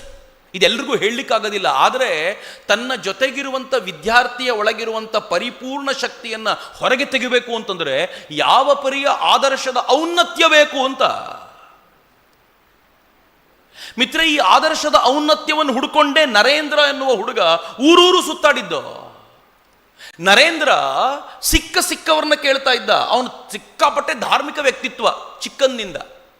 ಅವನು ಧ್ಯಾನಕ್ಕೆ ಕೂತ್ರೆ ಪಕ್ಕದಲ್ಲಿ ಹಾವು ಬಂದು ಕೂತ್ರೆ ಗೊತ್ತಾಗ್ತಿರ್ಲಿಲ್ಲ ಅಂತಾರೆ. ಅವ್ರ ಅಮ್ಮ ಹೇಳಿದ್ರು ಒಂದ್ಸಲ, ರಾಮ ಕಾಣಬೇಕು ಅಂತಂದ್ರೆ ತಪಸ್ಸು ಮಾಡಬೇಕು ಅಂತ. ಇವನು ಕೇಳಿದ, ತಪಸ್ಸು ಮಾಡಿದ್ರೆ ಹೆಂಗಾಗತ್ತೆ, ಏನೇನಾಗತ್ತೆ ಅಂದ್ರು, ಜಡೆ ಬೆಳೆಯುತ್ತೆ, ನಿನಗೆ ಮೈ ಮೇಲೆ ಪ್ರಜ್ಞೆ ಕಳೆದೋಗುತ್ತೆ. ಈ ಹುಡುಗ ಒಂದಿನ ಹೋಗಿ ಬಾಳೆ ತೋಟದಲ್ಲಿ ಕೂತ್ನಂತೆ. ಆಂಜನೇಯನ್ ನೋಡ್ಬೇಕು ಇವತ್ತು ನಾನು ಅಂತ. ಬಾಳೆ ತೋಟದಲ್ಲಿ ಕೂತ ಕಣ್ಣು ಮುಚ್ಕೊಂಡು ಸ್ವಲ್ಪ ಹೊತ್ತಾದ್ಮೇಲೆ ಕಣ್ಣು ಬಿಟ್ಟು ನೋಡ್ತಿದ್ದ, ಜಡೆಗಿಡ ಬಂದ್ಬಿಟ್ಟಿದ್ಯಾ, ಪ್ರಜ್ಞೆ ಕಳೆದೋಗಿದ್ಯಾ ಅಂತ. ಏನೂ ಆಗಲ್ಲ ಅಂತಂದಾಗ ಅವ್ನ ಮನೆಗೆ ವಾಪಸ್ ಬಂದ. ಆ ಥರದ ಧಾರ್ಮಿಕ ವ್ಯಕ್ತಿತ್ವ. ಆದರೆ ಕಾಲೇಜಿಗೆ ಹೋಗ್ಬೇಕಾದ್ರೆ ಅವನಿಗೆ ಅನ್ನಿಸ್ತು, ಈ ದೇವರು ಅನ್ನೋದೆಲ್ಲ ಮೋಸ. ಎಲ್ಲರೂ ಮೋಸ ಮಾಡ್ತಾರೆ, ಎಲ್ಲ ದೇವ್ರ ಫೋಟೋ ಇಟ್ಟು ಪೂಜೆ ಮಾಡ್ತಾರೆ, ದೇವ್ರನ್ನ ನೋಡಿದವ್ರು ಯಾರಾದರೂ ಇದ್ದಾರಾ ಅಂತ ಊರೂರು ಕೇಳ್ತಾ ಇದ್ದ. ಸಿಕ್ದವ್ರನ್ನೆಲ್ಲ ಕೇಳ್ತಾ ಇದ್ದ. ಯಾರ್ಯಾರು ಪ್ರವಚನ ಮಾಡ್ತಾರೋ ಚೆನ್ನಾಗಿ, ನಿಮ್ಮ ಪ್ರವಚನ ಭಾಳ ಚೆನ್ನಾಗಿತ್ತು, ನೀವು ದೇವರನ್ನು ನೋಡಿದ್ದೀರಾ ಅಂತ. ರವೀಂದ್ರನಾಥ್ ಠಾಗೂರ್ ತಂದೆ ಭಾಳ ಚೆನ್ನಾಗಿ ಹೇಳಿದ್ರು ಅವರಿಗೆ, ಬಹುಶಃ ಅವನೀಂದ್ರನಾಥ್ ಠಾಕೂರ್ ಅಂತ ಅನ್ಸುತ್ತೆ. ಅವರು ಈ ನರೇನ್ ಹುಡುಗ ಬಂದು ನೀವು ದೇವ್ರನ್ನ ನೋಡಿದ್ದೀರಾ ಅಂತ ಕೇಳಿದಾಗ ಕಣ್ಣಲ್ಲಿ ಕಣ್ಣಿಟ್ಟು ನೋಡ್ಬಿಟ್ಟು ಹೇಳಿದ್ರಂತೆ, ವಾಹ್, ನಿನ್ನ ಕಣ್ಣುಗಳಲ್ಲಿ ಎಂಥ ತೇಜಸ್ಸಿದೆ ಅಂತಂದರೆ ನೀನು ಬಯಸಿದ್ರೆ ದೇವರನ್ನು ನೋಡ್ಬೋದು ಅಂತ. ನಾನು ನೋಡಿದ್ದೀನಿ ಅಂತ ಹೇಳಲಿಲ್ಲ ಅವರು, ನೀನು ನೋಡ್ಬೋದು ಅಂತ. ಯಾರಾದರೂ ಹಸಿವಿನಿಂದ ಮನೆ ಎದುರಿಗೆ ಬಂದು ಭವತಿ ಭಿಕ್ಷಾನ್ ದೇಹಿ ಅಂತಂದರೆ, ನಿನ್ನ ರಟ್ಟೆ ನೋಡಿದರೆ ನಿಂಗೆ ಬಹಳ ತಾಕತ್ತಿದೆ, ನೀನು ಬೇಕಾದರೆ ಬೆಳೆದು ತಿನ್ನಬಹುದು ಅಂತಂದರೆ ಎಷ್ಟು ಅಬದ್ಧವೋ ಅಂಥದ್ದೇ ಮಾತು ಹೇಳಿದರು. ಇವನು ಡಿಸೈಡ್ ಮಾಡ್ದ ಯಾರೂ ಇಲ್ಲ ಅಂತ. ಕೊನೆಗೆ ಯಾರೋ ಒಂದು ಅಡ್ರೆಸ್ ಕೊಟ್ಟರು. ಒಬ್ಬರೇ ಒಬ್ಬರು ದೇವರನ್ನು ನೋಡಿರೋ ಥರ ಇದ್ದಾರೆ, ಅದು ರಾಮಕೃಷ್ಣರು ಅಂತ, ಕಾಳಿ ಪೂಜಾರಿಯಾಗಿದ್ದಾರೆ, ಅವ್ರು ನೋಡ್ಕೊಂಡು ಬಾ ಅಂತ. ಇವನೇನು ಮಹಾ ಇರ್ತಾನೆ ಅಂದ್ಕೊಂಡು ಹೋಗಿದ್ದವು. ಹೋದಾಗ ಬೆಳಕನ್ನು ಕಂಡ ಗುರುವಿನ ಸಾಮರ್ಥ್ಯ ಹೆಂಗಿರುತ್ತೆ ನೋಡಿ. ಆ ಗುರು ಏನು ಮಾಡಿದ್ರು ಗೊತ್ತಾ, ಎದುರಿಗೆ ಬಂದು ನರೇಂದ್ರ ಕೂತ್ರೆ, ನರೇಂದ್ರ ನೋಡಿದ ತಕ್ಷಣ ಖುಷಿ ಆಗ್ಬಿಡ್ತು ಅವ್ರಿಗೆ. ಅಯ್ಯಯ್ಯೋ ನರೇಂದ್ರ, ಎಷ್ಟು ದಿನದಿಂದ ನಿನಗೋಸ್ಕರ ಕಾಯ್ತಿದ್ದೀನಿ ಕಣೋ, ನೀನು ಇವತ್ತು ಬರ್ತೀಯಾ ಅಂತ ದೇವಿ ಹೇಳಿದ್ಲು, ನೀನು ಬರಲೇ ಇಲ್ವಲ್ಲ. ಇವನು ಅನ್ಕೊಂಡೆ, ಯಾರೋ ಹುಚ್ಚಿನ ಹತ್ರ ಬಂದ್ಬಿಟ್ನಲ್ಲ, ನಾನು ಫಸ್ಟ್ ಟೈಮ್ ನೋಡ್ತಿದ್ದೀನಿ, ನೀನು ಬರ್ತೀಯಾ ಅಂತ ಕಾಯ್ತಾ ಇದ್ದೀನಿ ಅಂತ ಹೇಳ್ತಿದ್ದಾನೆ ಅಂತಂದ್ರೆ ಹುಚ್ಚ ಅಲ್ಲದೆ ಮತ್ತೇನು. ನಾನು ಯಾವ ಹುಚ್ಚನನ್ನ ದೇವ್ರನ್ನ ಕಂಡವನು ಅಂತ ಬಂದಲ್ಲ ಅಂತ ಸ್ವಲ್ಪ ಹೊತ್ತು ಕೂತ. ಅದು ಇದು ಮಾತಾಯಿತು. ಮುಂದಿನ ಪ್ರಶ್ನೆ ಏನು ಗೊತ್ತಾ, ನೀವು ದೇವ್ರನ್ನ ನೋಡಿದ್ದೀರಾ? ರಾಮಕೃಷ್ಣರು ಮುಲಾಜಿಲ್ದೆ ಹೇಳಿದ್ರು, ಹುಚ್ಚ, ಎಂಥ ಪ್ರಶ್ನೆ ಕೇಳ್ತೀಯೋ, ನಾನು ದೇವ್ರನ್ನ ನೋಡೋದ, ನಿನ್ನನ್ನು ಹೆಂಗಿಲ್ಲಿ ನೋಡ್ತಿದ್ದೀನಲ್ಲ, ಏನು ಕಾನ್ಫಿಡೆನ್ಸ್ ನೋಡಿ, ನಿನ್ನನ್ನು ಹೆಂಗಿಲ್ಲಿ ನೋಡ್ತಿದ್ದಲ್ಲ ಹಾಗೆ ಮಂದಿರದಲ್ಲಿರುವ ಕಾಳಿಯ ದರ್ಶನ ತೆಗೆದುಕೊಳ್ತೀನಿ ನಾನು, ಗೊತ್ತಾ ನಿನಗೆ ಅಂದ್ರು ಅವರು. ಆದರೆ ನರೇಂದ್ರ ನಮ್ಮ ಥರದ ಸಾಮಾನ್ಯ ವ್ಯಕ್ತಿ ಅಲ್ಲ. ಅವನು ತಕ್ಷಣ ಹೇಳ್ದ, ಹಾಗಿದ್ರೆ ನೀವು ನೋಡಿರೋ ದೇವ್ರನ್ನ ನಂಗೆ ತೋರಿಸಿ, ನೋಡ್ತೀನಿ ನಾನು ನೋಡಿದ್ದೀನಿ ಅಂತ ಹೇಳ್ಬಿಡ್ಬೋದು. ತೋರಿಸಿ ಅಂದಾಗಲೇ ಬರೋದಲ್ಲ ಬಂಡವಾಳ. ತಕ್ಷಣ ರಾಮಕೃಷ್ಣರು ಕತ್ತಲಲ್ಲಿರೋವನ್ನ ಬೆಳಕಿಗೆ ಕರ್ಕೊಂಡು ಹೋಗುವ ರೀತಿ ನೋಡಿ ತಮ್ಮ ಬಲಗಾಲನ್ನು ತೆಗೆದವನು ಎದೆ ಮೇಲೆ ಮುಟ್ಟಿದ್ರು, ಎದೆ ಮುಟ್ಟಿಸಿದ್ರು. ವಿವೇಕಾನಂದರು ಭಾಳ ಚೆನ್ನಾಗಿ ಹೇಳ್ಕೊಳ್ತಾರೆ, ಇಡೀ ಭೂಮಿ ಗಿರ್ರನೆ ತಿರುಗಿದ ಅನುಭವ, ಇಡೀ ಭೂಮಂಡಲವೇ ನನ್ನ ತಲೆಯೊಳಗೆ ಹೊಕ್ಕಿದಂಥ ಅನುಭವ ಆಯಿತು. ತಲೆ ಸುತ್ತಕ್ಕೆ ಶುರುವಾಯಿತು. ಸ್ವಲ್ಪ ಹೊತ್ತು ಏನಾಯಿತು ಅಂತ ಗೊತ್ತಾಗಿಲ್ಲ, ಎಲ್ಲ ಮರ್ತೋದೆ. ನಾನು ಕೂಗಾಡ್ಲಿಕ್ಕೆ ಶುರು ಮಾಡಿದೆ, ನನ್ನನ್ನು ಬಿಟ್ಬಿಡಿ, ನನಗೆ ಅಮ್ಮ ಇದ್ದಾರೆ, ಅಪ್ಪ ಇದ್ದಾರೆ, ನನಗೆ ಅಕ್ಕ ತಂಗಿರಿದ್ದಾರೆ, ಬಿಟ್ಬಿಡಿ ಅಂತ ಕೂಗಾಡಿದ್ರಂತೆ. ರಾಮಕೃಷ್ಣರ ಕಾಲು ತೆಗೆದು ಎದೆ ಸವರಿ, ಸದ್ಯಕ್ಕೆ ಇಷ್ಟು ಸಾಕು, ಇವತ್ತು ಮನೆಗೆ ಹೋಗು ಅಂತ ಕಳಿಸ್ಕೊಟ್ರು. ಅದರ ಮುಂದೆ ಹೆಂಗೆ ಗೊತ್ತೇನು, ರಾಮಕೃಷ್ಣರನ್ನ ಬಿಟ್ಟು ಒಂದು ಕ್ಷಣ ಇರಲಿಕ್ಕೆ ಆಗ್ತಿರ್ಲಿಲ್ಲ ಅವನಿಗೆ. ರಾಮಕೃಷ್ಣರು ಹೇಗೆ ಟ್ರೈನ್ ಮಾಡಿದ್ರು ಅಂತಂದರೆ, ನಾನು ಬಹಳ ವರ್ಷಗಳ ಕಾಲ ನರೇಂದ್ರ ಅನ್ನೋನು ವಿವೇಕಾನಂದರಾಗಿದ್ದಾರೆ ಅಂತಂದರೆ ಬಾಲ್ಯದಿಂದಲೂ ರಾಮಕೃಷ್ಣರು ಟ್ರೈನ್ ಮಾಡಿರಬೇಕು ಅಂದ್ಕೊಂಡಿದ್ದೆ. ಇಲ್ಲ ರೀ, ರಾಮಕೃಷ್ಣರು ಮತ್ತು ನರೇಂದ್ರನ ಸಂಪರ್ಕ 6 ವರ್ಷ, ನಾಟ್ ಮೋರ್ ದೆನ್ 6 years. ಆ 6 ವರ್ಷದಲ್ಲಿ 1.25 ವರ್ಷ ರಾಮಕೃಷ್ಣರಿಗೆ ಹುಷಾರಿಲ್ದೇನೆ ಇದ್ರು. ಅವರು ಸೇವೆ ಮಾಡಿಕೊಂಡೇ ಇದ್ರು, ಇರಲ್ಲ, ಪಾಠ ಮಾಡ್ಲಿಕ್ಕೇನೂ ಇರಲಿಲ್ಲ. ಆದರೆ ಈ 6 ವರ್ಷದಲ್ಲಿ ಒಬ್ಬ ವ್ಯಕ್ತಿ ಯಾವ ಥರದ ಚಿಂತನೆಗಳನ್ನು ಟ್ರಾನ್ಸ್ಫರ್ ಮಾಡಬಲ್ಲ ಅಂತಂದ್ರೆ, ಸಾಮಾನ್ಯವಾಗಿ ಕಾಲೇಜಿಗೆ ಹೋಗ್ತಾ ಇದ್ದ ಒಬ್ಬ ಹುಡುಗನನ್ನ ವಿವೇಕಾನಂದನಾಗಿ ನಿರ್ಮಾಣ ಮಾಡಬಹುದು ಅಂತಂದ್ರೆ ಗುರುವಿನಲ್ಲಿದ್ದದ್ದೇನು? ನರೇಂದ್ರನ ಪಕ್ಕಕ್ಕಿಡಿ, ನಾನು ಸ್ವಾಮೀಜಿ ಬಗ್ಗೆ ಮಾತಾಡೋದಿಲ್ಲ. ಆದರೆ ಒಬ್ಬ ಸಾಮಾನ್ಯ ನರೇಂದ್ರನನ್ನ ವಿವೇಕಾನಂದ ಮಾಡಬೇಕು ಅಂದ್ರೆ ಆ ಗುರುವಿನಲ್ಲಿದ್ದ ಕ್ವಾಲಿಟೀಸ್ ಏನು? ಮಿತ್ರ, ಎಂಥ ಕ್ವಾಲಿಟಿ ಗೊತ್ತಾ? ತನ್ನ ಶಿಷ್ಯರನ್ನ ಯಾವ ಥರದ ಪ್ರೀತಿಯಿಂದ ನೋಡಿದ್ರು ಅವರು ಅಂತಂದ್ರೆ ಆ ಪ್ರೀತಿಯನ್ನ ಇಮ್ಯಾಜಿನ್ ಮಾಡ್ಲಿಕ್ಕೆ ಸಾಧ್ಯ ಇಲ್ಲ. ಒಂದು ದಿನ ತನ್ನ ಶಿಷ್ಯರನ್ನ ಕೆಲಸಕ್ಕೆ ಬಾರದವನು ಅಂತ ದೂಷಿಸಿದ್ದಿಲ್ಲ, ಬೈದಿದ್ದಾರೆ. ತಿದ್ದುವ ಪ್ರಯತ್ನಕ್ಕೆ ಬೈದಿರೋದು. ಆದರೆ ನಮ್ಮಲ್ಲಿ ಹೆಂಗಿದೆ ಗೊತ್ತೇನು, ಕ್ಲಾಸ್ ರೂಮ್ನಲ್ಲಿ ಮಕ್ಕಳಿಗೆ ನಾವು ಬೈಲಿಕ್ಕೆ ಶುರು ಮಾಡಿದರೆ, ನೀನು ಕೆಲಸಕ್ಕೆ ಬಾರದವನು, ನೀನು ಅಯೋಗ್ಯ, ನೀನೇ ನನ್ನ ಕ್ಲಾಸ್ ರೂಮ್ನಲ್ಲಿ ಹಾಳು ಹುಡುಗ, ನಿನ್ನಿಂದನೇ ಇಡೀ ಕ್ಲಾಸ ಎಷ್ಟು ಬೈದು ಹೆಂಗೆ ಮಾಡಿಟ್ಟಿರ್ತೀವಿ ಅಂತಂದರೆ ಅವನಿಗೆ ಬದಲಾವಣೆ ಯಾವ ಹಂತವೂ ಕೊಡೋದಿಲ್ಲ ಅಂತ. ಬೆಂಗಳೂರಿನ ಮಹಾರಾಣಿ ಅಮ್ಮಣ್ಣಿ ಕಾಲೇಜ್ ಅಂತ ಭಾಳ ಫೇಮಸ್, ಅದು MLA college, I don't remember, ಎರಡರಲ್ಲಿ ಯಾವುದಾದ್ರು ಒಂದು ಕಾಲೇಜ್ನಲ್ಲಿ ಆಗಿದ್ದ ಘಟನೆ ಇದು. ಟೀಚರ್ಸ್ಗಳೆಲ್ಲ ಸೇರಿದಾಗ ನಂಗೆ ಮಾತಾಡ್ಲಿಕ್ಕೆ ಕರೆದಿದ್ರು. ನಾನು ಈ ಥರದ ಕೆಲವು ಘಟನೆಗಳನ್ನು ಹೇಳ್ತಾ ಇದ್ದೆ. ಕೊನೆಯಲ್ಲಿ ಒಬ್ಬ ಟೀಚರ್ ಇದೊಂದು ಕತೆ ಹೇಳಿತು, ನಂಗೆ ಭಾಳ ರೋಚಕ ಅನ್ನಿಸ್ತು, ಕತೆ ಭಾಳ ಚೆನ್ನಾಗಿದೆ. ಅವ್ರು ಹೇಳಿದರು, ನಾನು ಸ್ಟ್ಯಾಟಿಸ್ಟಿಕ್ಸ್ ಪಾಠ ಮಾಡ್ತಿದ್ರು ಅಂತ ಅನ್ಸುತ್ತೆ. ಸ್ಟ್ಯಾಟಿಸ್ಟಿಕ್ಸ್ ಪಾಠ ಮಾಡ್ತಿದ್ದೆ, ಎಕ್ಸಾಮ್, ನನ್ನ ಕ್ಲಾಸಿನ ಎಕ್ಸಾಮು, ಅಂದರೆ ನನ್ನ ಸಬ್ಜೆಕ್ಟ್ನ ಎಕ್ಸಾಮು, ಅವತ್ತು ನಾಳೆ ದಿನ ಎಕ್ಸಾಮ್ ಇದೆ. ಇವತ್ತು ನಾನು ಮನೇಲಿ ಟೀ ಮಾಡ್ಕೊಂಡು ಕೂತಿದ್ರೆ ಸಾಯಂಕಾಲ ಸುಮಾರು 6:30-7 ಗಂಟೆಗೆ ಯಾರೋ ಬಾಗಿಲು ಬಡ್ದಂಗೆ ಆಯ್ತಂತೆ. ಇವ್ರೋಗಿ ಬಾಗಿಲು ತೆಗೆದ್ರೆ ಅವ್ರು ಸ್ಟೂಡೆಂಟ್, ಮೋಸ್ಟ್ಲಿ PU ಇರ್ಬೋದು. ಸ್ಟೂಡೆಂಟ್ ಬಾಗಿಲು ತೆಗೆದ ತಕ್ಷಣ ಇವ್ರು ಒಳಗಡೆ ಬಂದ, ಏನು ಅಂತ ಕೇಳಿದ್ರಂತೆ, ಒಂದೇ ಸಮನೆ ಅಳ್ತಿದ್ದಾನಂತ. ಕೇಳಿದ್ರು, ಏನಾಯಿತು, ಯಾಕೆ ಅಳ್ತಿದೆಯೋ, ಏನೋ ನಾಳೆ ಎಕ್ಸಾಮ್ ಅಂತ ಟೆನ್ಷನ್ನ? ಮೇಡಮ್, ನಾನು ಓದ್ಕೊಂಡಿದ್ದೀನಿ ಮೇಡಮ್, ಆದರೆ ನೀವು ನನ್ನ ಕ್ಲಾಸಲ್ಲಿ ಹೇಳ್ಬಿಟ್ಟಿದ್ದೀರಾ ನನ್ನ ಸಬ್ಜೆಕ್ಟಲ್ಲಿ ಎಲ್ಲರೂ ಪಾಸ್ ಆಗ್ತಾರೆ, ನೀನೊಬ್ಬನೇ ಫೇಲ್ ಆಗೋದು ಅಂತ ಬೈದುಬಿಟ್ಟಿದ್ದೀರಾ ಮೇಡಮ್, ದಯವಿಟ್ಟು ಮಾತು ವಾಪಸ್ ತಗೊಳ್ಳಿ ಮೇಡಮ್, ನಾನು ನಾಳೆ ಪಾಸೇ ಆಗಲ್ಲ ಮೇಡಮ್ ಇಲ್ಲಂದ್ರೆ ಅಂತ ಅಂದ್ಬಿಟ್ನಂತ.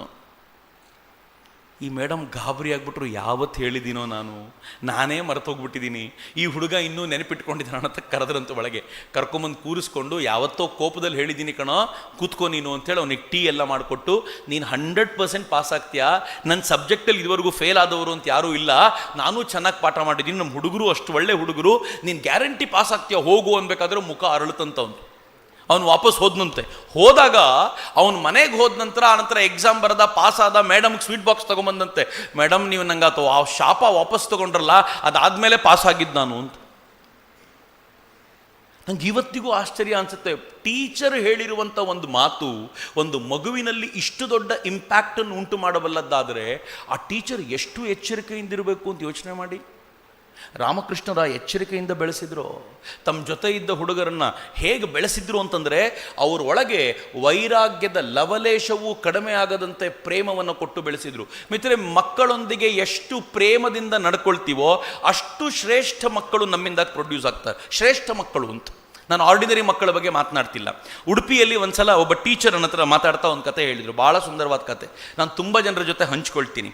ಆಕೆ PU ಕಾಲೇಜ್ಗೆ ಡೆಪ್ಯುಟೇಷನಿಗೆ ಬಂದ್ರಂತೆ. ನಂಗೆ ಗೊತ್ತಿಲ್ಲ ಇಲ್ಲಿ ಎಷ್ಟು ಜನ PU ಕಾಲೇಜ್ನವ್ರು ಇದ್ದೀರೋ. You can understand that. ಇದು ಪ್ರೈಮರಿ ಸ್ಕೂಲ್ನವ್ರಿಗೆ ಅಂಡರ್ಸ್ಟ್ಯಾಂಡ್ ಆಗದೆ ಇರ್ಬೋದು, ಬಟ್ PU ಕಾಲೇಜ್ನವ್ರಿಗೆ ಡೆಫಿನೆಟ್ಲಿ ಗೊತ್ತಾಗುತ್ತೆ. PU ಕಾಲೇಜ್ ಒಂದಕ್ಕೆ ಡೆಪ್ಯುಟೇಷನ್ ಮೇಲೆ ಬಂದ್ರಂತೆ. ಯಾವುದೋ ಟೀಚರ್ ಇರಲಿಲ್ಲ, ಇವ್ರನ್ನ ಬೇರೆ ಕಾಲೇಜ್ನಿಂದ ಹಾಕಿದ್ರು. ಡೆಪ್ಯುಟೇಷನ್ಗೆ ಬಂದವರು ಪಕ್ಕದ ಉಡುಪಿಯಲ್ಲಿ ನಡೆದ ಘಟನೆ, ಉಡುಪಿಯಲ್ಲಿ ಶಿಕ್ಷಕರ ಸಮ್ಮೇಳನದಲ್ಲಿ ನನಗೆ ಒಬ್ರು ಹೇಳಿದಂಥ ಘಟನೆ ಇದು. ಆ ಟೀಚರ್ ನಿಂತ್ಕೊಂಡ್ರು, ಒಂದಿನ ಮೊದಲನೇ ದಿನ ಕ್ಲಾಸಿಗೆ ಬಂದಾಗ ಮಕ್ಕಳಿಗೆ ಕೇಳಿದ್ರು, ಹೆಂಗೆ ಶುರು ಮಾಡ್ಬೇಕು ಕ್ಲಾಸನ್ನು. ಮೊದಲನೇ ದಿನ ನಮಗೆಲ್ರಿಗೂ ಇರ್ಬೋದಾಗಿರೋ ಪ್ರಾಬ್ಲಮ್, ಹೊಸ ಕ್ಲಾಸು ಹೆಂಗೆ ಶುರು ಮಾಡಬೇಕು. ಮೋಸ್ಟ್ ಆಫ್ ದಿ ಟೈಮ್ ಹೊಸ ಕ್ಲಾಸ್ ನಾವು ಹೆಂಗೆ ಶುರು ಮಾಡ್ತೀವಿ ಅಂತಂದರೆ, ನಾವು ಅಟೆಂಡೆನ್ಸ್ ರಿಜಿಸ್ಟರ್ ತೊಗೊಳ್ತೀವಿ, ಅವ್ರ ಹೆಸರೆಲ್ಲ ಕರೆದ್ರೆ ಹೊಸ ಕ್ಲಾಸ್ ಅರ್ಧ ಗಂಟೆ ಹೋಗ್ಬಿಡುತ್ತಲ್ಲ, ಇನ್ನು ಬಹಳ ಟೈಮ್ ಇರೋದಿಲ್ಲ ಅಂತ ಹೆಸರು ಕರೆದು ಶುರು ಮಾಡ್ತೀವಿ ಅಂತ. ಹೇಗಾದರೂ ಅರ್ಧ ಗಂಟೆ ತಳ್ಳೋ ಅಂತ ಐಡಿಯಾ ಇದು. ಸೊ ಅವ್ರೇನು ಮಾಡಿದ್ರು, ಅಟೆಂಡೆನ್ಸ್ ಮುಟ್ಲೇ ಇಲ್ಲ, I will try something new ಅಂತ ಎಲ್ಲ ಹುಡುಗರಿಗೆ ಹೇಳಿದರು, ಐ ಹ್ಯಾವ್ ಅ ಕಾಂಪಿಟೇಷನ್, ಎಲ್ಲರೂ ಈ ಕಾಂಪಿಟೇಷನ್ ಅಟೆಂಡ್ ಮಾಡಿ, ನನ್ನ ಜೀವನದಲ್ಲಿ ನಂಗೆ ತುಂಬ ಖುಷಿಯಾದ ಅಥವಾ ತುಂಬ ದುಃಖವಾಗಿರುವಂಥ ಸಂಗತಿ ಏನು ಅಂತ ಎಲ್ಲರೂ ಬರಿತೀರಾ ಅಂತ. ನೋಡೋಣ ಹುಡುಗರು ಹೆಂಗೆ ಬರೀತಾರೆ ಅಂತ ಕೇಳಿದರು. ಏನೇನೋ ಹುಡುಗರು ತಮಾಷೆ ಮಾಡ್ತಾ ಗೀಚಲಿಕ್ಕೆ ಶುರು ಮಾಡಿದರು, ಬರಿತಾ ಹೋದರು. ಎಲ್ಲವನ್ನು ಮೇಡಮ್ ಕಲೆಕ್ಟ್ ಮಾಡಿದರು. ಅವತ್ತಿನ ಪೀರಿಯಡ್ ಮುಗೀತು. She went of. ಅವ್ರು ಕ್ಲಾಸ್ ರೂಮ್ನಲ್ಲಿ ಕೂತ್ಕೊಂಡು ಒಂದೊಂದೇ ನೋಡ್ತಾ ಕೂತರಂತೆ. ಸ್ಟಾಫ್ ರೂಮ್ನಲ್ಲಿ ನೋಡ್ತಾ ಕೂತಾಗ ಎಲ್ಲ ಆರ್ಡಿನರಿ ಆಗಿತ್ತು, ಒಂದು ಮಾತ್ರ ಸ್ಪೆಷಲ್ ಆಗಿತ್ತು. ಅದ್ರಲ್ಲಿ ಹುಡುಗ ಬರೆದಿದ್ದ, ಮೇಡಮ್ ನಮ್ಮಪ್ಪ ಸಿಕ್ಕಾಪಟ್ಟೆ ದೊಡ್ಡ ಕುಡುಕ, ನಮ್ಮ ಅಮ್ಮಂಗೆ ಯಾವಾಗಲೂ ಹೊಡಿತಾರೆ, ನಾನು ಮೊದಲು ತುಂಬ ಒಳ್ಳೆ ಹುಡುಗ ಆಗಿದ್ದೆ, ಬಟ್ ಇವಾಗ ಹೆಂಗೆ ಆಗ್ಬಿಟ್ಟಿದೆ ಅಂತಂದರೆ ನನಗೆ ಓದಲಿಕ್ಕೆ ಆಗ್ತಾ ಇಲ್ಲ, ಮನೆಯಲ್ಲಿ ಕಿರಿಕಿರಿ ಆಗಿಬಿಟ್ಟಿದೆ, ಕ್ಲಾಸ್ನಲ್ಲೂ ಅತ್ಯಂತ ದಡ್ಡ ಅಂದರೆ ನಾನೇ ಆಗ್ಬಿಟ್ಟಿದ್ದೀನಿ, ಏನು ಮಾಡಬೇಕು ಗೊತ್ತಿಲ್ಲ, ನನ್ನ ಜೀವನ ನನ್ನ ಲೈಫ್ ಇನ್ನು ಮುಂದೆ ಹೀಗೆ ಇರುತ್ತೇನೋ ಅಂತ ಬರೆದಿದ್ದಂತ. She liked it. ಮುಗೀತು, ಏನೂ ಮಾಡಲಿಲ್ಲ. ನೆಕ್ಸ್ಟ್ ಡೇ ಕ್ಲಾಸ್ ರೂಮಿಗೆ ಹೋದ್ಲು, ಏನೂ ಮಾತಾಡಲಿಲ್ಲ, ಯಾರಿಗೂ ಏನು ನೆನ್ನೆ ಬರೆದಿದ್ದೆ ಎಸ್ಸೆ ಬಗ್ಗೆ ಏನೂ ಮಾತಾಡಲಿಲ್ಲ. And she started asking some questions. ತನ್ನ ಸಬ್ಜೆಕ್ಟ್ ಮೇಲೆ ಸಿಂಪಲ್ ಕ್ವೆಶನ್ ಕೇಳೋದು. ಸಿಂಪಲ್ ಕ್ವೆಶನ್ಗೆ ಎಲ್ಲರೂ ಕೈ ಎತ್ತಿದ್ರೆ, ಅದಕ್ಕೆ ಇವನು ಕೈ ಎತ್ತಿದ್ರೆ ಬೇರೆಯವರೆಲ್ಲ ಬಿಟ್ಟು ಇವನನ್ನೇ ಕೇಳೋದು, ಈ ಪ್ರಶ್ನೆಗೆ ಉತ್ತರ ಕೊಡು ಅಂತ. ಅವನಿಗೆ ಉತ್ತರ ಕೊಟ್ಟ ತಕ್ಷಣ ಶಬಾಷ್, ವೆರಿ ಗುಡ್, ನಿಂಗೆ ಈ ಉತ್ತರ ಗೊತ್ತಲ್ಲ ಅಂತ ಹೇಳೋದು. ಹೆಂಗೆ ಅವನ ಕಾನ್ಫಿಡೆನ್ಸನ್ನು ಬೂಸ್ಟ್ ಮಾಡಿದ್ರು ಅವರು ಅಂತಂದರೆ, ಒಂದು 4-6 ದಿನದೊಳಗೆ ಅವನಿಗೆ ಅನ್ನಿಸ್ತು ನಾನು ದಡ್ಡ ಅಲ್ಲ ಅಂತ. ಸ್ಟೆಪ್ 1. ಇದು ನಡೆದ ಘಟನೆ ರೀ, ಯಾವುದೋ ದೇಶದ ಕತೆ ಹೇಳ್ತಿಲ್ಲ ನಾನು, ನನ್ನ ದೇಶದಲ್ಲಿ ನಿಮ್ಮ ಪಕ್ಕದಲ್ಲಿ ನಡೆದ ಘಟನೆ. ಅವ್ನ ಕಾನ್ಫಿಡೆನ್ಸ್ ಬೂಸ್ಟಪ್ ಆಯಿತು. ಆಮೇಲೆ ಸ್ವಲ್ಪ ಟಫ್ ಕ್ವೆಶನ್ ಕೇಳೋದು, ಆ ಕ್ವೆಶನ್ಗೆ ಅವನಿಗೆ ಬರಲಿಲ್ಲ ಅಂತಂದರೆ ಅವ್ನು ಚಡಪಡಿಸೋದು, ಮನೆಗೆ ಹೋಗಿ ಓದ್ಕೊಂಡು ಬರೋದು ಎಲ್ಲ ಮಾಡ್ಲಿಕ್ಕೆ ಶುರು ಮಾಡಿದ. ಹೋಗ್ತಾ ಹೋಗ್ತಾ ಹೋಗ್ತಾ ಎಲ್ಲ ಸಬ್ಜೆಕ್ಟ್ಗಳಲ್ಲೂ ಅವ್ನು ಚೆನ್ನಾಗಿ ಆಗ್ಲಿಕ್ಕೆ ಶುರುವಾಯಿತು. The next part is very interesting. ಒಂದೂವರೆ ತಿಂಗಳು ಡೆಪ್ಯುಟೇಷನ್ ಇತ್ತು ಅವ್ರದ್ದು. ಡೆಪ್ಯುಟೇಷನ್ ಮುಗೀತು, ವಾಪಸ್ ಹೋಗಬೇಕಾದಾಗ ಅವರು ಕರೆದು ಹೇಳಿದ್ರಂತೆ, ನಾನು ಮೊದಲನೇ ದಿನ ಎಸ್ಸೆ ಬರೀಲಿಕ್ಕೆ ಕೊಟ್ಟಿದ್ದೆ, ನನಗೆ ಬಹಳ ಇಷ್ಟವಾದ ಎಸ್ಸೆ ಬರೆದಿರೋದು ಈ ಹುಡುಗ, ಅವನಿಗೆ ನಾನು ಗಿಫ್ಟ್ ಕೊಡ್ತೀನಿ ಅಂತೇನೋ ಗಿಫ್ಟ್ ಕೊಟ್ಟರು. ಗಿಫ್ಟ್ ಕೊಟ್ಟು ನಾನು ಇವತ್ತಿಂದ ಇನ್ಮೇಲೆ ಕ್ಲಾಸಿಗೆ ಬರೋದಿಲ್ಲ, ಇದೇ ನನ್ನ ಲಾಸ್ಟ್ ಕ್ಲಾಸು ಅಂತ ಹೊರಡ್ಲಿಕ್ಕೆ ನಿಂತರೆ PU ಹುಡುಗ ಮೇಡಮ್ ಹತ್ರ ಬಂದು ಅವ್ರ ಕೈ ಹಿಡ್ಕೊಂಡು ಬಿಕ್ಕಳಿಸಿ ಅಳಕ್ಕೆ ಶುರು ಮಾಡಿಬಿಟ್ನಂತೆ. ಶಿ ಸೈಸ್, ನನಗೂ ಕಣ್ಣಲ್ಲಿ ನೀರು ಬಂತು, ಐ ಕಂಟ್ರೋಲ್ಡ್ ಮೈ ಸೆಲ್ಫ್. ಆಮೇಲೆ ಆ ಹುಡುಗನ ಕೇಳಿದೆ, ಯಾಕೋ ಏನಾಯಿತು ಅಂತಂದರೆ, ಮೇಡಮ್ ನೀವು ಹೊರಟುಬಿಟ್ರೆ ನನ್ನನ್ನು ನೋಡ್ಕೊಳ್ಳೋದು ಯಾರು ಮೇಡಮ್ ಮತ್ತೆ ಅಂತ ಕೇಳಿದಂತು. ಇನ್ಯಾರು ಈ ಪ್ರೀತಿ ಕೊಡೋದು, ಇನ್ಯಾರು ಇಷ್ಟು ಲವ್ ಮಾಡೋದು ನನ್ನನ್ನು, ಯಾರಿಂದಾಗಿ ನಾನು ಇಷ್ಟು ಚೆನ್ನಾಗಿ ಕೋಪಪಾದ್ನ ಮತ್ತೆ ಯಾರು ಅಂತ. ಆ ಮೇಡಮ್ ಹೇಳಿದಂತ, ತಲೆ ಕೆಡಿಸ್ಕೊಬೇಡ, ನಿಂಗೆ ಏನೇ ಸಮಸ್ಯೆ ಅನ್ಸಿದ್ರು ನಮ್ಮ ಮನೆಗೆ ಬಾ, ಹಳ್ಳಿಯಲ್ಲಿ ನಮ್ಮ ಮನೆ, ನೀನು ಬಾ, ಒಂದು ಅರ್ಧ ಗಂಟೆ 1 ಗಂಟೆ ನನ್ನ ಜೊತೆ ಇರು, ನಿಂಗೆ ಏನು ಬೇಕು ನಾನು ಹೇಳ್ಕೊಡ್ತೀನಿ ಅಂತ ಸಮಾಧಾನ ಮಾಡಿ ಕಳಿಸ್ಕೊಟ್ಟೆ. ಅದಾದಮೇಲೆ ತಿಂಗಳಿಗೆ 1 ದಿನವೋ 2 ತಿಂಗಳಿಗೆ ಒಂದ್ಸಲವೋ ಬರ್ತಿದ್ದ. ಆಮೇಲೆ ಬರೋದನ್ನು ಬಿಟ್ಟ. ಒಂದಿನ ಹೆಂಡತಿ ಮತ್ತು ಒಂದು ಮಗುನ ಕರ್ಕೊಂಡು ಬಂದು ಅವ್ನು ಟೀಚರಿಗೆ ತೋರಿಸಿದ್ದಂತೆ, ಟೀಚರ್ ನಾನು ಫೇಲ್ ಆಗಿಬಿಡ್ತಾ ಇದ್ದೆ, ಅವತ್ತು ನೀವು ನನಗೆ ಈ ಹಂತಕ್ಕೆ ತಂದ್ರಿ, ಇವತ್ತು ನಾನು ಪೊಲೀಸ್ ಕಾನ್ಸ್ಟೇಬಲ್ ಆಗಿದ್ದೀನಿ, ನನ್ನ ಹೆಂಡತಿ ನನ್ನ ಮಗು ನೋಡಿ ಅಂತ ಹೆಂಡತಿ ಮಕ್ಕಳಿಗೆ ಇವರಿಂದಾಗಿಯೇ ನಾನು ಇವತ್ತು ಹಿಂಗಿರೋದು ಅಂತ ತೋರಿಸಿದಾಗ ನನ್ನ ಕಣ್ಣಿಗೆ ಅವತ್ತು ನಿಜವಾಗ್ಲೂ ನೀರು ಬಂತು. ಒಬ್ಬ ಹುಡುಗನ ಬದುಕನ್ನು ಬದಲಾಯಿಸ್ಲಿಕ್ಕೆ ಸಾಧ್ಯ ಆಯ್ತಲ್ಲ ಅಂತ. ಏನು ಚಂದ ರೀ. ಶಿಕ್ಷಕರ ಸಂಘದವರು ಕರೆದು ಸನ್ಮಾನ ಮಾಡೋಕ್ಕಿಂತ ವಿದ್ಯಾರ್ಥಿಗಳ ಸಂಘ 25 ವರ್ಷಗಳ ನಂತರ ಕರೆದು ಸನ್ಮಾನ ಮಾಡುತ್ತಲ್ಲ, ಅದು ನಿಜವಾದ ಸನ್ಮಾನ ಆಗಿರುತ್ತೆ ಅಂತ. ಶಿಕ್ಷಕರ ಸಂಘದ ಸನ್ಮಾನ ಭಾಳ ದೊಡ್ಡದ್ದಲ್ಲ. ನಾನು ಒಂದು ಡಿಸ್ಟ್ರಿಕ್ಟ್ ಸೆಂಟ್ರಿಗೆ, ಯಾವುದೋ ಅಂತ ಹೇಳಲ್ಲ, ಬಟ್ ಹೇಳೋದಾದರೂ ಚಿಂತೆ ಇಲ್ಲ, ಶಿವಮೊಗ್ಗಕ್ಕೆ ಹೋಗಿದ್ದೆ ನಾನು. ಭಾಳ ಹಿಂದಿನ ಕತೆ ಇದು. ಶಿವಮೊಗ್ಗಕ್ಕೆ ಹೋಗಿದ್ದಾಗ ಶಿವಮೊಗ್ಗದಲ್ಲಿ ಎಲ್ಲ ಶಿಕ್ಷಕರಿಗೆ ಸನ್ಮಾನ. ಎಷ್ಟು 250 ಜನ ಶ್ರೇಷ್ಠ ಶಿಕ್ಷಕರಿಗೆ ಸನ್ಮಾನ.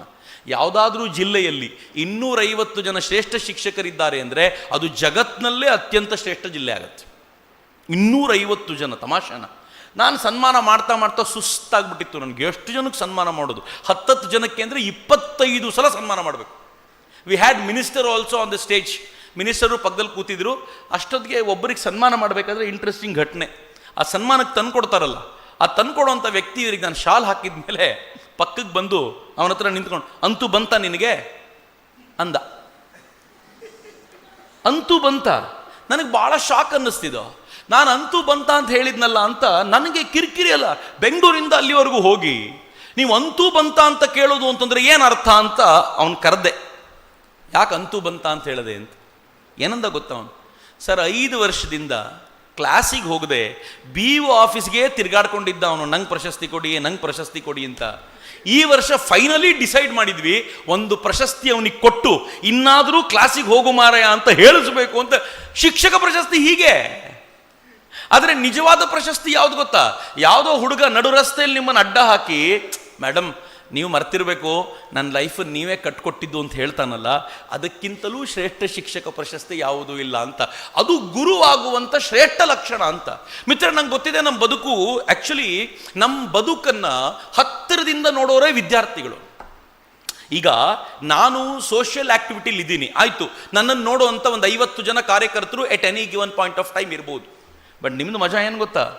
ಪ್ರತಿ ಕ್ಷಣವೂ ನಿಮ್ಮನ್ನು ಗಮನಿಸುವ ಸಾವಿರ ವಿದ್ಯಾರ್ಥಿಗಳು ನೋಡ್ತಾ ಇರ್ತಾರೆ. ನೀವು 2 ಕಣ್ಣುಗಳಿಂದ ಒಬ್ಬ ವಿದ್ಯಾರ್ಥಿ ನೋಡ್ತಾ ಇದ್ರೆ 120 ಕಣ್ಣುಗಳು ಏಕಕಾಲಕ್ಕೆ ನಿಮ್ಮನ್ನು ನೋಡ್ತಿರ್ತವೆ. ಒಂದು ಸಣ್ಣ ಬದಲಾವಣೆ ನಿಮ್ಮಲ್ಲಿ ಅವನಿಗೆ 1000 ಪುಟದ ಕತೆ ಹೇಳುತ್ತೆ. ನೀವು ಕೋಪಿಸ್ಕೊಂಡು ಬಂದರೆ ಅವನಿಗೆ ಗೊತ್ತಾಗುತ್ತೆ, ಗಂಡನ ಜೊತೆ ಗ್ಯಾರಂಟಿ ಜಗಳ ಆಗಿದೆ, ಬಾಯಿ ಮುಚ್ಕೊಂಡು ಕೂತ್ಕೋ, ಇವತ್ತು ಬೀಳ್ತವೆ ಸರಿಯಾಗಿ ಅಂತ 100% ಗೊತ್ತಾಗುತ್ತೆ ಅವನಿಗೆ. ಈ ಧಾರವಾಡದಲ್ಲಿ ಒಬ್ಬ ಮೇಷ್ಟ್ರು, 30 ವರ್ಷ ಎಕ್ಸ್ಪೀರಿಯನ್ಸ್ ಅವ್ರಿಗೆ. ಅವ್ರು ನಂಗೆ ಒಂದಿನ ಹೇಳಿದವರು, ಹೆಡ್ ಮಾಸ್ಟರ್ ಆಗಿದ್ದಾಗ ಒಂದಷ್ಟು ಹುಡುಗರು ಬಂದ್ಬಿಟ್ಟು ಹೇಳಿದ್ರಂತೆ, ಮಾತಾಡ್ಕೊಂಡು ಹೋಗ್ತಾ ಇದ್ರಂತೆ, ಇವತ್ತು ನಮ್ಮ ಮೇಡಮ್ ಮಧ್ಯಾಹ್ನದ ಮೇಲೆ ರಜಾ ಹಾಕ್ತಾರೆ, ಮೇಡಮ್ ರಜಾ ಹಾಕ್ಕೊಂಡು ಹೋಗ್ತಾರೆ ಅಂತ.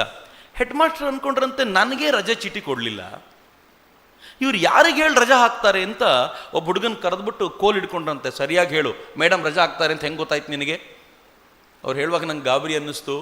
ಸರ್, ಮೇಡಮ್ಮು ಓಲೆಗೆ ಜುಮ್ಕಿ ಯಾವಾಗ ಹಾಕ್ಕೊಂಡು ಬರ್ತಾರೋ ಆಗ ಹೊರಗಡೆ ಎಲ್ಲೋ ಹೋಗ್ತಾರೆ ಅಂತ ಅರ್ಥ ಸರ್, ಇವತ್ತು ಸಾಯಂಕಾಲ ಹೋಗ್ತಾರೆ ನೋಡಿ ಅಂತ.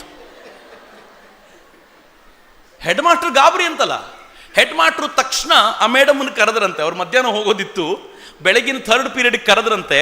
ಕರೆದು, ಮೇಡಮ್ ನೀವು ಮಧ್ಯಾಹ್ನ ರಜಾ ಹಾಕಬೇಕು ಅಂತಿದ್ದೀರಲ್ಲ, ಈಗಲೇ ಹೋಗ್ಬಿಡಿ, ಮಧ್ಯಾಹ್ನದವರೆಗೂ ಯಾಕೆ ಕಾಯ್ತೀರಾ, ಒಂದು ಪೀರಿಯಡ್ ಹೆಂಗಿದ್ರು ಇಲ್ಲ ಪರವಾಗಿಲ್ಲ ಮ್ಯಾನೇಜ್ ಮಾಡ್ತೀವಿ. ಟೀಚರ್, ಸರ್ ನಿಮ್ಗೆ ಹೆಂಗೆ ಗೊತ್ತಾಯ್ತು ಸರ್ ಅಂದ್ರಂತ. ಇಡೀ ಸ್ಕೂಲ್ಗೆ ಗೊತ್ತಾಗಿದೆ, ನನಗೇನು ಗೊತ್ತಾಗೋದು ಹೋಗಿ ಅಂದ್ರಂತ ಅವರು. ನನಗಿದು ಕೇಳುವಾಗ ಅನ್ನಿಸ್ತಿತ್ತು, ಹೌದಲ್ಲ, ಇದು ಎಂಥ ವಿಶೇಷವಾದ ಸಂಗತಿ ಅಂತಂದರೆ, ನಾವು ಪ್ರತಿ ಕ್ಷಣವೂ ಇದನ್ನು ಸೂಕ್ಷ್ಮವಾಗಿ ಗಮನಿಸದೆ ಹೋದರೆ, ಎಚ್ಚರಿಕೆಯಿಂದ ಇದನ್ನು ನೋಡದೆ ಹೋದರೆ ಭಾಳ ಕಷ್ಟ ಆಗುತ್ತೆ ಅಂತ. ಬಟ್ ಈ ಎಚ್ಚರಿಕೆ ಯಾವಾಗ ಬರುತ್ತೆ ಅಂತಂದರೆ, ನಮ್ಮ ಸ್ವಾಮಿ ರಂಗನಾಥಾನಂದಜಿ ಅವರನ್ನು ಅಭಿನವ ವಿವೇಕಾನಂದರು ಅಂತಾನೆ ಕರಿತಿದ್ರು. ರಾಮಕೃಷ್ಣಾಶ್ರಮದ ಅಧ್ಯಕ್ಷರಾಗಿದ್ದರು. ಅವ್ರ ಹತ್ರ ಯಾರಾದರೂ ಟೀಚರ್ ಆಗ್ತೀನಿ ಅಂತ ಬಂದರೆ ಅವ್ರು ಕೆಲವು ಪ್ರಶ್ನೆ ಕೇಳ್ತಾ ಇದ್ರು. ಕೇಳ್ಕೊಳ್ಳಿ ಈ ಪ್ರಶ್ನೆನ, ನೀವು ಸಾಧ್ಯ ಆದರೆ ಈ ಪ್ರಶ್ನೆನ ಡೈರಿಯಲ್ಲಿ ಬರೆದಿಟ್ಕೊಳ್ಳಿ ಅಥವಾ ಮನೇಲಿ ಒಂದು ಕಡೆ ತೂಗು ಹಾಕಿಟ್ಕೊಂಡು ಇದನ್ನ ಪ್ರಶ್ನೆ ನಿಮಗೆ ಕೇಳ್ಕೊಳ್ತಾ ಇರಿ. ಮೊದಲನೇದು, do you love your subject? ಅದಕ್ಕಿಂತ ಮೊದಲನೇ ಪ್ರಶ್ನೆ ಕೇಳೋದು, do you love your profession ಅಂತ. ನಿಮ್ಮ ಪ್ರೊಫೆಷನ್ ಇಷ್ಟ ಆಗುತ್ತಾ ನಿಮಗೆ? ಭಾಳ ಜನ ಟೀಚರ್ಸನ್ನು ಕೇಳಿ ನೋಡಿ, ಆಪ್ತವಾಗಿ ಮ್ಯಾನೇಜ್ಮೆಂಟನ್ನು ಕೂರಿಸ್ಕೊಂಡು ಕೇಳಬಾರ್ದು. ಮ್ಯಾನೇಜ್ಮೆಂಟ್ ಕೂರಿಸ್ಕೊಂಡಾಗ ಹ್ಞೂ ಅಂತಾರವರು, ಆಪ್ತವಾಗಿ ಕೇಳಿ, ನಿಜವಾಗ್ಲೂ ಇಷ್ಟಪಟ್ಟು ಬಂದ್ಯಾ? ಇಲ್ಲ ಸರ್, ಇಂಜಿನಿಯರಿಂಗ್ ಕಾಲೇಜ್ ಸೀಟ್ ಸಿಗಲಿಲ್ಲ, ಮೆಡಿಕಲ್ ಸಿಗಲಿಲ್ಲ, ಇನ್ನೇನು ಮಾಡೋದು, ಇದೇ ಬೆಟರ್ ಅಂದ್ಕೊಂಡು ಇಲ್ಲಿಗೆ ಬಂದೆ ಅಂತ. ಫೈನ್, ಐ ಅಗ್ರಿ, ತಪ್ಪೇನಿಲ್ಲ ಅದರಲ್ಲಿ. ನಾನೆಲ್ಲೋ ಟ್ರೈ ಮಾಡ್ತಿದ್ದೆ, ಅಲ್ಲಿ ಸಿಗಲಿಲ್ಲ, ಇಲ್ಲಿಗೆ ಬಂದೆ. ಆದರೆ ಒಂದು ಸಲ ಇಲ್ಲಿಗೆ ಬಂದ ಮೇಲೆ do you love your profession ಅಂತ ಕೇಳಿದಾಗ you have to be confident that yes I love my profession. ಆದರೆ ಪ್ರೊಫೆಷನ್ ಲವ್ ಮಾಡ್ತೀನಿ ಅಂದರೆ ಹೆಂಗೆ ಗೊತ್ತಾ? ಈಗ ನಾನು ಈ ಬದುಕನ್ನು ಆರಿಸ್ಕೊಂಡಿದ್ದೀನಿ. ಈ ಬದುಕನ್ನು ಆರಿಸ್ಕೊಳ್ಳುವಾಗ ನನಗೆ ಗೊತ್ತಿದೆ ಮಿತ್ರರೆ, ಭಾಳ ಕಷ್ಟ. ನಾನು ಯಾವ ಬದುಕಿನಲ್ಲಿ ನಡೀತೀನಲ್ಲ, ಸುಲಭದ ಬದುಕಲ್ಲ. ಯಾಕೆ ಸುಲಭದ ಬದುಕಲ್ಲ ಅಂತಂದರೆ, ನಾನು ಆಲ್ ದ ವೇ ಬೆಂಗಳೂರಿನಿಂದ ಟ್ರಾವೆಲ್ ಮಾಡ್ಕೊಂಡು ಬರ್ತೀನಿ. ಈ ಟ್ರಾವೆಲ್ ಮುಗಿಸ್ಕೊಂಡು ವಾಪಸ್ ಬೆಂಗಳೂರಿಗೆ ಹೋಗ್ತೀನಲ್ಲ, ನಂಗೆ ಗೊತ್ತಿಲ್ಲ ನನ್ನ ಹೆಲ್ತ್ ಹೆಂಗಿರುತ್ತೋ. ನಾನು ನಾಳೆ ರೆಸ್ಟ್ ತಗೊಳ್ಲಿಕ್ಕೆ ಅಲ್ಲಿಲ್ಲ, ನಾಳೆ ನಾನು ಅಲ್ಲಿಂದ ಮತ್ತೊಂದು ಕಡೆಗೆ ಹೋಗಬೇಕು, ಮತ್ತೆ 2 ದಿನ ಎಲ್ಲೋ ಪ್ರವಾಸ ಇದೆ, ಅಲ್ಲಿಂದ ಮತ್ತೊಂದು ರಾಜ್ಯಕ್ಕೆ ಬರಬೇಕು, ಅಲ್ಲಿ 3 ದಿನಗಳ ಪ್ರವಾಸ ಇದೆ, ಅಲ್ಲಿಂದ ವಾಪಸ್ ಬಂದಮೇಲೆ ಯಾವುದೋ ಒಂದು ಪುಸ್ತಕ ಬರಿತಿದ್ದೀನಿ, ಕಂಟಿನ್ಯೂ ಕೆಲಸ ಮಾಡಬೇಕು. ನಿಮ್ಗೆ 1 ದಿನದ ಪುರ್ಸೊತ್ತು ಸಿಗಲ್ಲ, 1 ಕ್ಷಣ ಸಿಗಲ್ಲ. ಮತ್ತಿಷ್ಟು ಕಷ್ಟಪಟ್ಟ ನಂತರ ದುಡ್ಡೇನಾದರೂ ಸಿಗುತ್ತಾ ಅಂತ ಕೇಳಿದರೆ ದುಡ್ಡನ್ನು ಎಕ್ಸ್ಪೆಕ್ಟ್ ಮಾಡುವಂಗೆ ಇಲ್ಲ. ನೀವು ಸಮಾಜದ ಮೇಲೆ ಪ್ರೀತಿಯಿಂದ ಈ ಕೆಲಸ ಮಾಡ್ತೀರಾ. ನಾನು ಅದನ್ನು ಯಾಕೆ ಮಾಡ್ತೀನಿ ಅಂದರೆ, because I love this profession. ನನಗೆ ಈ ಪ್ರೊಫೆಷನ್ ಮೇಲೆ ಎಷ್ಟು ಹುಚ್ಚಿದೆ ಅಂತಂದರೆ, ನನಗೆ ನೀವು 1 ನಯಾ ಪೈಸೆ ಕೊಡಲಿಲ್ಲ ಅಂದರೂ ಚಿಂತೆ ಇಲ್ಲ, ಸಾಯಬೇಕಾದ್ರೆ ನನ್ನ ಜೇಬ್ನಲ್ಲಿ 1 ರೂಪಾಯಿ ಇಲ್ಲದೆ ಹೋದ್ರೂ ಚಿಂತೆ ಇಲ್ಲ. ಆದರೆ ಹೃದಯದಲ್ಲಿ ಆನಂದ ಹೆಂಗಿರುತ್ತೆ ಅಂತಂದರೆ, ಬದುಕಿರೋಷ್ಟು ಕಾಲ ಹಿಂಗೆ ಬದುಕಿದ್ದೀನಿ ಕಣಯ್ಯ ಅನ್ನುವಂಥ ಆನಂದ ಇರುತ್ತೆ. ಐ ಲವ್ ದಿಸ್ ಪ್ರೊಫೆಷನ್, ನನಗೆ ಇನ್ನೇನೂ ಬೇಕಾಗಿಲ್ಲ ಇದರಿಂದ ಅಂತ. Do you love this profession? Do you love your profession ಅಂತ ಕೇಳುವಾಗ ಎಸ್ ಅಂತ ಹೇಳ್ತೀವಿ. ನಾನು ಕೆಲವೊಂದು ಪ್ರಶ್ನೆ ಕೇಳಿದ್ರೆ ಗಾಬರಿ ಆಗ್ಬಿಡ್ತೀರಾ. ಲವ್ ಯುವರ್ ಪ್ರೊಫೆಷನ್ ಅಂತಂದಾಗ ಹೆಂಗೆ ಗೊತ್ತಾ? ಮನೆಯಿಂದ ಆಚೆ ಬಂದ ನಂತರ ಮನೆಯಲ್ಲಿರುವಂಥ ಸಂಕಟಗಳಿಗೆ ಮನೆಯಲ್ಲಿ ಬೀಗ ಹಾಕಿ ಆಫೀಸ್ ರೂಮಿಗೆ ಬರಬೇಕು. ಸ್ಟಾಫ್ ರೂಮ್ನಲ್ಲಿ ಕೂತಾಗ ನನ್ನ ಮನೆಯ ಚಿಂತೆ 1 ಚೂರು ಯಾರ ಜೊತೆ ಡಿಸ್ಕಸ್ ಆಗ್ಲಿಕ್ಕಿಲ್ಲ. ಸ್ಟಾಫ್ ರೂಮಲ್ಲಿರೋ ಇತರರಿಗೆ ಅನಿಸ್ಬೇಕು, ನಮಗೆಲ್ಲ ಇಷ್ಟು ಪ್ರಾಬ್ಲಮ್ಮು, ಇವನಿಗೆ ಮಾತ್ರ ಯಾವತ್ತೂ ಪ್ರಾಬ್ಲಮ್ಮೇ ಇಲ್ವಲ್ಲ ಮಾರ್ಯ ಅಂತ. ನಂಗೆ ತುಂಬ ಜನ ಹೇಳ್ತಾರೆ, ಚಕ್ರವರ್ತಿ ತುಂಬ ಐಷಾರಾಮಿ ಬದುಕನ್ನು ಬದುಕ್ತಾರೆ ಅಂತ. ಯಾವ ಐಷಾರಾಮಿ ಬದುಕು? ನೀವೊಂದು ಕೈಯಲ್ಲಿ ಐಫೋನ್ ಹಿಡ್ಕೊಂಡ್ರೆ ಐಷಾರಾಮಿ ಬದುಕು ಅಂತ ಜನ ಭಾವಿಸ್ತಾರೆ. ಮಿತ್ರ, ಐಫೋನ್ ಹಿಡ್ಕೊಂಡ್ರೆ ಇವತ್ತೇನು ತರಕಾರಿ ಮಾರೋರು ಐಫೋನ್ ಹಿಡ್ಕೊಂಡಿರ್ತಾರೆ, ಭಾಳ ದೊಡ್ಡ ಸಂಗತಿ ಏನಲ್ಲ. ಇವತ್ತು ಐಫೋನ್ ಐಷಾರಾಮಿ ಬದುಕಿನ ಸಂಕೇತವೇ ಅಲ್ಲ. ಆದರೆ ಯಾಕೆ ಜನಕ್ಕೆ ಹಂಗೆ ಅನ್ಸುತ್ತೆ ಅಂತಂದರೆ, ಯಾವತ್ತೂ ಬಂದು ಮೈಕ್ ಮುಂದೆ ತಮ್ಮ ಸಂಕಟ ಹೇಳ್ಕೊಳ್ಳೋದೇ ಇಲ್ವಲ್ಲ ಅವರು. ಅವ್ರು ನೋವನ್ನು ಹೇಳ್ಕೊಳ್ಳೋದೇ ಇಲ್ವಲ್ಲ. ನೀವು ನೋವನ್ನು ಹೇಳ್ಕೊಂಡ್ರೆ ನೀವು 10 ಟೀಚರ್ಗಳಲ್ಲಿ ಒಬ್ಬರು. ನೋವನ್ನು ಮೆಟ್ಟಿ ನಿಂತು ನಾನು ನನ್ನ ಪ್ರೊಫೆಷನಿಗೋಸ್ಕರ ಕೆಲಸ ಮಾಡ್ತೀನಿ ಅಂದರೆ, ನೀವು ಎಲ್ಲರಿಗಿಂತ ಡಿಫ್ರೆಂಟ್ ಆದ 11ನೇ ಟೀಚರ್ ಅಂತ ಇರುತ್ತಲ್ಲ, ಅದು ಆಗೋದು ಯಾವಾಗ ಅಂದರೆ when you love your profession. ಅದನ್ನು ರಂಗನಾಥಾನಂದಜಿ ಕೇಳ್ತಾ ಇದ್ದಿದ್ದ ಪ್ರಶ್ನೆ ಅಂತ. ನೀವು ವಾಪಸ್ ನಿಮ್ಮನ್ನು ಕೇಳ್ಕೊಳ್ಳಿ, do I love my profession in that sense? 2ನೇ ಪ್ರಶ್ನೆ ಅವರದ್ದು, do you love your subject? Yes sir, we love our subject ಅಂತ ಹಿಂಗೆ ಹೇಳ್ತಾರೆ ಭಾಳ ಜನ ಖುಷಿಯಿಂದ ಹೇಳ್ತಾರೆ. ತಕ್ಷಣ ನಾನು ಅವ್ರಿಗೆ ವಾಪಸ್ ಪ್ರಶ್ನೆ ಕೇಳ್ತೀನಿ, ನಿಮ್ಮ ಸಬ್ಜೆಕ್ಟಿಗೆ ಸಂಬಂಧಪಟ್ಟಂತೆ ಟೆಕ್ಸ್ಟ್ ಬುಕ್ ಬಿಟ್ಟರೆ ಇನ್ಯಾವ ಪುಸ್ತಕ ನಿಮ್ಮ ಹತ್ರ ಇದೆ ಹೇಳಿ ಅಂದರೆ, ಹಾಗೂ ಇರುತ್ತಾ ಸರ್, ಇಟ್ಕೋಬೇಕಾ ಸರ್ ಅಂತ ಒಬ್ಬರು ಭಾಳ ಚೆನ್ನಾಗಿ ಕೇಳಿದ್ರು ನನಗೆ. ಒಂದು ದೊಡ್ಡ ಸಭೆ, ಒಬ್ಬ ಟೀಚರು, ಸರ್ ಪುಸ್ತಕ ಬೇರೆ ಇಟ್ಕೋಬೇಕಾ ಸರ್ ಟೆಕ್ಸ್ಟ್ ಬುಕ್ ಬಿಟ್ಟರೆ ಅಂತ ಕೇಳಿದ್ರು ನನಗೆ. ಭಾಳ ಪ್ರಾಮಾಣಿಕ ವ್ಯಕ್ತಿ. ಐ ಸೆಡ್ ಅಬ್ಸಲ್ಯೂಟ್ಲಿ ಇಟ್ಕೋಬೇಕು. ಯಾಕೆ ಇಟ್ಕೋಬೇಕು ಅಂತಂದರೆ, ನೀವು ಯಾವ ಸೈನ್ಸನ್ನು ಮಕ್ಕಳಿಗೆ ಪಾಠ ಮಾಡ್ತಿರಲ್ಲ, believe me, it's most outdated science. ನೀವು ಮಕ್ಕಳಿಗೆ ಏನು ಹೇಳ್ತೀರೋ ಅದಕ್ಕಿಂತಲೂ ಬಹು ಮುಂದೆ ಹೋಗಿ ಆಗಿದೆ. ಇವತ್ತಿನ ಮಕ್ಕಳು ಜನ್ರೇಷನ್ ಗ್ಯಾಪ್ ನಿಮ್ಗೆ ಎಷ್ಟು ಬಂದಿದೆ ಅಂತಂದರೆ, ನೀವು ಇವತ್ತು ಕಂಪ್ಯೂಟರ್ ಅಂದರೆ ಅವ್ರು ಲ್ಯಾಪ್ಟಾಪ್ ಅಂತಾರೆ, ನೀವು ಲ್ಯಾಪ್ಟಾಪ್ ಅಂದರೆ ಅವ್ರ ನಮ್ಮ ಹತ್ರ ಟ್ಯಾಬ್ ಇದೆ ಅಂತಾರೆ. ನೀವು ಟ್ಯಾಬ್ ತೊಗೊಂಡು ಬಂದರೆ, ಮೇಡಮ್ ನನ್ನ ಮೊಬೈಲ್ ಇದೆಯಲ್ಲ ಇದು ಕಂಪ್ಯೂಟರ್ ಥರನೇ, ಇದರಲ್ಲಿ 512 GB ಇದೆ, 1 TB ಮೆಮೊರಿ ಇದೆ ಇದರಲ್ಲಿ ಗೊತ್ತಾ ಅಂತಾನೆ. ನೀವು ಏನು ಸ್ಪೀಡ್ ಇದ್ದೀರೋ ನಿಮಗಿಂತ ಒಂದು ಹೆಜ್ಜೆ ಮುಂದೆ ಇದ್ದಾನವನು. ನೀವು ಕೊನೆ ಪಕ್ಷ ಅವನ ಸ್ಪೀಡಲ್ಲಾದರೂ ಇರಬೇಕು ಅಂತಂದರೆ ಅವನಿಗಿಂತ ಹೆಚ್ಚು ತಿಳ್ಕೊಂಡಿರಬೇಕಾದಂಥ ಅಗತ್ಯ ಇದೆಯಲ್ಲ, ಅದಕ್ಕೆ ಟೆಕ್ಸ್ಟ್ ಬುಕ್ ಸಾಕಾಗೋದಿಲ್ಲ ಅಂತ, ಅದಕ್ಕಿಂತ ಹೆಚ್ಚು ಏನಾದರೂ ಬೇಕು ಅಂತ. ಇದು ಎರಡನೇ ಪ್ರಶ್ನೆ. ಮೂರನೇದು ಅವ್ರು ಕೇಳ್ತಾ ಇದ್ದಿದ್ದು, ಮೊದಲನೇ ಪ್ರಶ್ನೆ do you love your profession, ಎರಡನೇದು do you love your subject, ಮೂರನೇ ಪ್ರಶ್ನೆ do you love your children as your own children. ಅಷ್ಟು ಮಾಡಿಬಿಟ್ರೆ you will become a great teacher ಅಂತ ಅವ್ರು ಯಾವಾಗಲೂ ಹೇಳ್ತಿದ್ರು. ಮಿತ್ರ, ಆ ಗ್ರೇಟ್ ಟೀಚರ್ ಆಗಬೇಕಾದಂಥ ಅಗತ್ಯ ಇದೆ. ಸ್ವಾಮಿ ವಿವೇಕಾನಂದರಿಗೆ ಅಂಥದ್ದೊಬ್ಬ ಗ್ರೇಟ್ ಟೀಚರ್ ಸಿಕ್ಬಿಟ್ರು. ಅವ್ರು ಹೆಂಗಿದ್ರು ಗೊತ್ತಾ? ಯಾವ ವಿದ್ಯಾರ್ಥಿ, ಯಾವ ತನ್ನ ಶಿಷ್ಯ ತನ್ನನ್ನು ಪರೀಕ್ಷೆ ಮಾಡ್ತಾನೋ ಅಂಥವನ್ನ ಕಂಡ್ರೆ ಬಹಳ ಪ್ರೀತಿ ಪಡ್ತಿದ್ರು. ನಮಗೇನಾದರೂ ಹಂಗೆ ಮಾಡ್ಬಿಟ್ರೆ ಹೋಗಿ ಬಾರಿಸ್ಬಿಡ್ತೀವಿ, ನಮ್ಮ ಹುಡುಗ ನಮ್ಮನ್ನೇನಾದರೂ ಟೆಸ್ಟ್ ಮಾಡ್ಲಿಕ್ಕೆ ಬಂದರೆ. ಆದರೆ ವಿವೇಕಾನಂದರು ಹೆಂಗಿದ್ರು ಅಂತಂದರೆ, ರಾಮಕೃಷ್ಣರು ಒಂದು ಮಾತು ಹೇಳೋರು ಯಾವಾಗಲೂ, ಭಾಳ ಚೆನ್ನಾಗಿದೆ ಇದು, ಕಾಮಿನಿ ಕಾಂಚನ ತ್ಯಾಗದಿಂದಲೇ ಮುಕ್ತಿ ಸಾಧ್ಯ ಅಂತ. ಕಾಮಿನಿ ಅಂತಂದರೆ ಕಾಮನೆಗಳನ್ನು ಮೆಟ್ಟಿ ನಿಲ್ಲಬೇಕು ಅಂತ, ಆಸೆಗಳನ್ನು ಮೆಟ್ಟಿ ನಿಲ್ಲಬೇಕು, ಮತ್ತು ಕಾಂಚನ ದುಡ್ಡಿನ ಮೋಹ ಬಿಟ್ಟರೆ ಮುಕ್ತಿ ಸಿಗುತ್ತೆ ಅಂತ. ಇದು ಪದೇ ಪದೇ ಹೇಳ್ತಾರಲ್ಲ ಅಂತ ಒಂದಿನ ಈ ನರೇಂದ್ರ ಏನು ಮಾಡ್ದ, ತರಲೆ ಬುದ್ಧಿ ಏನು ಮಾಡ್ದ, ರಾಮಕೃಷ್ಣರು ಹೇಳೋರು, ನನಗಂತೂ ಕಾಯಿನ್ ಮುಟ್ಟಿದ್ರೂ ಆಗಲ್ಲಪ್ಪ, ಜೀವ ಹೋದಂಗೆ ಆಗತ್ತೆ ಅಂತ. ಅದಕ್ಕೆ ಅವನೇನು ಮಾಡ್ದ, ಒಂದಿನ ರಾಮಕೃಷ್ಣ ಮಲಗೋ ಹಾಸಿಗೆ ಕೆಳಗೆ ₹1 ಕಾಯಿನ್ ಇಟ್ಟ, ಅಥವಾ ಅವತ್ತಿಂದ ಏನು ಕಾಯಿನ್ ಇತ್ತು ಆ ಕಾಯಿನ್ ಇಟ್ಟ. ಕಾಯಿನ್ ಇಟ್ಟು ಕಿಟಕಿ ಹಿಂದೆ ಹೋಗಿ ನಿಂತ್ಕೊಂಡ, ಏನಾಗುತ್ತೆ ನೋಡೋಣ ಈಗ ಅಂತ. ರಾಮಕೃಷ್ಣರು ಮಲಗಿದ್ರು. ಮಲಗಿದ ಒಂದು ಕ್ಷಣಕ್ಕೆ ಉರಿ ಉರಿ ಅಂತ ಚೀರಾಡ್ತಾ ಎದ್ರು. ಎದ್ದ ತಕ್ಷಣ ಜೊತೆಯಲ್ಲಿದ್ದವರೆಲ್ಲ ನೋಡಿದ್ರು, ಏನಾಗಿದೆ ಏನಾಗಿದೆ, ಬೆನ್ನಿಗೇನು ಆಗಿಲ್ಲ, ಎಲ್ಲೂ ಉರಿ, ಯಾಕೆ ಮತ್ತೆ ಮಲಗಿದ್ರೆ ಮತ್ತೆ ಉರಿ ಅಂತ ಹೇಳ್ತಿದ್ದಾರೆ, ಯಾಕೆ ಅಂತ ನೋಡಿದರೆ ಆ ಬೆಡ್ಶೀಟ್ ತೆಗೆದ್ರೆ ಅಲ್ಲಿ ಕಾಯಿನ್ ಇದೆ. ರಾಮಕೃಷ್ಣರು ನೋಡಿದ್ರು, ಅದನ್ನು ನೋಡಿ ಇದು ಯಾರ ಕೆಲಸ ಅಂತ ನಂಗೆ ಗೊತ್ತಾಯಿತು ಅಂತ ಹಿಂಗೆ ಬಗ್ಗಿದ್ರೆ ಅಲ್ಲಿ ಮುಚ್ಚಿಟ್ಕೊಂಡು ನೋಡ್ತಿದ್ದ ನರೇಂದ್ರ ಓಡೋಗ್ಬಿಟ್ನಂತೆ ಅಲ್ಲಿಂದ. ಟೆಸ್ಟ್ ಮಾಡಬೇಕಿತ್ತು ಅಂತ. ಎಷ್ಟು ಚೆನ್ನಾಗಿದೆ ನೋಡಿ ಈ ಬದುಕಿನ ಪಾಠ, ಎಂಥ ಅದ್ಭುತವಾಗಿರುವಂಥ ಪಾಠ ಅಂತಂದರೆ, ರಾಮಕೃಷ್ಣರು ಯಾವುದನ್ನೂ ಟೆಸ್ಟ್ ಮಾಡದೆ ಒಪ್ಪಲಿಲ್ಲ ಅಂತ. ರಾಮಕೃಷ್ಣರ ಶಿಷ್ಯ ವಿವೇಕಾನಂದರು. ಆದರೆ ರಾಮಕೃಷ್ಣರು ಅದನ್ನು ಖುಷಿಪಟ್ಟರು ಅಂತ. ಇಂಥ ರಾಮಕೃಷ್ಣರು ವಿವೇಕಾನಂದರಿಗೆ ಕೊಟ್ಟು ಹೋಗಿದ್ದೇನು ಗೊತ್ತಾ? ಭಾಳ ಸುಂದರವಾಗಿರುವಂಥ ಘಟನೆ ಮಿತ್ರರೇ ಅದು. ರಾಮಕೃಷ್ಣರಿಗೆ ಕೊನೆಗಾಲದಲ್ಲಿ ಕ್ಯಾನ್ಸರ್ ಬಂದಾಗ, ಗಂಟಲ ಕ್ಯಾನ್ಸರ್ ಬಂದಾಗ ರಾಮಕೃಷ್ಣರು ಮಲ್ಕೊಂಡಿದ್ರು. ವಿವೇಕಾನಂದರು ರಾಮಕೃಷ್ಣರ ಕಾಲನ್ನು ಒತ್ತುತ್ತಾ ಕೂತಿದ್ರು. ಒಂದು ಕ್ಷಣಕ್ಕೆ ವಿವೇಕಾನಂದರ ಮನಸ್ಸಿನಲ್ಲಿ, ಇನ್ನು ವಿವೇಕಾನಂದರಲ್ಲ ಅವರು, ನರೇಂದ್ರನೇ, ಮನಸ್ಸಿನಲ್ಲಿ ಒಂದು ಡೌಟ್ ಬಂತು. ಡೌಟ್ ಏನು ಗೊತ್ತಾ? ಇವರು ತನ್ನಂತಾನು ಅವತಾರ ಅವತಾರ ಅಂತ ಹೇಳ್ತಾರಲ್ಲ, ಈಗ ಗಂಟಲ ಕ್ಯಾನ್ಸರ್ ಬಂದಿದೆ, ಈಗ ಅವತಾರ ಅಂತ ಹೇಳಲಿ, ನಾನು ಒಪ್ಕೋತೀನಿ ಅಂತ. ನಮಗೆಲ್ಲ ಗಂಟಲ ಕ್ಯಾನ್ಸರ್ ಬರೋದು ಬೇಡ, ಒಂದು ಡೆಂಗೂ ಜ್ವರ ಬಂದರೆ ಅವತಾರ ಇರಲಿ, ಅಮ್ಮ ಬಿಟ್ಟರೆ ಬೇರೆ ನೆನಪಾಗೋದಿಲ್ಲ. ಬೇರೆ ಅವತಾರ ಗಿವತಾರ ಭಾಳ ದೊಡ್ಡ ಮಾತಾಯಿತು. ನಮಗೆ ಜಪ ಪೂಜೆ ಧ್ಯಾನ ದೊಡ್ಡ ಮಾತಾಯಿತು. ಅಮ್ಮ ಅನ್ನೋದು ಬಿಟ್ಟರೆ ಬೇರೆ ಏನೂ ಬರೋದಿಲ್ಲ ಒಂದು ಜ್ವರಕ್ಕೆ. ಆದರೆ ಗಂಟಲ ಕ್ಯಾನ್ಸರ್ ಬಂದವ್ರಿಗೆ ಇಷ್ಟಿದೆಯಾ ನೋಡಬೇಕು ಅಂತ ಕಾಲು ಒತ್ತುತ್ತಾ ಇದ್ದವನು ಹಂಗೆ ಅಂದ್ಕೊಂಡ ಮನಸ್ಸಿನಲ್ಲಿ ಅಷ್ಟೇ. ರಾಮಕೃಷ್ಣರ ಕಾಲು ಅಲಗಾಡ್ತು. ಏನು ಅಂತ ಹಿಂಗೆ ನೋಡಿದರೆ ರಾಮಕೃಷ್ಣ ಹೇಳಿದರು, ನರೇನ್, ಇನ್ನೂ ಅನುಮಾನ ಹೋಗಿಲ್ವೇನೋ? ಯಾರು ರಾಮನಾಗಿದ್ನೋ, ಯಾರು ಕೃಷ್ಣನಾಗಿದ್ನೋ ಅದೇ ರಾಮಕೃಷ್ಣ ಕಣೋ ಅಂದ್ಬಿಟ್ರು. ವಿವೇಕಾನಂದರ ಕಣ್ಣಲ್ಲಿ ಧಾರಾಕಾರವಾಗಿ ನೀರು ಸುರಿತು. ಎಂಥ ತಪ್ಪು ಮಾಡಿಬಿಟ್ನಪ್ಪ ನಾನು ಅಂತ ಬಹಳ ಶ್ರದ್ಧೆಯಿಂದ ಅವ್ರಿಗೆ ಪ್ರಣಾಮ ಮಾಡಿದರು. ಆಮೇಲೆ ರಾಮಕೃಷ್ಣರು ಸುಮ್ಮನಾಗಲಿಲ್ಲ. ಎಲ್ಲ ಶಿಷ್ಯರು ಕೂತಿದ್ದಾಗ ಒಂದು ಪಾಟಿ ತರಿಸಿ, ಸ್ಲೇಟ್ ತರಿಸಿ ಅದರಲ್ಲಿ ಮಸಿ ಬಣ್ಣದಿಂದ ಅವರದ ಮೇಲೆ ಬರೆದ್ರು, ನರೇಂದ್ರ ದೇಶದ ಒಳಗೆ ಮತ್ತು ದೇಶದ ಹೊರಗೆ ಜಗತ್ತಿಗೆ ಶಿಕ್ಷಣವನ್ನು ಕೊಡುವಂಥ ವ್ಯಕ್ತಿ ಆಗ್ತಾನೆ ಅಂತ, ಒಳ್ಳೆ ಟೀಚರ್ ಆಗ್ತಾನೆ ಅಂತ. ಹಂಗಂದ ತಕ್ಷಣ ನರೇಂದ್ರ ಹೇಳಿದ, ನಾನು ಯಾಕೆ ಕೊಡಬೇಕು, ನಾನು ಈ ಕೆಲಸ ಎಲ್ಲ ಮಾಡೋದಿಲ್ಲ ಅಂತ.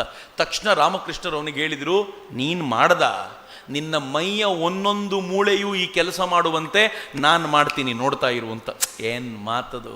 ಒಬ್ಬ ಟೀಚರ್ಗಿರ್ಬೋದಾಗಿರುವ ಕೆಪಾಸಿಟಿ ಎಂಥದ್ದು ನೋಡಿ. ನಿನ್ನ ಮೈಯ ಒಂದೊಂದು ಮೂಳೆಯನ್ನು ಈ ಕೆಲಸಕ್ಕೆ ದುಡಿಯುವಂತೆ ನಾನು ಮಾಡ್ತೀನಿ ಅಂದರು ರಾಮಕೃಷ್ಣರು.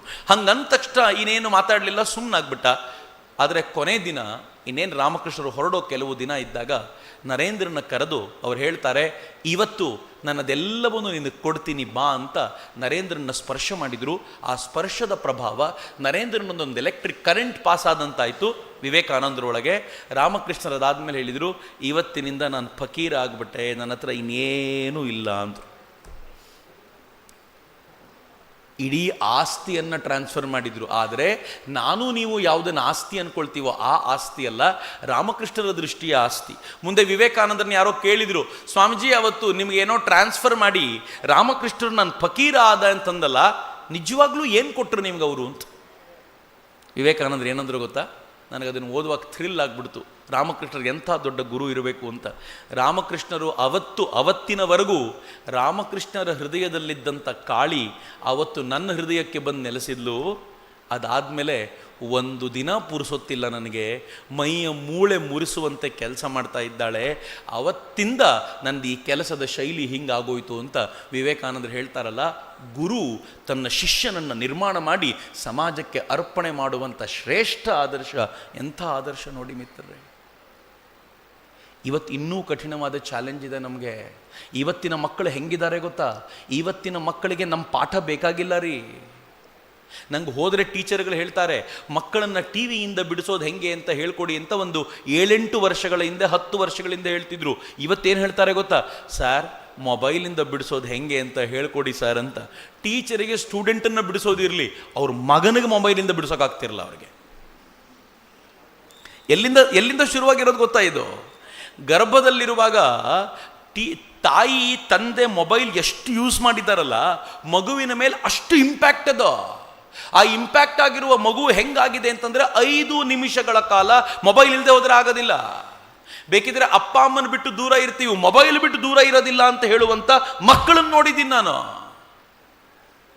ಹೇಗಾಗಿದ್ದಾವೆ ಮಕ್ಕಳು ಅಂತಂದ್ರೆ, ಆ ಮೊಬೈಲ್ನಲ್ಲಿ ರೀಲ್ ನೋಡ್ತಾ ನೋಡ್ತಾ ನೋಡ್ತಾ ನೋಡ್ತಾ ಹೆಂಗೆ ಕಳೆದೋಗಿದ್ದಾರೆ ಅಂತಂದ್ರೆ, ಬಿಲೀವ್ ಮೀ, ಇನ್ನೊಂದು 10 ವರ್ಷದ ನಂತರ ಮುಂದಿನ ಪೀಳಿಗೆ ಏನು ಹುಟ್ಟುತ್ತಲ್ಲ, ಅವ್ರಿಗೆ ಈ ಬೆರಳು ಇನ್ನೊಂದು ಇಂಚು ದೊಡ್ಡದಾಗ್ಬಿಟ್ಟಿರುತ್ತೆ.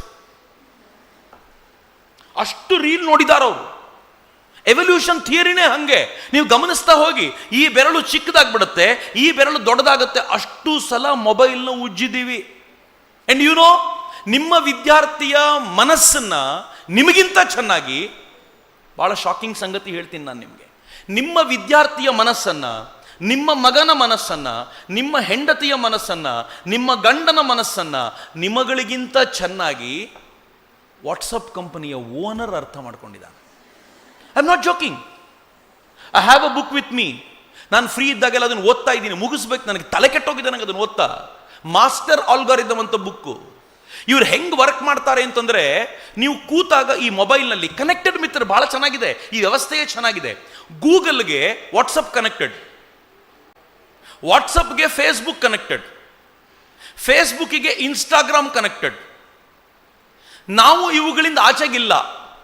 ಇವತ್ತು ಗೂಗಲ್ನಲ್ಲಿ ಹೋಗಿ ನೀವೊಂದು ಸರ್ಚ್ ಮಾಡಿ, ನಾನೊಂದು ಸೀರೆ ತಗೋಬೇಕು ಅಂತ ಸರ್ಚ್ ಮಾಡಿ, ಒಳ್ಳೆ ಸೀರೆ ಎಲ್ಲಿ ಸಿಗುತ್ತೆ ಅಂತ, ಅಷ್ಟೇ, ಸುಮ್ಮನಾಗ್ಬಿಡಿ. ಸ್ವಲ್ಪ ಹೊತ್ತಾದ್ಮೇಲೆ ಫೇಸ್ಬುಕ್ಕಲ್ಲಿ ಸೀರೆ ಆ್ಯಡ್ ಬರುತ್ತೆ. ಸೀರೆ ಆ್ಯಡ್ ಬಂದ ನಂತರ ನೀವು ಇನ್ಸ್ಟಾಗ್ರಾಮಿಗೆ ಹೋಗಿ ಸೀರೆ ಉಟ್ಕೊಳ್ತಾ ಇರೋ ರೀಲ್ ಬರಕ್ಕೆ ಶುರುವಾಗತ್ತೆ. ನಿಜ ರೀ.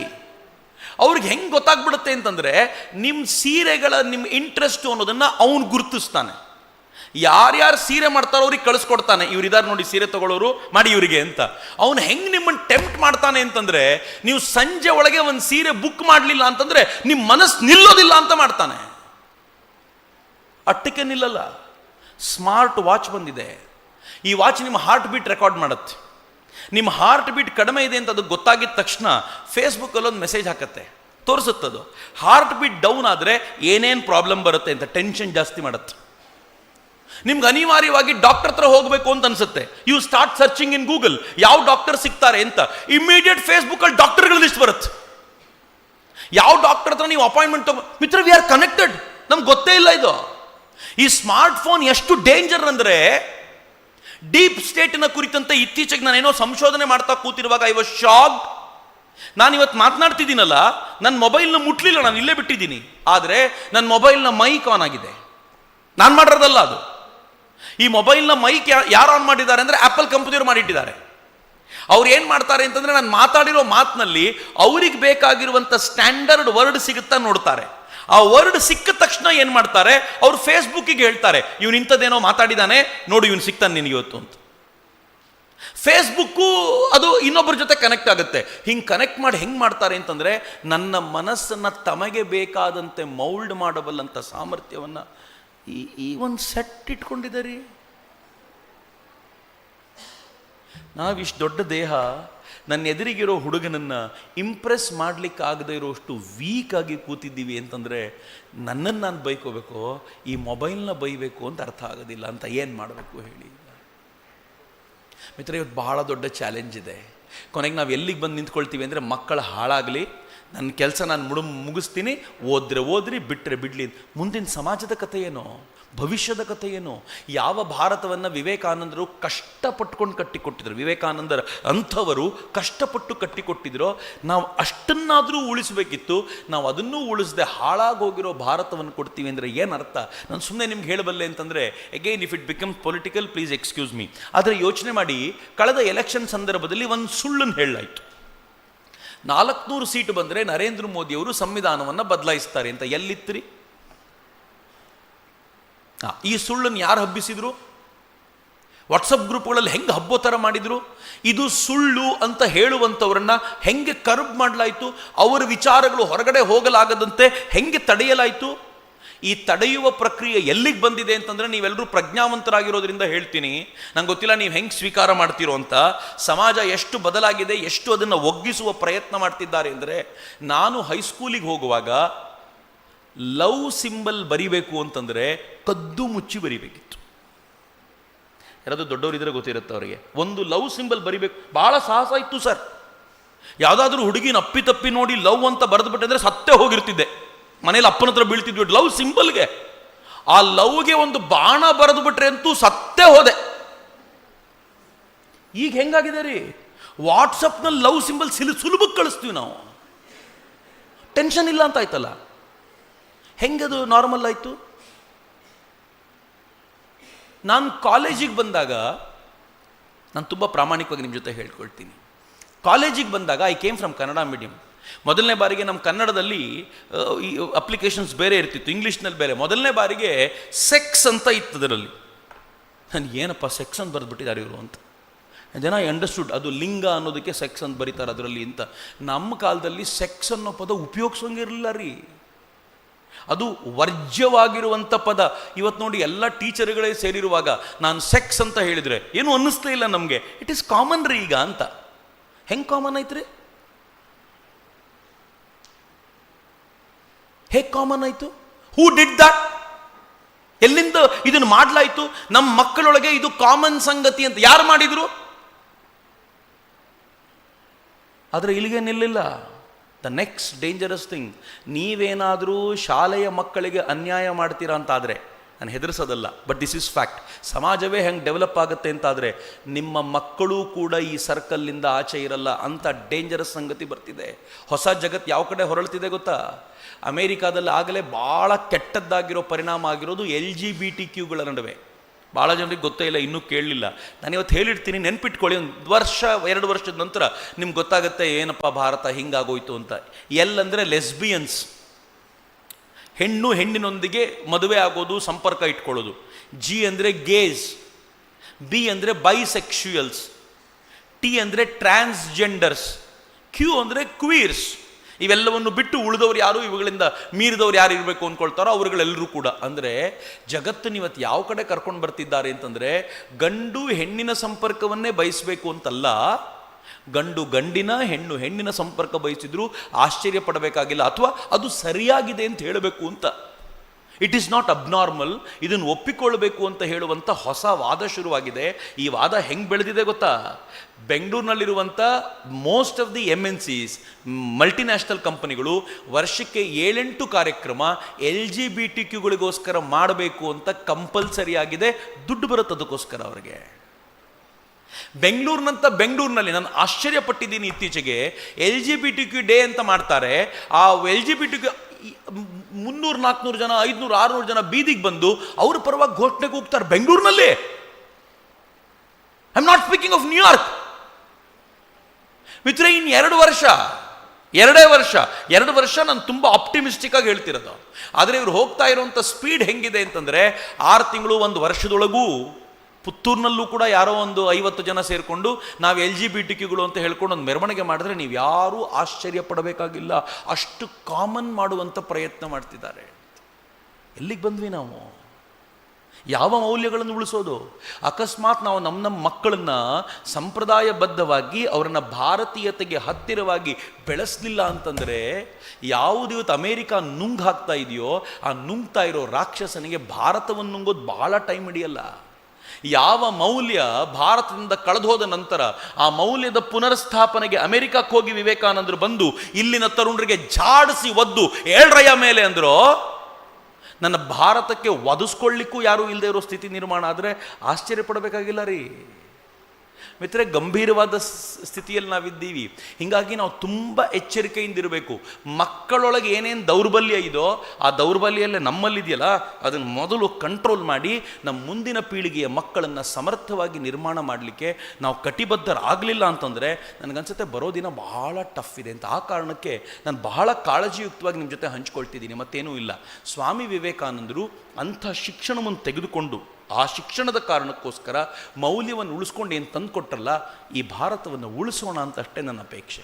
ಈ ಭಾರತವನ್ನು ಉಳಿಸ್ಲಿಕ್ಕೋಸ್ಕರ ಇವತ್ತು ನಮ್ಮ ವೃತ್ತಿ ಏನಿದೆ, ಈ ವೃತ್ತಿಯನ್ನು ಬಹಳ ಪ್ರೀತಿಯಿಂದ ಮಾಡೋಣ. ಯಾರ್ಯಾರಿಗೆ ವಿದ್ಯಾರ್ಥಿಗಳಿದ್ದಾರೋ ಈಗಲೇ ಈ ಒಟ್ಟಾರೆ ನಿಮ್ಮ ಪ್ರೊಫೆಷನ್ನ ಪ್ರೀತಿ ಮಾಡಲಿಕ್ಕೆ ಶುರು ಮಾಡಿ. ನಾನೇನೋ ಅದ್ಭುತವಾದ ಬದಲಾವಣೆ ತರಲಿಕ್ಕೋಸ್ಕರ ನನ್ನ ಬದುಕನ್ನು ಬದಲಾಯಿಸಿಕೊಂಡು ಆ ಬದಲಾವಣೆಗೆ ನಾನು ಪ್ರಯತ್ನ ಪಡ್ತೀನಿ ಅಂತ ಹಾಗೇನಾದರೂ ಪ್ರಯತ್ನ ಮಾಡ್ತೀವಿ ಅಂತಾದರೆ ಮುಂದಿನ ಪೀಳಿಗೆಯನ್ನು ತರ್ಬೋದು. ನಂಗೆ ತುಂಬ ಜನ ಹೇಳ್ತಾರಲ್ಲ, ಒಂದು ಸಿಂಪಲ್ ಕ್ಯಾಲ್ಕುಲೇಷನ್, ಯಾರಾದರೂ ಮ್ಯಾಥ್ಸ್ ಟೀಚರ್ ಇದ್ದರೆ ಭಾಳ ಸಿಂಪಲ್ಲಾಗಿ ಅರ್ಥ ಆಗುತ್ತೆ. ಮೇಡಮ್ ಮ್ಯಾಥ್ಸ್ ಟೀಚರೇ, ಭಾಳ ಸಿಂಪಲ್. ಈ ದೇಶದಲ್ಲಿ ಒಟ್ಟು ಇರೋ ಜನಸಂಖ್ಯೆ ಎಷ್ಟು ಅಂದರೆ 150 crores. ಇದರಲ್ಲಿ 75% ಜನ ಸ್ಕೂಲ್ ಕಾಲೇಜ್ಗೆ ಹೋಗೋ ಜನ, 50% ಜನ ಅಂತ ನಾವು ಇಟ್ಕೊಂಡ್ರೆ, ಇಲ್ಲ ಸ್ಕೂಲ್ಗೆ ಹೋಗ್ತಿರ್ತಾರೆ ಇಲ್ಲ ಕಾಲೇಜ್ಗೆ ಹೋಗ್ತಿರ್ತಾರೆ ಅಂತಂದರೆ ಒಂದು 75 ಕೋಟಿ ಜನ ಇರ್ಬೋದು. ಒಂದು ಕ್ಲಾಸ್ ರೂಮ್ನಲ್ಲಿ 30 ಜನ ಇರ್ತಾರೆ ಅಂತಂದರೆ ನಮಗೆ ಬೇಕಾಗಿರೋ 75 ಕೋಟಿ ಜನಕ್ಕೆ 1 ಕೋಟಿಗೆ 1 ಕೋಟಿ ಶಿಕ್ಷಕರು ಅಂದರೆ 75 ಕೋಟಿ ಜನರಿಗೆ ನಾವೊಂದು ಅರ್ಧದಷ್ಟು ಶಿಕ್ಷಕರನ್ನು ನಾವು ಯೋಚನೆ ಮಾಡ್ತೀವಿ ಅಂತ ಆದರೆ ಸುಮಾರು 1.5 ಇಂದ 2 ಕೋಟಿ ಶಿಕ್ಷಕರು ಈ ದೇಶದಲ್ಲಿ ಕೆಲಸ ಮಾಡ್ತಿದ್ದಾರೆ. 75 ಕೋಟಿ ಜನರನ್ನು ಬದಲಾಯಿಸಬಲ್ಲ ಸಾಮರ್ಥ್ಯ ಯಾರಿಗಿದೆ ಅಂತಂದರೆ 1.5 ಇಂದ 2 ಕೋಟಿ ಶಿಕ್ಷಕರ ಕೈಲಿದೆ ಅಂತ. ನಾವು 75 ಕೋಟಿನ ಬದಲಾಯಿಸಬೇಕಾಗಿಲ್ಲ. 1.5 ಇಂದ 2 ಕೋಟಿ ಜನ yes we are ready to change ಅಂತ ಡಿಸೈಡ್ ಮಾಡಿದರೆ ಅದು ಯಾವ ಅಮೇರಿಕ ಬಂದು ಭಾರತವನ್ನು ಹಾಳು ಮಾಡುತ್ತೋ ನೋಡೇ ಬಿಡೋಣ ಅಂತ. ಆದರೆ 2 ಕೋಟಿ ಜನನೇ ತಯಾರಾಗಲಿಲ್ಲ ಅಂತಂದರೆ 75 ಕೋಟಿ ಜನರನ್ನು ಎಲ್ಲಿಂದ ನಿರ್ಮಾಣ ಮಾಡೋದು? ಹೀಗಾಗಿ ಜವಾಬ್ದಾರಿ ಭಾಳ ದೊಡ್ಡದಿದೆ. ನಮಗೆಲ್ರಿಗೂ ಭಾಳ ಖುಷಿ ಯಾವಾಗುತ್ತೆ ಗೊತ್ತಾ? ಟೀಚರ್ಗಳನ್ನು ಹೊಗಳ್ತಾರಲ್ಲ, ಈ ಸೆಪ್ಟೆಂಬರ್ 5 ಬಂದರೆ ನೋಡಬೇಕು ಸ್ಟೇಜ್ ಮೇಲೆ ನಿಂತ್ಕೊಂಡು ಟೀಚರ್ಗಳಂದರೆ ದೇವರು, ನಿಮ್ಮಿಂದನೇ ಬದುಕು ಅಂತೆಲ್ಲ ಹೇಳೋಕೆ ಭಾಳ ಖುಷಿ ಪಡ್ತಿರ್ತಾರೆ. ಅದನ್ನು ನೆನ್ಪಿಟ್ಕೊಳ್ಳಿ, ಯಾವತ್ತು ಹೊಗಳ್ತಾರೋ ಅದರ ಹಿಂದೆ ದೊಡ್ಡ ಜವಾಬ್ದಾರಿಯನ್ನು ನಮ್ಮ ಹೆಗಲ ಮೇಲೆ ಹಾಕಿರ್ತಾರೆ ಅನ್ನೋದನ್ನು ಮರಿಬೇಡಿ ಅಂತ. ನಂಗೆ ತುಂಬ ಜನ ಟೀಚರ್ಗಳು ಅವ್ರ ಜೊತೆ ಸಂವಾದ ನಡೆಸುವಾಗ ಒಂದು ಮಾತು ಹೇಳ್ತಾರೆ, ಸರ್ ನಮ್ಗೆ ತುಂಬ ಕೆಲಸ ಕೊಟ್ಬಿಡ್ತಾರೆ. ಕೆಲಸ ಹೆಂಗಿರುತ್ತೆ ಅಂತಂದರೆ ಜನಗಣತಿ ನಾವೇ ಮಾಡಬೇಕು, ಊರಿನಲ್ಲಿ ಎಲೆಕ್ಷನ್ ನಾವೇ ಮಾಡಬೇಕು, ಏನು ಪ್ರಾಬ್ಲಮ್ ಆದರೂ ನಾವು ಬರಬೇಕು, ಮಕ್ಕಳಿಗೆ ಎಜುಕೇಷನ್ ನಾವೇ ಕೊಡಬೇಕು, ಎಜುಕೇಷನ್ ಕೊಡುವಾಗ ಏನು ಮಕ್ಕಳಿಗೆ ಮೌಲ್ಯ ನಾವೇ ಹೇಳ್ಕೊಡ್ಬೇಕು, ಮಾರಲ್ ಎಜುಕೇಷನ್ ಕೊಡಬೇಕು, ಎಲ್ಲ ಜವಾಬ್ದಾರಿ ನಮ್ಮ ತಲೆ ಮೇಲೆ ಹಾಕ್ತಾರೆ ಅಂತ ಭಾಳ ಜನ ಟೀಚರ್ಸ್ ಹೇಳ್ತಾರೆ. ನಾನು ಸುಮ್ಮನೆ ಅವ್ರಿಗೆ ಕೇಳೋದು, ಯಾರಾದರೂ ಪೇರೆಂಟ್ಸ್ ಬಂದು ನೀವಿನ್ನು ಮುಂದೆ ಮೌಲ್ಯ ಎಲ್ಲ ಹೇಳ್ಕೊಡ್ಬೇಕಾದ ಅಗತ್ಯ ಇಲ್ಲ, ಅದಕ್ಕೆ ನಾನು ಮನೇಲಿ ಬೇರೆ ವ್ಯವಸ್ಥೆ ಮಾಡಿದ್ದೀನಿ, ನೀವು ಬಾಯಿ ಮುಚ್ಕೊಂಡು ನಿಮ್ಮ ಪಾಠ ಅಷ್ಟು ಮಾಡಿದರೆ ಸಾಕು ಅಂದ್ಬಿಟ್ರೆ ಏನು ಕತೆ ನಮ್ಮದು? ನಮ್ಮ ಮೇಲೆ ಎಷ್ಟು ಗೌರವ ಮತ್ತು ರೆಸ್ಪೆಕ್ಟು ಸಮಾಜ ಇಟ್ಟಿದೆ ಅಂತಂದರೆ ನೀವು ಹೇಳಿದರೆ ಮಾತ್ರ ಕೇಳ್ತಾರೆ ಅಂತ ನಂಬಿಕೆ ಇದೆ ಅವರಿಗೆ ಅಂತ. ನೀವು ನಂಬಲ್ಲ. ನಾನು ಹೇಳಿದರೆ ನನ್ನ ಅಕ್ಕನ ಮಗಳು ಈಗ ಅವಳು software engineer. When she was in 4th or 5th standard ಅವಳು ಮನೆಗೆ ಒಂದು ನೋಟ್ಬುಕ್ ತೊಗೊಂಬಂದ್ಲು. ನಾನು ಮನೆಗೆ ಹೋಗಿದ್ದೆ, ಅವಳು ಓದ್ತಾ ಇದ್ದಿದ್ದು ಕಾರವಾರದಲ್ಲಿ. ನಾನು ನೋಟ್ಬುಕ್ ಇಟ್ಕೊಂಡು ನೋಡುವಾಗ ಇದೇನೋ ತಪ್ಪರ್ದಿದೆಯಲ್ಲ ಅಂತ ಹೇಳಿದೆ. ಇಡೀ ಕರ್ನಾಟಕದಲ್ಲಿ ನನ್ನ ಮಾತು ಕೇಳ್ತಾರ್ರಿ. ನನ್ನ ಅಕ್ಕನ ಮಗಳು ಹೇಳಿದ್ಲು, ನಿನಗೇನು ಗೊತ್ತು ಸುಮ್ಮನೆ ಇರೋ, ನಮ್ಮ ಟೀಚರ್ ಬರ್ಸಿದ್ದದು ಅಂದ್ಬಿಟ್ಲು. ನನಗೊಂಥರ ಈಗೋ ಹರ್ಟ್ ಆಗ್ಬಿಡ್ತು, ಏನಪ್ಪ ಹಿಂಗಂದ್ಬಿಟ್ಲಲ್ಲ ಇವಳು ಅಂತ. ಸಿಕ್ಕಾಪಟ್ಟೆ ಕಷ್ಟ ಆಗ್ಬಿಡುತ್ತೆ ನನಗೆ. ನಾನು ಏನು ಮಾಡಿದೆ, ಆ ನೋಟ್ಬುಕ್ ಇಟ್ಕೊಂಡೆ. ಇವಳು ಸ್ಕೂಲಿಗೆ ಹೋದ್ಮೇಲೆ ಡೈರೆಕ್ಟ್ ಹೆಡ್ ಮಾಸ್ಟರ್ ಹತ್ರ ಹೋದೆ. ಸರ್ ನನ್ನ ಅಕ್ಕನ ಮಗಳು ಹಿಂಗೆ ಬರ್ಕೊಂಬಂದ್ಯಾಳೆ, I think this is wrong, ಒಂದ್ಸಲ ನೋಡ್ಬೋದು. ಅವ್ರು ಹೇಳಿದ್ರು, sir it is wrong sir, ನಾನು ಟೀಚರ್ನ ಕರೆಸ್ತೀನಿ ಅಂತ ಕರೆಸಿದ್ರು. ನಾನು ಹೇಳಿದೆ, ಮೇಡಮ್ ನಾನು ಇದು ಮಾಡ್ಲಿಕ್ಕೆ ಬರಲಿಲ್ಲ, ಕಂಪ್ಲೇಂಟ್ ಮಾಡ್ಲಿಕ್ಕೆ ಬರಲಿಲ್ಲ, ಇದು ತಪ್ಪಿತ್ತು, ನನಗೆ ಸುಮ್ಮನೆ ಇದೆ, ನೀವು ಹೋಗಿ ಕ್ಲಾಸ್ ರೂಮಲ್ಲಿ ತಿದ್ದಿಸಿದ್ರೆ ಸಾಕು ಅಷ್ಟೇ ಅಂತ. ಮೇಡಮ್ ತಿದ್ದಿಸಿದ್ರು. ನಾನು ಕಾಯ್ತಾ ಇದ್ದೆ ಇವತ್ತು ಏನು ಹೇಳ್ತಾಳೆ ನೋಡೋಣ ಇವಳು ಅಂತ ಸುಮ್ಮನೆ ಕೂತಿದ್ದೆ. ಮನೆಗೆ ಬಂದು ಏನಂದ್ಲು ಗೊತ್ತಾ ಅವಳು? ಪರವಾಗಿಲ್ಲ ಕಣ ಮಾಮ, ನೀನು ಬುದ್ಧಿವಂತ ಇದೆಯಾ, ನಮ್ಮ ಟೀಚರ್ ನೀನು ಹೇಳಿದ ಸರಿ ಅಂದರು ಅಂದ್ಬಿಡದ ನನಗೆ. ಅಂದರೆ ನನ್ನ ಬುದ್ಧಿವಂತಿಕೆಯ ಸರ್ಟಿಫಿಕೇಟು ಅವಳಿಗೆ 4ನೇ ಕ್ಲಾಸಿನ ಟೀಚರ್ ಕೊಟ್ಟಾಗಲೇ ಸರಿ. ಏನು ರೆಸ್ಪೆಕ್ಟ್ ಇದು ಮಿತ್ರ? ಇನ್ಯಾವ ಪ್ರೊಫೆಷನ್ಗೂ ಇಷ್ಟು ರೆಸ್ಪೆಕ್ಟ್ ಯಾರೂ ಕೊಡೋದಿಲ್ಲ. ಆ ರೆಸ್ಪೆಕ್ಟನ್ನು ಚೆನ್ನಾಗಿ ಕಾಪಾಡ್ಕೋಬೇಕು. ಆದರೆ ಅದ್ರ ಜೊತೆಗೆ ಬಂದಿರುವಂಥ ಈ ಜವಾಬ್ದಾರಿಯನ್ನು ಹೆಗಲ ಮೇಲೆ ಹೊತ್ಕೊಂಡು ನಾವು ಮುಂದಕ್ಕೆ ಸಾಗೋದಿದೆಯಲ್ಲ, ಅದು ನಿಜವಾದ ಜವಾಬ್ದಾರಿ, ನಿಜವಾದ ಕೆಲಸವನ್ನು ನಮ್ಗೆ ಮಾಡಿಕೊಡುತ್ತೆ. ಭಾರತವನ್ನು ಕಟ್ಟಲಿಕ್ಕೆ ಸಾಧ್ಯವಾಗತ್ತೆ. ನಾವು ಎಷ್ಟು ಈ ವಿವೇಕ ಚಿಂತನವನ್ನು ಗಟ್ಟಿ ಮಾಡ್ಕೊಳ್ತೀವೋ ಅಷ್ಟು ಸಮರ್ಥವಾಗಿರುವಂಥ ರಾಷ್ಟ್ರ ನಿರ್ಮಾಣ ಸಾಧ್ಯವಾಗುತ್ತೆ ಅಂತ ನಾನು ಅತ್ಯಂತ ಕಳಕಳಿಯಿಂದ ಭಾವಿಸಿ, ಮಾತಾಡ್ತಾ ಓಘದಲ್ಲಿ ಏನಾದರೂ ಹೇಳಿದರೆ ದಯವಿಟ್ಟು ಕ್ಷಮಿಸಿ ಅಂತ ಕೇಳ್ಕೊಳ್ತಾ ನನ್ನ ಮಾತನ್ನು ಮುಗಿಸ್ತೀನಿ. ಆದರೆ ಯಾರಿಗಾದರೂ ಏನಾದರೂ ಕೇಳಬೇಕು ಅಂತಿದ್ರೆ ಕೈ ಎತ್ತಿ ಕೇಳ್ಬೋದು. ಯಾರು ಏನು ಇದು ಮಾಡ್ಕೊಳ್ಳೋ ಅಗತ್ಯ ಇಲ್ಲ. ಕೇಳಿ, ನನಗೆ ಉತ್ತರ ಗೊತ್ತಿದ್ರೆ ಡೆಫಿನೆಟ್ಲಿ ಆನ್ಸರ್ ಮಾಡ್ತೀನಿ. ಉತ್ತರ ಗೊತ್ತಿಲ್ಲ ಅಂದರೆ ತಿಳ್ಕೊಂಡು ತಿಳಿಸೋ ಪ್ರಯತ್ನ ಮಾಡ್ತೀನಿ. ಏನಾದರೂ ಪ್ರಶ್ನೆ ಇದೆಯಾ?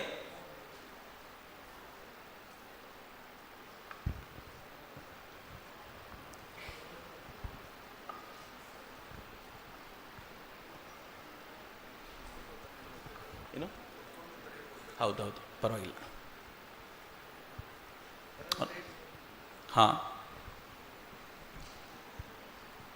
ನಿಮ್ಮ ಹೆಸರು ಹೇಳಿ ಸರ್, ಎಲ್ಲಿಂದ ಬಂದಿದ್ದೀರಾ ಅಂತ ಹೇಳಿ ನನಗೆ. ಸರ್, ನಮ್ಮ ಹೆಸರು ಗಣೇಶ್ ಅಂತ ಹೇಳಿ, ವಿವೇಕಾನಂದ ಆಂಗ್ಲ ಮಾಧ್ಯಮ ಶಾಲೆಯಿಂದ ಬಂದಿದ್ದೇನೆ. ನನ್ನ ಪ್ರಶ್ನೆ, ರಾಮಕೃಷ್ಣ ಪರಮಹಂಸರು, ವಿವೇಕಾನಂದರು ಎಲ್ಲರೂ ಕೂಡ ಕಲ್ಕತ್ತಾದಲ್ಲಿ ಜನಿಸಿದ್ರು, ಅವರ ಊರು. ಆದರೆ ಕಲ್ಕತ್ತಾ ಯಾಕೆ ಆ ಥರ ಆಗಿದೆ ಅನ್ನುವಂಥದ್ದು ನನ್ನ ಒಂದು ರೀತಿಯಾದಂಥ ಪ್ರಶ್ನೆ ಇದೆ. ಬಂಗಾಳದ ಸಮಸ್ಯೆ, ಪಶ್ಚಿಮ ಹೌದು ಬಂಗಾಳದ ಹೌದು ಸಮಸ್ಯೆ. ಹೌದು ಹೌದು. ನಾನು ಇದೇ ಪ್ರಶ್ನೆಯನ್ನು ಒಂದು 10 ವರ್ಷದ ಹಿಂದೆ ಅಲ್ಲೊಬ್ಬ ಸ್ವಾಮೀಜಿನ ಕೇಳಿದ್ದೆ, ಕಲ್ಕತ್ತಾದ ಸ್ವಾಮೀಜಿಯನ್ನೇ. He was a senior monk. ನಾನು ಹೇಳಿದೆ, ಸ್ವಾಮೀಜಿ, ವಿವೇಕಾನಂದರಂಥವ್ರು ಹುಟ್ಟಿದ್ರು, ನಾವು ಕರ್ನಾಟಕದಲ್ಲೇ ಅಷ್ಟು ಸಂಭ್ರಮ ಪಡ್ತೀವಿ ಈ ಮನುಷ್ಯ ಬಂಗಾಳದಲ್ಲಿ ಹುಟ್ಟೋ ಬದಲು ಕರ್ನಾಟಕದಲ್ಲಿ ಹುಟ್ಟಿದಿದ್ರೆ ನಾವು ಧನ್ಯರಾಗ್ಬಿಡ್ತಿದ್ವಿ, ಇಲ್ಲಿ ಹುಟ್ಟಿ ಯಾಕೆ ಹಿಂಗಾಯ್ತು ಅಂತ. ಅವರು ಭಾಳ ಚೆನ್ನಾಗಿ ಹೇಳಿದರು. ಎಷ್ಟು ಚೆನ್ನಾಗಿದೆ ಉತ್ತರ ನೋಡಿ. ವಿವೇಕಾನಂದರು ಹುಟ್ಟಿದ ಮೇಲೇ ಹೀಗೆ ಬಂಗಾಳ, ಇನ್ನು ಹುಟ್ಟದೇ ಹೋಗಿದ್ರೆ ಏನಾಗಿರ್ತಿತ್ತು ಯೋಚನೆ ಮಾಡು ಅಂದರು ನನಗೆ. ನಾನು ಅಯ್ಯಯ್ಯಪ್ಪ, ಒಳ್ಳೆ ಕೆಲಸ ಮಾಡಿದ್ರಿ ಇಲ್ಲೇ ಹುಟ್ಟಿದ್ದು ಅಂತ. ಅಟ್ಲೀಸ್ಟ್ ನಾವು ವಿವೇಕಾನಂದರನ್ನು ತಗೊಳ್ಳೋ ಮಟ್ಟಿಗಾದರೂ ಅದೂ ಇರಲಿಲ್ವಲ್ಲ. And not only Vivekananda, freedom ಫೈಟನ್ನು ನೀವು ನೋಡೋದಾದರೆ Bangala was in forefront. ಒಂದು ಕಡೆ ಬಂಗಾಳ, ಒಂದು ಕಡೆ ಪಂಜಾಬು, ಏನು ಹೋರಾಟ ಮಾಡ್ತಾ ಇದ್ದಂಥ ರಾಜ್ಯಗಳವೆರಡೂ ಕೂಡ ಎಂತೆಂಥವ್ರನ್ನ ಪ್ರೊಡ್ಯೂಸ್ ಮಾಡಿದ್ದು. ನೀವು ಹಾಗೆ ನೋಡೋದಾದರೆ ಅರವಿಂದರು ಅಲ್ಲವರೇ, ಬಾಗಾ ಜತೀನ್ ಅಲ್ಲವನೇ, ಸುಭಾಷ್ ಚಂದ್ರ ಬೋಸ್ ಬಂಗಾಳದಲ್ಲಿ ಕೆಲಸ ಮಾಡಿದವರು. ನೀವು you name them, you find them. ಅಷ್ಟು ಜನ ಬಂಗಾಳದಲ್ಲಿ ಇದ್ದಂಥವ್ರು. ಆದರೆ ಕಾಲಕ್ರಮದಲ್ಲಿ ಬಂಗಾಳ ಹೆಂಗಾಗೋಗಿದೆ ಅಂತಂದರೆ, ಮೋಸ್ಟ್ಲಿ ಬ್ರಿಟಿಷರು ಬಹಳ ಆಸಕ್ತಿಯಿಂದ ಕೆಲಸ ಮಾಡಿದ್ದು ಬಂಗಾಳದಲ್ಲಿ. ಸದರ್ನ್ ಪಾರ್ಟಲ್ಲಿ ಬ್ರಿಟಿಷರು ಕೆಲಸ ಮಾಡಿದ್ದು ಭಾಳ ಕಡಿಮೆ. ನಾವು ಪುಣ್ಯವಂತರು. ನಮಗೆ ನಮ್ಮ ರಾಜರುಗಳು ನಮ್ಮನ್ನು ಕಾಪಾಡಿದ್ರು, ಅಥವಾ ನಮ್ಮ ಫೈಟರ್ಸ್ಗಳು ಹೆಂಗಿದ್ರು ಅಂದರೆ ಅವ್ರು ದಕ್ಷಿಣಕ್ಕೆ ಜಾಸ್ತಿ ಬರಲೇ ಇಲ್ಲ, ಬಂದರೂ ತಂಪಾಡಿಗೆ ತಾವಿರ್ತಿದ್ರು. ಉತ್ತರ ಭಾರತದಲ್ಲಿ ಅವರು ಡೆಲ್ಲಿನ ಬಿಟ್ಟರೆ ಮತ್ತೊಂದು ಕೇಂದ್ರವಾಗಿಸ್ಕೊಂಡಿದ್ದು ಕಲ್ಕತ್ತಾದಲ್ಲಿ. ಡೆಲ್ಲಿನೂ ಅಷ್ಟೇ ಹಾಳಾಗಿದೆ. ಡೆಲ್ಲಿನೂ ಏನು ಭಾಳ ಅದ್ಭುತವಾಗಿದೆ ಅಂತ ಏನಿಲ್ಲ, ಅದು ಅಷ್ಟೇ ಹಾಳಾಗಿದೆ. ಬಟ್ ಬಂಗಾಳ ಕಣ್ಣಿಗೆ ರಾಚುವಷ್ಟು ಹಾಳಾಗಿದೆ. ಡೆಮೋಗ್ರಫಿಕಲ್ ಚೇಂಜಿನ ಪ್ರಾಬ್ಲಮ್ಮು ಪ್ರತಿಯೊಂದು ಅದರೊಳಗೆ ಸೇರಿಕೊಳ್ಳುತ್ತೆ. ಕಾಲಕ್ರಮದಲ್ಲಿ ಏನೇನೋ ಬೆಳವಣಿಗೆ, ಬಟ್ ಗೊತ್ತಿಲ್ಲ, ಒಂದು ಸೈನ್ ವೇವ್ ತುಂಬ ಕೆಳಕ್ಕೆ ಹೋದ್ಮೇಲೆ ಮೇಲಕ್ಕೆ ಬರಲೇಬೇಕು. ಮೋಸ್ಟ್ಲಿ ಇನ್ನು ಮುಂದೆ ಮೇಲಕ್ಕೆ ಬರುವಂಥ ಪ್ರಕ್ರಿಯೆ ಶುರು ಆಗ್ಬೋದು, ಒಳ್ಳೇದಾಗ್ಬೋದು ಅಂತ ಎಕ್ಸ್ಪೆಕ್ಟ್ ಮಾಡ್ತೀನಿ. ಸರ್ ನಮಸ್ತೆ, ನನ್ನ ಹೆಸರು ಅಕ್ಷಯ್ ನವೀನ ಅಂತೇಳಿ, ವಿವೇಕಾನಂದ ಶಿಕ್ಷಣ ಮಹಾವಿದ್ಯಾಲಯ ತೆಂಕಿಲ ಪುತ್ತೂರು, B.Ed ಸ್ಟೂಡೆಂಟ್. ನಾನಿಲ್ಲಿ ಒಂದು ಪುಸ್ತಕದಲ್ಲಿ ಓದಿದ ಪ್ರಕಾರ ಬ್ರಹ್ಮ ಸಮಾಜದ ಚಿಂತನೆಗಳನ್ನು ಅಥವಾ ಬ್ರಹ್ಮ ಸಮಾಜ ಮೂರ್ತಿ ಪೂಜೆಯನ್ನು ವಿರೋಧಿಸ್ತಿತ್ತು. ಬಟ್ ವಿವೇಕಾನಂದರ ಚಿಂತನೆ ಮತ್ತು ಬ್ರಹ್ಮ ಸಮಾಜದ ಚಿಂತನೆ ಸ್ವಲ್ಪ ಅಂದರೆ ಸೈದ್ಧಾಂತಿಕ ಭಿನ್ನಾಭಿಪ್ರಾಯಗಳಿತ್ತು. ವಿವೇಕಾನಂದರು ಬ್ರಹ್ಮ ಸಮಾಜವನ್ನು ಸ್ವಲ್ಪ ವಿರೋಧಿಸ್ತಾ ಇದ್ರು, ಯಾವ ಕಾರಣಕ್ಕೂ? ಇಲ್ಲ, ವಿವೇಕಾನಂದರು ಬ್ರಹ್ಮ ಸಮಾಜವನ್ನು ವಿರೋಧಿಸಿದ್ದು ಆಮೇಲೆ ನಾನು ಹೇಳ್ತೀನಿ ಹೆಂಗೆ ಅಂತ. ಮೊದಲಿಗೆ ವಿವೇಕಾನಂದರು ಕಾಲೇಜನ್ನು ಮುಗಿಸ್ಕೊಂಡು ಬ್ರಹ್ಮ ಸಮಾಜದ ಸಂಪರ್ಕಕ್ಕೆ ಬಂದರು, ಅಥವಾ ಕಾಲೇಜಿನ ಸಂದರ್ಭದಲ್ಲಿ ಆವತ್ತಿನ ದಿನಗಳಲ್ಲಿ ಬ್ರಹ್ಮ ಸಮಾಜ ಒಂಥರ ಏನು ಎಂಥ ವಿಶೇಷವಾದ ಐಡಿಯಲ್ ಅದು. ಹಿಂದೂ ಧರ್ಮಕ್ಕೆ ಪ್ಯಾರಲಲ್ ಆಗಿ ಬ್ರಿಟಿಷರು ಬೆಂಬಲಿಸಿ ಶುರು ಮಾಡಿಸಿದ್ರು ಅದನ್ನು. ರಾಜಾರಾಮ್ ಮೋಹನ್ ರಾಯರನ್ನು ಕೂಡ ಬ್ರಿಟಿಷರು ಸಿಕ್ಕಾಪಟ್ಟೆ ಬೆಂಬಲಿಸಿದರು. ಅದು ಅವತ್ತಿನ ತರುಣರನ್ನು ತುಂಬ ದೊಡ್ಡ ಮಟ್ಟದಲ್ಲಿ ಅಟ್ರ್ಯಾಕ್ಟ್ ಮಾಡ್ತಿತ್ತು. ನೀನು ಅವತ್ತಿನ ವಿವೇಕಾನಂದರ ಕಾಲದ ತರುಣರೆಲ್ಲರೂ ಕೂಡ ಒಂದಲ್ಲ ಒಂದು ಸಲ ಬ್ರಹ್ಮ ಸಮಾಜಕ್ಕೆ ಹೋಗಿ ಬಂದವರೇ. ಆದರೆ ಬ್ರಹ್ಮ ಸಮಾಜ ಏನು ಮಾಡ್ತಿತ್ತು, ಈ ಮೂರ್ತಿ ಪೂಜೆ ಎಲ್ಲ ಪಾಖಂಡಿತನ, ಇದು ಸರಿ ಇಲ್ಲ ಅಂತ ಹೇಳುವಂಥ ಪ್ರಯತ್ನ ಮಾಡ್ತಿತ್ತು. ವಿವೇಕಾನಂದರು ಬಂದಿದ್ದು ಮೂರ್ತಿ ಪೂಜೆಯನ್ನು ಮಾಡಿಕೊಂಡಂಥ ಫ್ಯಾಮಿಲಿಯಿಂದ. ಈಗ ಬ್ರಹ್ಮ ಸಮಾಜದ ಪರಿಕಲ್ಪನೆ ಅವ್ರ ಜೀವನದಲ್ಲಿ ಎಂಥ ದೊಡ್ಡ ಬದಲಾವಣೆ ಅಂತಂದರೆ, ಮೂರ್ತಿ ಪೂಜೆ ಶ್ರೇಷ್ಠ ಅಂತ ಭಾವಿಸಿದವರು ಮೂರ್ತಿ ಪೂಜೆ ಇಲ್ಲ ಅನ್ನೋ ಹಂತಕ್ಕೆ ಹೋದರು. ಈಗ ಮತ್ತೇನಾಯಿತು, ರಾಮಕೃಷ್ಣರ ಸಂಪರ್ಕ ಬಂದಮೇಲೆ ದೇವರನ್ನೇ ನೋಡಿದರು. ಈಗ ಅವ್ರಿಗೆ ಗೊತ್ತಾಯ್ತು ಹಿಂಗೆ ಅಲ್ಲ ಅಂತ. ಅದಕ್ಕೆ ಅವ್ರು ಹೇಳಿದ್ರು ಬ್ರಹ್ಮ ಸಮಾಜದ ಮಾರ್ಗ ತಪ್ಪು ಅಂತ ನಾನು ಹೇಳಲ್ಲ, ಆದರೆ ಅದೇ ಸರಿ ಅಲ್ಲ, ಅದೊಂದೇ ಸರಿ ಅಲ್ಲ. ಯಾಕಂದ್ರೆ ಯಾರು ಸಗುಣ ಸಾಕಾರನನ್ನು ಪೂಜೆ ಮಾಡಿದ್ರೋ ಅವರ ಜೊತೆ ಇದ್ದು ಆ ಸಗುಣ ಸಾಕಾರವನ್ನು ಅನುಭವಿಸಿದ ನನಗೆ ಬ್ರಹ್ಮ ಸಮಾಜ ಒಂದೇ ಸತ್ಯ ಅಂತ ಅನ್ಸೋದಿಲ್ಲ ಅಂತ ಈ ದಿಕ್ಕಿನಲ್ಲಿ ಸ್ವಾಮೀಜಿ ಹೇಳ್ತಿದ್ರು. ಸರ್, ನಾನು ಜಯಪ್ರಸಾದ್ ಅಂತ ವಿವೇಕಾನಂದ ಕಾಲೇಜ್ ಆಫ್ ಎಜುಕೇಷನ್ನಲ್ಲಿ BEd ಪದವಿಯನ್ನು ಕಲಿತಾ ಇದ್ದೇನೆ. ನಂದು ಈಗ ಇದೆಲ್ಲ ಹೊರಗೆ ಇಟ್ಟರೆ, ಈಗ ಟೀಚರ್ ಅಂತ ಹೇಳುವವರು ಮಕ್ಕಳಲ್ಲಿ ವ್ಯಾಲ್ಯೂಸನ್ನು ಕ್ರಿಯೇಟ್ ಮಾಡುವವರು ಅಂತ ಮೇಯ್ನಾಗಿ ಎಲ್ಲ ಅಂದರೆ ಬೇರೆ ಸಬ್ಜೆಕ್ಟ್ ವಿಷಯಗಳನ್ನು ತಿಳಿಸೋದಕ್ಕಿಂತ ಒಬ್ಬ ವ್ಯಾಲ್ಯೂವನ್ನು ಮಕ್ಕಳಲ್ಲಿ ಇನ್ಕಲ್ಕೇಟ್ ಮಾಡುವವನು ಆಗಿರಬೇಕು. ಇಲ್ಲ ಟೀಚರ್ಸ್ ಒಂದು ಡೆಫಿನೇಷನ್ ಸ್ವಲ್ಪ ಚೇಂಜ್ ಮಾಡೋಣ. ಮಕ್ಕಳಲ್ಲಿ ವ್ಯಾಲ್ಯೂಸ್ ಅನ್ನ ಇನ್ಕಲ್ಕೇಟ್ ಮಾಡೋರು ಟೀಚರು ಅಂತ ಕರೆಯೋ ಬದಲು ತಮ್ಮಲ್ಲಿ ವ್ಯಾಲ್ಯೂಸ್ ಅನ್ನ ಪರಿಪೂರ್ಣವಾಗಿ ಬೆಳೆಸಿಕೊಳ್ಳುವವರು ಟೀಚರ್ಸ್ ಅಂತ ಕರೆಯೋಣ ಅಂತ. Will change it. ನಮ್ಗೊಂದು ದಿಮಾಕ್ ಬಹಳ ಬಂದ್ಬಿಡುತ್ತೆ, ನಾವು ಇನ್ಕಲ್ಕೇಟ್ ಮಾಡೋದು, ನಾವು ಹಂಗಲ್ಲ ಅಂತ. ನಾನು ಪರಿಪೂರ್ಣವಾಗಿರ್ಲಿಕ್ಕೆ ಪ್ರಯತ್ನ ಪಡ್ತೀನಿ, ನನ್ನನ್ನು ನೋಡಿ ಕಲ್ತ್ಕೋ, ಅದು ಒಂದು ಸ್ವಲ್ಪ ಡೆಫಿನೇಷನ್ ಚೇಂಜ್ ಮಾಡಿದ್ರೆ. ಅಂದ್ರೆ ನೀನು ಸ್ಟೂಡೆಂಟ್ ಆಗಿರೋದ್ರಿಂದ ಈಗಲೇ ಹೇಳ್ಬಿಡ್ತಿದ್ದೀನಿ ಅಂತ. ನೀನು ಟೀಚರ್ ಆದ್ಮೇಲೆ ಇದನ್ನು ಹೇಳಿದ್ರೆ ಒಪ್ಕೊಳ್ಳಲ್ಲ ನೀನು. ಹೌದು ಸರ್, ಓಕೆ. ಅಂದರೆ ಈಗ ಈ ಪ್ರಸ್ತುತ ಪರಿಸ್ಥಿತಿಯಲ್ಲಿ ಈಗ ಟಚ್ ಅಂತ ಹೇಳೋದು, ಗುಡ್ ಟಚ್ ಮತ್ತು ಬ್ಯಾಡ್ ಟಚ್ ಅಂತ ಕೊಡಬೇಕಾದ್ದು ನಿಜವಾದ ಒಂದು ಧರ್ಮ ಅಂತ ನಾನು ಅಂದ್ಕೊಳ್ತೇನೆ.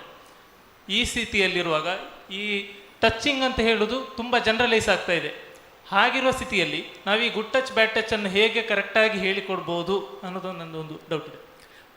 ನಾನೊಂದು ವಿಭಿನ್ನವಾಗಿರುವಂಥ ಉತ್ತರ ನಿಮ್ಗೆ ಅನ್ನಿಸ್ಬೋದು. ಗುಡ್ ಟಚ್ ಬ್ಯಾಡ್ ಟಚ್ ಅನ್ನೋದು ಬದಲು ನನ್ನ ದೇಹದ ಮೌಲ್ಯವನ್ನು ತಿಳಿಸ್ಕೊಡ್ಬೋದಾ? Value of my body. ನನ್ನ ಬಾಡಿಯ ವ್ಯಾಲ್ಯೂ ಎಂಥದ್ದು ಅಂತಂದರೆ, ಯಾರೋ ಹುಡುಗ ಸಿಕ್ಕಿದ, ಅವನು ನನಗೊಂದು ಚಾಕ್ಲೇಟ್ ಕೊಡಿಸಿದ, ಅವನು ನನ್ನ ಬೈಕಲ್ಲಿ 2 ಸುತ್ತು ಹೊಡೆಸಿದ, ಹೀಗಾಗಿ ಅವನು ಕೇಳಿದ ಅಂತ ನನ್ನ ದೇಹ ಕೊಡೋದಲ್ಲ ಅಂತ, ಅವನು ಕೇಳಿದ ಅಂತ ನನ್ನ ದೇಹದ ಚಿತ್ರ ಕಳಿಸಿ ಕೊಡೋದಲ್ಲ ಅಂತ. ಗೊತ್ತಾಗ್ತಿದೆ ನಾನು ಏನು ಹೇಳ್ತಿದ್ದೀನಿ ಅಂತ?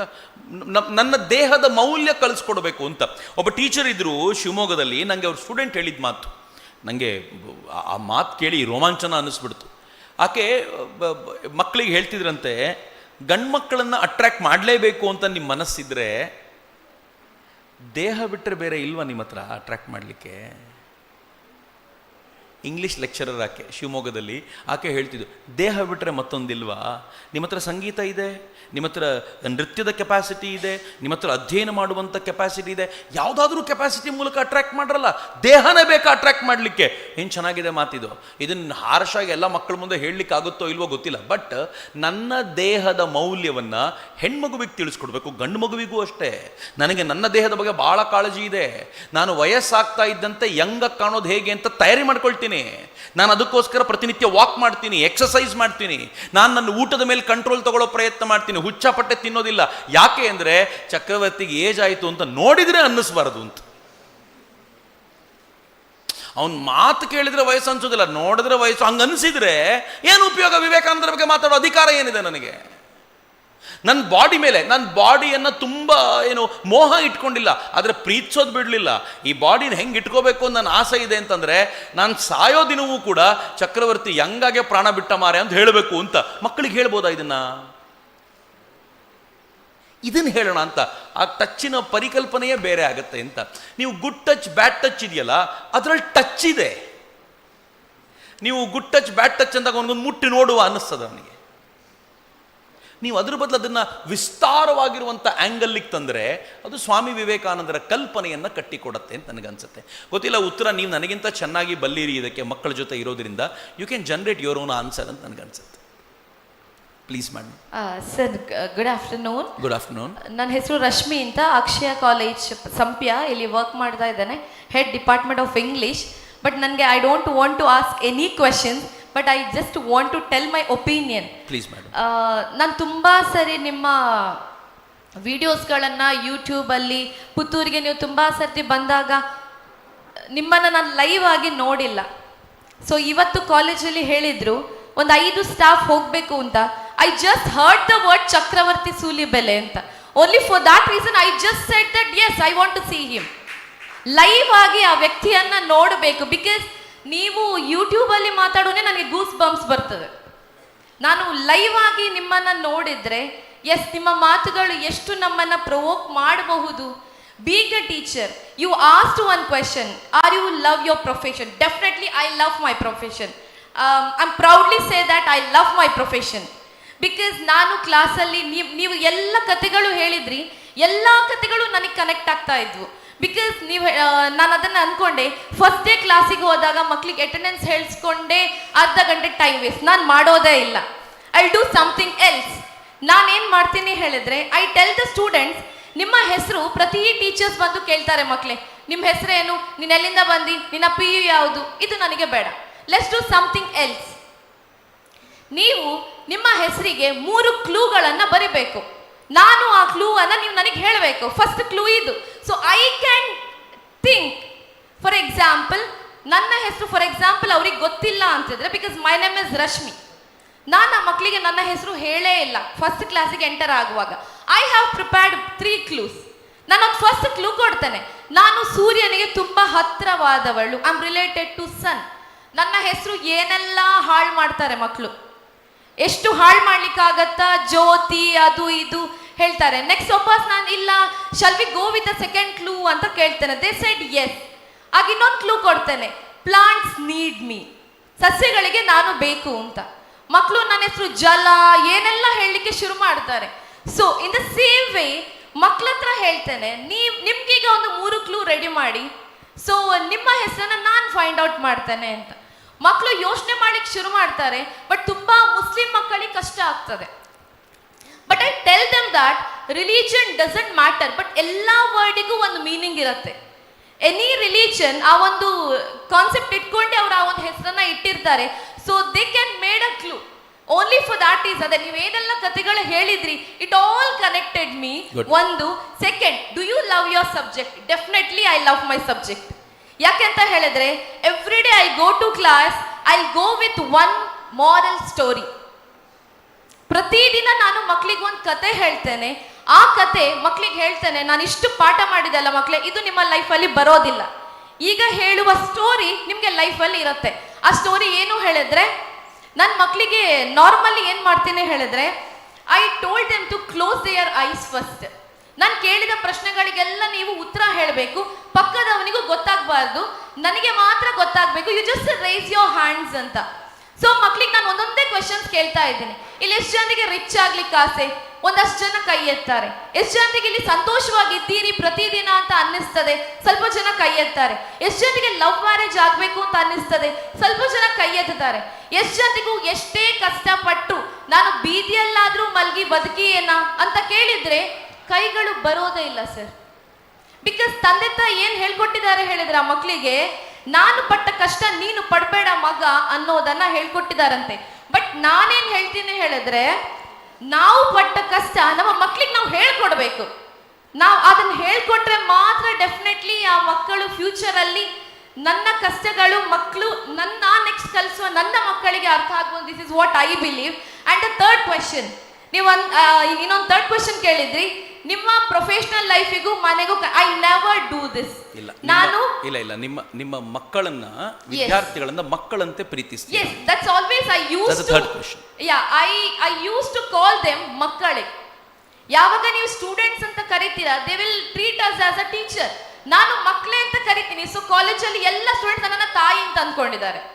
This is what I wanted to be. So ನಿಮ್ಮ ಎಲ್ಲ 3 ಕ್ವೆಶ್ಚನಿಗೂ if you definitely says, if you anyone can raise your hand, definitely I would have raised my hands.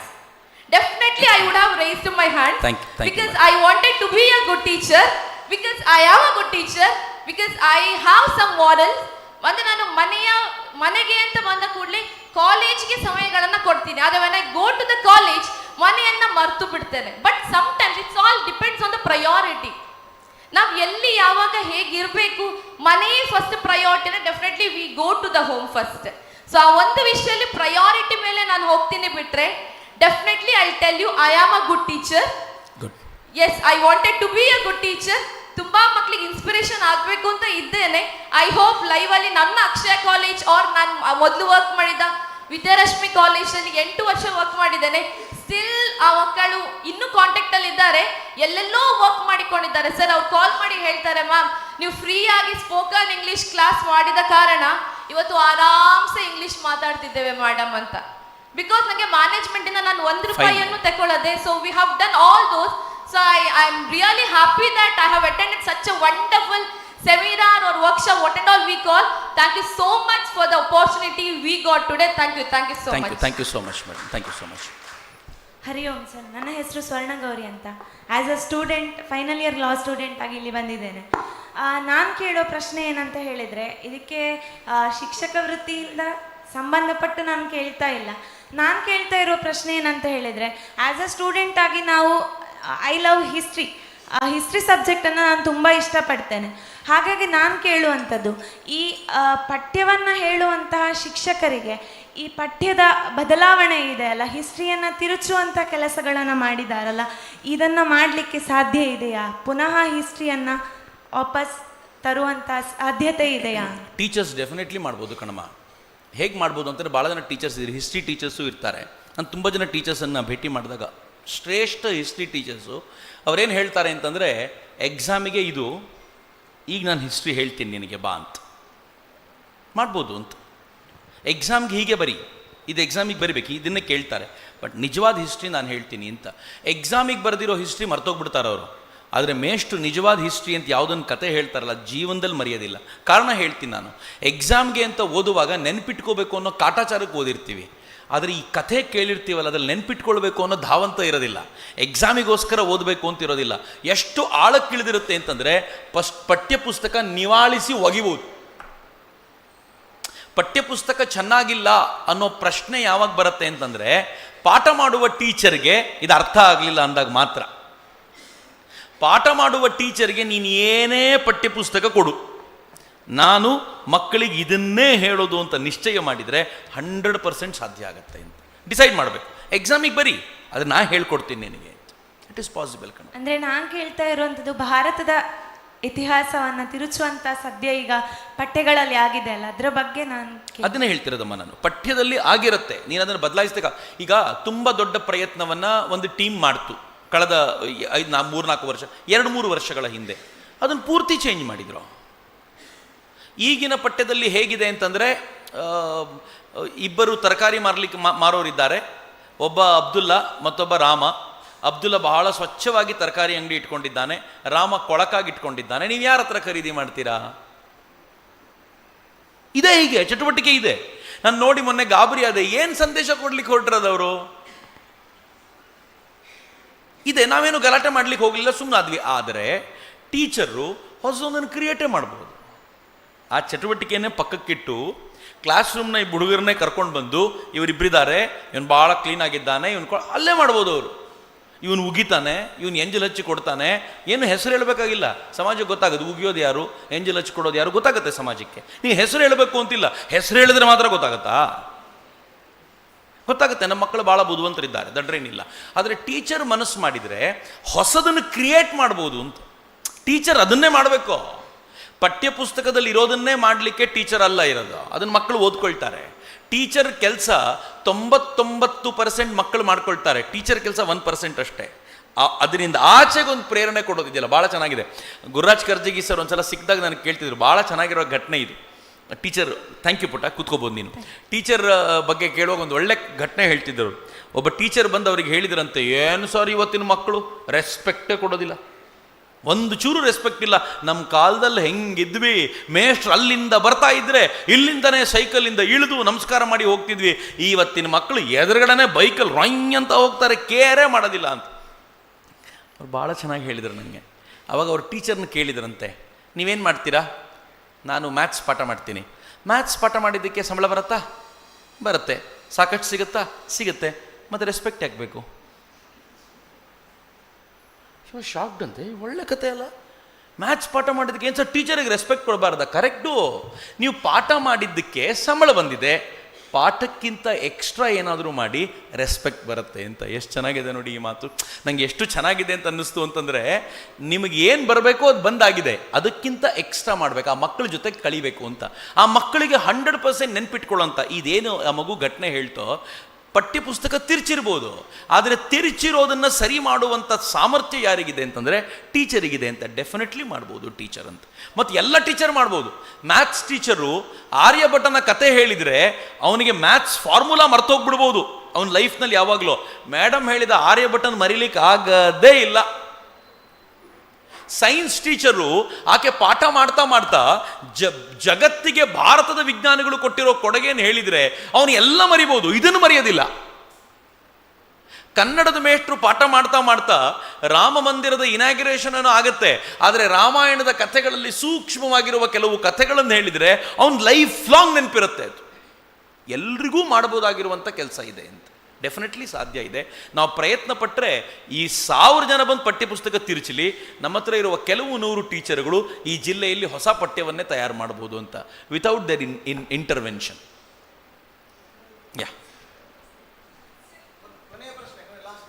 ಇನ್ನೊಬ್ಬನ ನಿಲ್ಲಿಸ್ಬೇಡಿ, ಅವ್ನು ನಿಂತ್ಕೊಂಡಿದ್ದು ಹುಡುಗ. ಹಾಂ ಅಲ್ಲ, ಯಾರೋ ನಿಂತಿದ್ರಲ್ಲ, ನೀನೇನ? ಹಾಂ ಫೈನ್, ಇಬ್ಬರು. ಹರಿ ಓಂ ಸರ್, ನಮಸ್ತೆ. ನಾನು ಅಮೃತಾಂಬ ಅಂತ ಹೇಳಿ ವಿವೇಕಾನಂದ ಕಾನೂನು ಕಾಲೇಜಿಂದ ಬಂದಿದ್ದೇನೆ. ಸೆಕೆಂಡ್ BA LLB ಸ್ಟೂಡೆಂಟ್ ನಾನು. ನನ್ನ ಪ್ರಶ್ನೆ ಏನು ಅಂತ ಹೇಳಿದರೆ, ಈಗದ ಪ್ರಸ್ತುತ ಕಾಲದಲ್ಲಿ ವಯಸ್ಸಿಗೆ ಮೀರಿದ ಪ್ರೌಢತೆ ಕಾಣ್ತಾ ಉಂಟು. ಅಂದರೆ ಈಗ ನಾವೊಂದು ಚಿಕ್ಕ ಮಕ್ಕಳಲ್ಲಿ ನೋಡೋದಾದ್ರೂ ಸಹ ಅವರದ್ದು ವಿಡಿಯೋಸ್ ಎಲ್ಲ ನಾವು ನೋಡ್ತೇವೆ. ಅವರ ಎಕ್ಸ್ಪ್ರೆಷನ್ ಆಗಿರ್ಬೋದು, ಡ್ಯಾನ್ಸ್ ಫಾರ್ಮ್ಸ್ ಆಗಿರ್ಬೋದು, ಸೋಷಿಯಲ್ ಮೀಡಿಯಾದಲ್ಲೆಲ್ಲ ಹಾಕ್ತಿರ್ತಾರೆ. ಮತ್ತು ಅವರು ಒಂದು ಚಿಕ್ಕ ಮಕ್ಕಳು ಅಂತಲೇ ಅನಿಸೋದಿಲ್ಲ. ಇದಕ್ಕೆ ಶಿಕ್ಷಕರು ಅಂದರೆ ಅವರ ಎಫೆಕ್ಟ್ ಆದದನ್ನು ಹೇಗೆ ಕಮ್ಮಿ ಮಾಡ್ಬೋದು? ಹಾಗೇನಾದ್ರೂ ಭಾಳ ಕಷ್ಟ ಕಣಪುಟ ಇದು. ಭಾಳ ಇಟ್ಸ್ ಅನದರ್ ಬಿಗ್ ಪ್ರಾಬ್ಲಮ್. ಸಹಜವಾಗಿ ಅರಳುವಿಕೆ ನಡೀತಿಲ್ಲ. ನಾನೊಂದ್ಸಲ ಒಂದು ಸ್ಟೇಜ್ ಮೇಲೆ ಕೂತಿದ್ದಾಗ ಇದೇ ಥರ ರೋಸ್ ಕೊಟ್ಟರು ನನಗೆ, ಮೊಗ್ಗು. ನಂಗೆ ಸುಮ್ಮನೆ ತುಂಬ ಜನ ಮಾತಾಡ್ತಾ ಇದ್ರು ಅಂತ ಮೊಗ್ಗನ್ನು ಅರಳಿಸ್ತಾ ಕೂತೆ ನಾನು ಚಂದ ಮಾಡಿ. ರೋಸನ್ನು ಅರಳಿಸಿದೆ, ತುಂಬ ಚಂದ ಅರಳಿತು. ಅರಳಿ ಇಟ್ಟೆ, ಸ್ವಲ್ಪ ಹೊತ್ತಿಗೆ ಬಾಡೋಯ್ತು. ಸ್ವಲ್ಪ ಹೊತ್ತಿಗೆ ಅದು ಸಹಜವಾಗಿ ಅರಳಿದರೆ ತುಂಬ ಕಾಲ ಬರ್ತಿತ್ತು. ನಾನು ಒತ್ತಾಯದಿಂದ ಅರಳಿಸಿದೆ, ಬಾಡಿ ಹೋಯಿತು. ನಮ್ಮ ಎಲ್ಲ ಮಕ್ಕಳು ಬಾಡಿ ಹೋಗುವಂಥ ಹೂವುಗಳಾಗಿ ಬೆಳಿತಿವೆ. ಮತ್ತು ಯಾರು ಗೊತ್ತಾ ಬೆಳೆಸ್ತಿರೋದಂಗೆ? ಅಪ್ಪ ಅಮ್ಮನೇ. ನೀವು ಟೀಚರ್ಗಳಂದ್ರೆ ಹೊರಗೆ ನಿಂತ್ಕೋಬೇಡಿ, ನೀವು ಮನೆಯಲ್ಲಿ ಅಪ್ಪ ಅಮ್ಮನೇ. ನಿಮಗೂ ಒಂದು ಮಗು ಇದೆ ಮನೆಯಲ್ಲಿ. ನಾವು ಮನೆಯಲ್ಲಿ ಹಾಗೆ ಬೆಳೆಸ್ತೀವಿ ನಮ್ಮ ಮಕ್ಕಳನ್ನು. ಹೆಂಗೆ ಬೆಳೆಸ್ತೀವಿ ಅಂತಂದರೆ ಆ ಮಗುವಿಗೆ ದೊಡ್ಡವರು ಮಾತ್ರ ಹೇಳ್ಬೋದಾಗಿರುವಂಥ ಸಂಗತಿಗಳನ್ನು ಹೇಳಿಸ್ತೀವಿ. ಅದರ ಹತ್ರ ನೋಡುವವನು ಚಪ್ಪರಿಸಿಕೊಂಡು ಒಂದು ಕ್ಷಣ ಈಗ ನೋಡಿ ಮುಂದಕ್ಕೆ ಹೋಗ್ತಾನೆ. ಫೈನ್, ನಿಮಗೆ ಒಂದಷ್ಟು ಲೈಕ್ಸ್ ಆಗಿರ್ಬೋದು, ಹಿಟ್ಸ್ ಬಂದಿರ್ಬೋದು. ಆದರೆ ನಿಮ್ಮ ಮಗು ಅಷ್ಟು ಬೇಗನೆ ಬೆಳೆದು ಬಿಡುತ್ತಲ್ಲ, ಅದರ ಬಾಲ್ಯ ಕಳೆದು ಹೋಯ್ತಲ್ಲ, ಈ ಬಾಲ್ಯವನ್ನು ಇನ್ನು ಜೀವಮಾನದಲ್ಲಿ ನೀವು ವಾಪಸ್ ತಂದು ಕೊಡಲ್ಲ ಅದಕ್ಕೆ. ಅದು ಮಗುವಿಗೆ ಕ್ರೀಡೆಗಳಲ್ಲಿ ಆಸಕ್ತಿ ಇಲ್ಲ. 8ನೇ ಕ್ಲಾಸಿನ ಮಗು ಬೆಂಗಳೂರಿನ ಹತ್ತಿರದ ಒಂದು ಏರಿಯಾದಲ್ಲಿ ಆತ್ಮಹತ್ಯೆ ಮಾಡ್ಕೊಳ್ತು. ಲೆಟ್ರ್ ಏನು ಬರೆದಿತ್ತು ಗೊತ್ತಾ?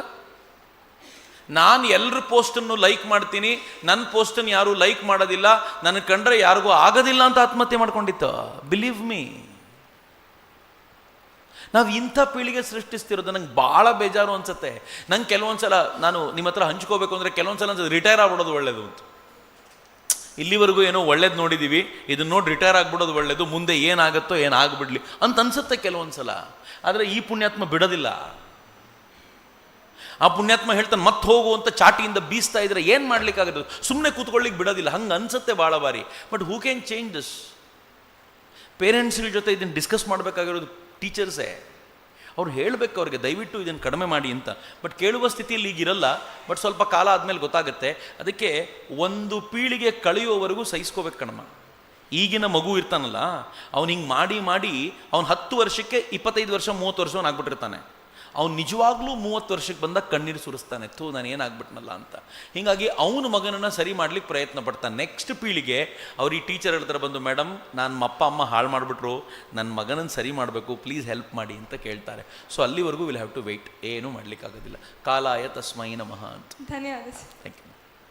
Last question. ನಮಸ್ತೆ ಸರ್, ನನ್ನ ಹೆಸರು ಕೀರ್ತನ್ ಶೆಟ್ಟಿ ಅಂತೇಳಿ ವಿವೇಕಾನಂದ ಶಿಕ್ಷಣ ಮಹಾವಿದ್ಯಾಲಯದಲ್ಲಿ B.Ed ಮಾಡ್ತಿದ್ದೇನೆ. ನನ್ನ ಕ್ವಶನ್ ಎಂತ ಅಂತ ಹೇಳಿದರೆ, ಈಗ ನಾವೊಂದು ಹಿಸ್ಟ್ರಿ ಪಾಠ ಪುಸ್ತಕ ಅಂತ ಇದ್ದರೆ 9th ಹಿಸ್ಟ್ರಿ ಪಾಠ ಪುಸ್ತಕದಲ್ಲಿ ಈಗ ಒಂದು ಶಿವಾಜಿಯ ಪಾಠ ಮಾಡ್ತೇವೆ ಅಂತಿದ್ರೆ, ಆ ಶಿವಾಜಿ ಎಷ್ಟು ಕಡೆ ಹೋಗಿ ಎಷ್ಟು ಸೈನ್ಯದ ಜೊತೆ ಹೋರಾಡಿದ್ರು ಅದನ್ನೇ ಹೆಚ್ಚಾಗಿ ಹೈಲೈಟ್ ಮಾಡ್ತಾ ಇದ್ದಾರೆ. ಅಂದರೆ ಎಲ್ಲಿ ಸೋತರು ಎಲ್ಲಿ ಗೆದ್ರು ಅದನ್ನೇ ತೋರಿಸ್ತಾ ಇದ್ದಾರೆ. ಬಟ್ ಅವರ ವ್ಯಾಲ್ಯೂಸನ್ನೆಲ್ಲ ಒಂದು ಸಣ್ಣ ಪ್ಯಾರಾಗ್ರಾಫಲ್ಲಿ, ಒಂದು 4 ಪ್ಯಾರಾಗ್ರಾಫಲ್ಲಿ ತುಂಬಿಸಿರ್ತಾರೆ.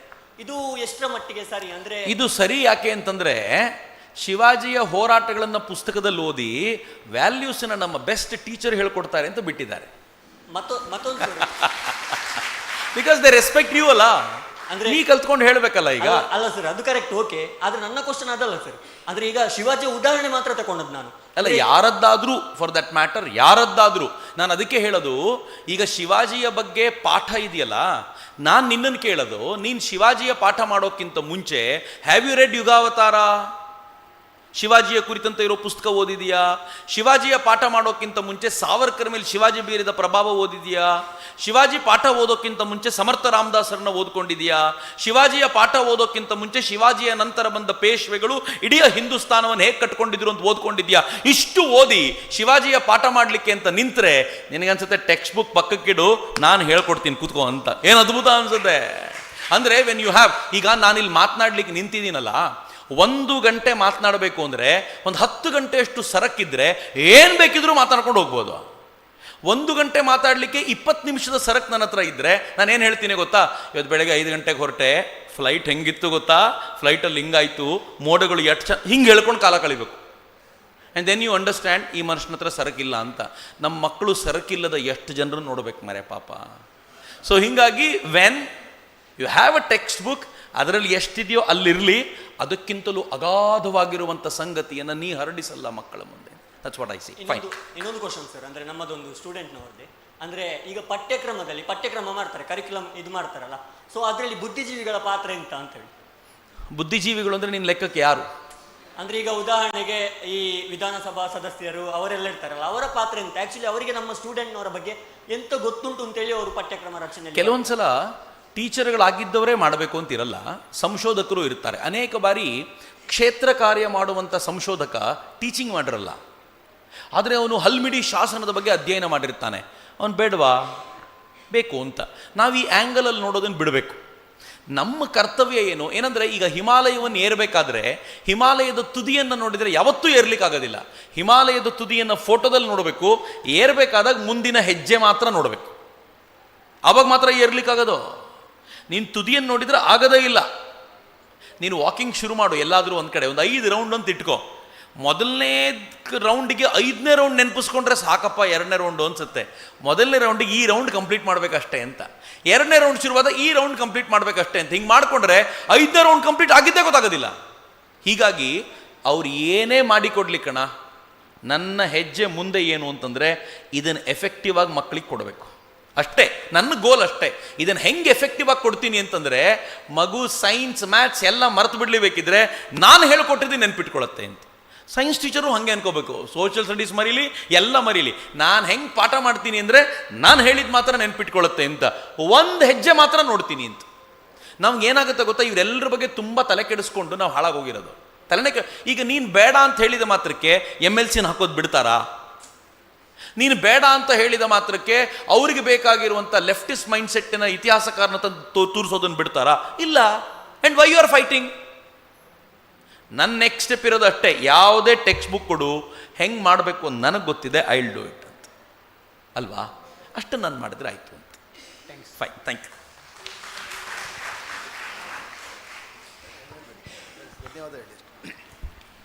ಸಮಯ ಸ್ವಲ್ಪ ಜಾಸ್ತಿ ತಗೊಂಡಿದ್ದೇವೆ. ನಿಮ್ಮದು ಸಾಕಷ್ಟು ಪ್ರಶ್ನೆಗಳು ಇನ್ನೂ ಇರಬಹುದು. ಎಲ್ಲ ಶಿಕ್ಷಕರಿಗೆ ಊಟದ ವ್ಯವಸ್ಥೆ ಇದೆ, ಊಟ ಮಾಡಿಕೊಳ್ಬೇಕು. ಊಟದ ಜೊತೆಲಿ ಒಂದು 5 ನಿಮಿಷ ಇರ್ತಾರೆ ಚಕ್ರವರ್ತಿ, ಸಣ್ಣ ಮಾತುಕತೆಗೆ ಸಮಯ ಇದೆ. ಒಂದು ಅವಕಾಶ ಇದ್ದರೆ ಒಂದು ಶಿಕ್ಷಕರಿಗೆ ಒಂದು ಗ್ರೂಪ್ ಫೋಟೋ ತಗೊಳ್ಬೇಕಂತೆ, ಒಂದು ತಗೊಳ್ಬೇಕು. ಆಮೇಲೆ ಊಟ ಮಾಡ್ಕೊಳ್ಬೇಕು, ಎಲ್ಲರೂ ಊಟ ಮಾಡಿ ಹೋಗಬೇಕು. ಎಲ್ಲ ಬಂದವರಿಗೆ ಧನ್ಯವಾದಗಳು. ಆಮೇಲೆ ಅಧಿಕೃತವಾಗಿ ಧನ್ಯವಾದ ನಳಿನ ಮೇಡಮ್ ಹೇಳ್ತಾರೆ. ಬನ್ನಿ.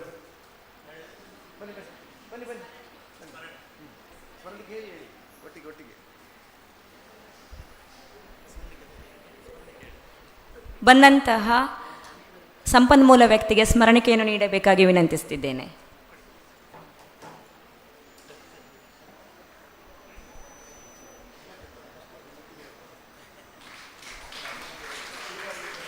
ಎಲ್ರಿಗೂ ನಮಸ್ಕಾರ.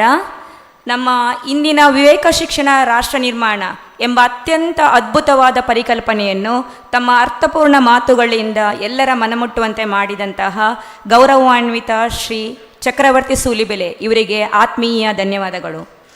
ಹಾಗೆಯೇ ಈ ಕಾರ್ಯಕ್ರಮದಲ್ಲಿ ಶುಭ ಹಾರೈಸಿದಂತಹ ಶ್ರೀ ಶ್ರೀಪತಿ ಕಲ್ಲುರಾಯ ಇವರಿಗೂ ಎಲ್ಲರ ಪರವಾಗಿ ಧನ್ಯವಾದಗಳು. ನಮ್ಮೊಂದಿಗೆ ಪದವಿ ಕಾಲೇಜಿನ ಆಡಳಿತ ಮಂಡಳಿಯ ನಿರ್ದೇಶಕರಾಗಿರುವ ಶ್ರೀಮತಿ ವತ್ಸಲ ರಜ್ನಿ, ಅಧ್ಯಕ್ಷರಾಗಿರುವ ಶ್ರೀ ರವೀಂದ್ರ ಪಿ, ಸದಸ್ಯರಾಗಿರುವ ಸಚಿನ್ ಶೆಣೈ ಎಲ್ಲರೂ ಇದ್ದಾರೆ. ಇವರಿಗೂ ಎಲ್ಲರ ಪರವಾಗಿ ಧನ್ಯವಾದಗಳು. ಹಾಗೆಯೇ ವಿವಿಧ ಸಂಸ್ಥೆಗಳ ಪ್ರಾಂಶುಪಾಲರು, ಮುಖ್ಯ ಶಿಕ್ಷಕರು, ಸಹ ಶಿಕ್ಷಕರು ಹಾಗೂ ಉಪನ್ಯಾಸಕರು ಹಾಗೂ ವಿವಿಧ ಸಂಸ್ಥೆಗಳಿಂದ ಬಂದಂತಹ ಎಲ್ಲ ವಿದ್ಯಾರ್ಥಿಗಳಿಗೂ ಹಾಗೂ ನಮ್ಮ ಮಾಧ್ಯಮ ಮಿತ್ರರಿಗೂ ಎಲ್ಲರ ಪರವಾಗಿ ಧನ್ಯವಾದಗಳು. ನಮ್ಮೊಂದಿಗೆ ನಮ್ಮ ಆಡಳಿತ ಮಂಡಳಿಯ ಸದಸ್ಯರು ಇದ್ದಾರೆ. ಇವರಿಗೂ ಎಲ್ಲರ ಪರವಾಗಿ ಧನ್ಯವಾದಗಳು. ಎಲ್ಲರೂ ಊಟಕ್ಕೆ ಹೋಗ್ಬೋದು, ಎದ್ನಿತ್ತು ಊಟಕ್ಕೆ ಹೋಗ್ಬೋದು. ಫೋಟೋ ತೆಗಿಲಿಕ್ಕೆ ಯಾರಾದರೂ ಶಾಲೆಯ ಗ್ರೂಪ್ ಇದ್ದರೆ ತಕ್ಷಣ ಬರಬೇಕು, ಅರ್ಜೆಂಟ್ ಇಲ್ಲಿಗೆ ಬರಬೇಕು, ಸಮಯ ಇಲ್ಲ, ಬೇಗ ಬನ್ನಿ. ಉಳಿದವರು ಊಟಕ್ಕೆ ಹೋಗ್ಬೋದು. ಊಟ ಇಲ್ಲೇ ಹಿಂದ್ಗಡೆ ಇದೆ, ಅದರ ಬ್ಯಾಕ್ ಸೈಡ್ನಲ್ಲಿ ವಾಶ್ರೂಮ್ ಇದೆ, ಟಾಯ್ಲೆಟ್ ಬಾತ್ರೂಮ್ ಇದೆ. ಇದರ ಜೊತೆಯಲ್ಲಿ ಇನ್ನೊಂದು ನಿಮಗೆ ಹಿಮ್ಮಾಹಿತಿ ಪತ್ರ, ಫೀಡ್ಬ್ಯಾಕ್ ಫಾರ್ಮ್ ಕೂಡ ಕೊಟ್ಟಿದ್ದಾರೆ. ನಿಮ್ಮೊಂದು ಅಭಿಪ್ರಾಯಗಳನ್ನು ಬರೆದು ವಿದ್ಯಾರ್ಥಿಗಳು ಫೀಡ್ಬ್ಯಾಕ್ ಫಾರ್ಮ್ ಕೊಡ್ತಿದ್ದಾರೆ. ನೀವೊಂದು ಅಭಿಪ್ರಾಯಗಳನ್ನು ಬರೆದು ಮತ್ತೆ ವಾಪಸ್ ಕೊಡಬೇಕು ನಮಗೆ.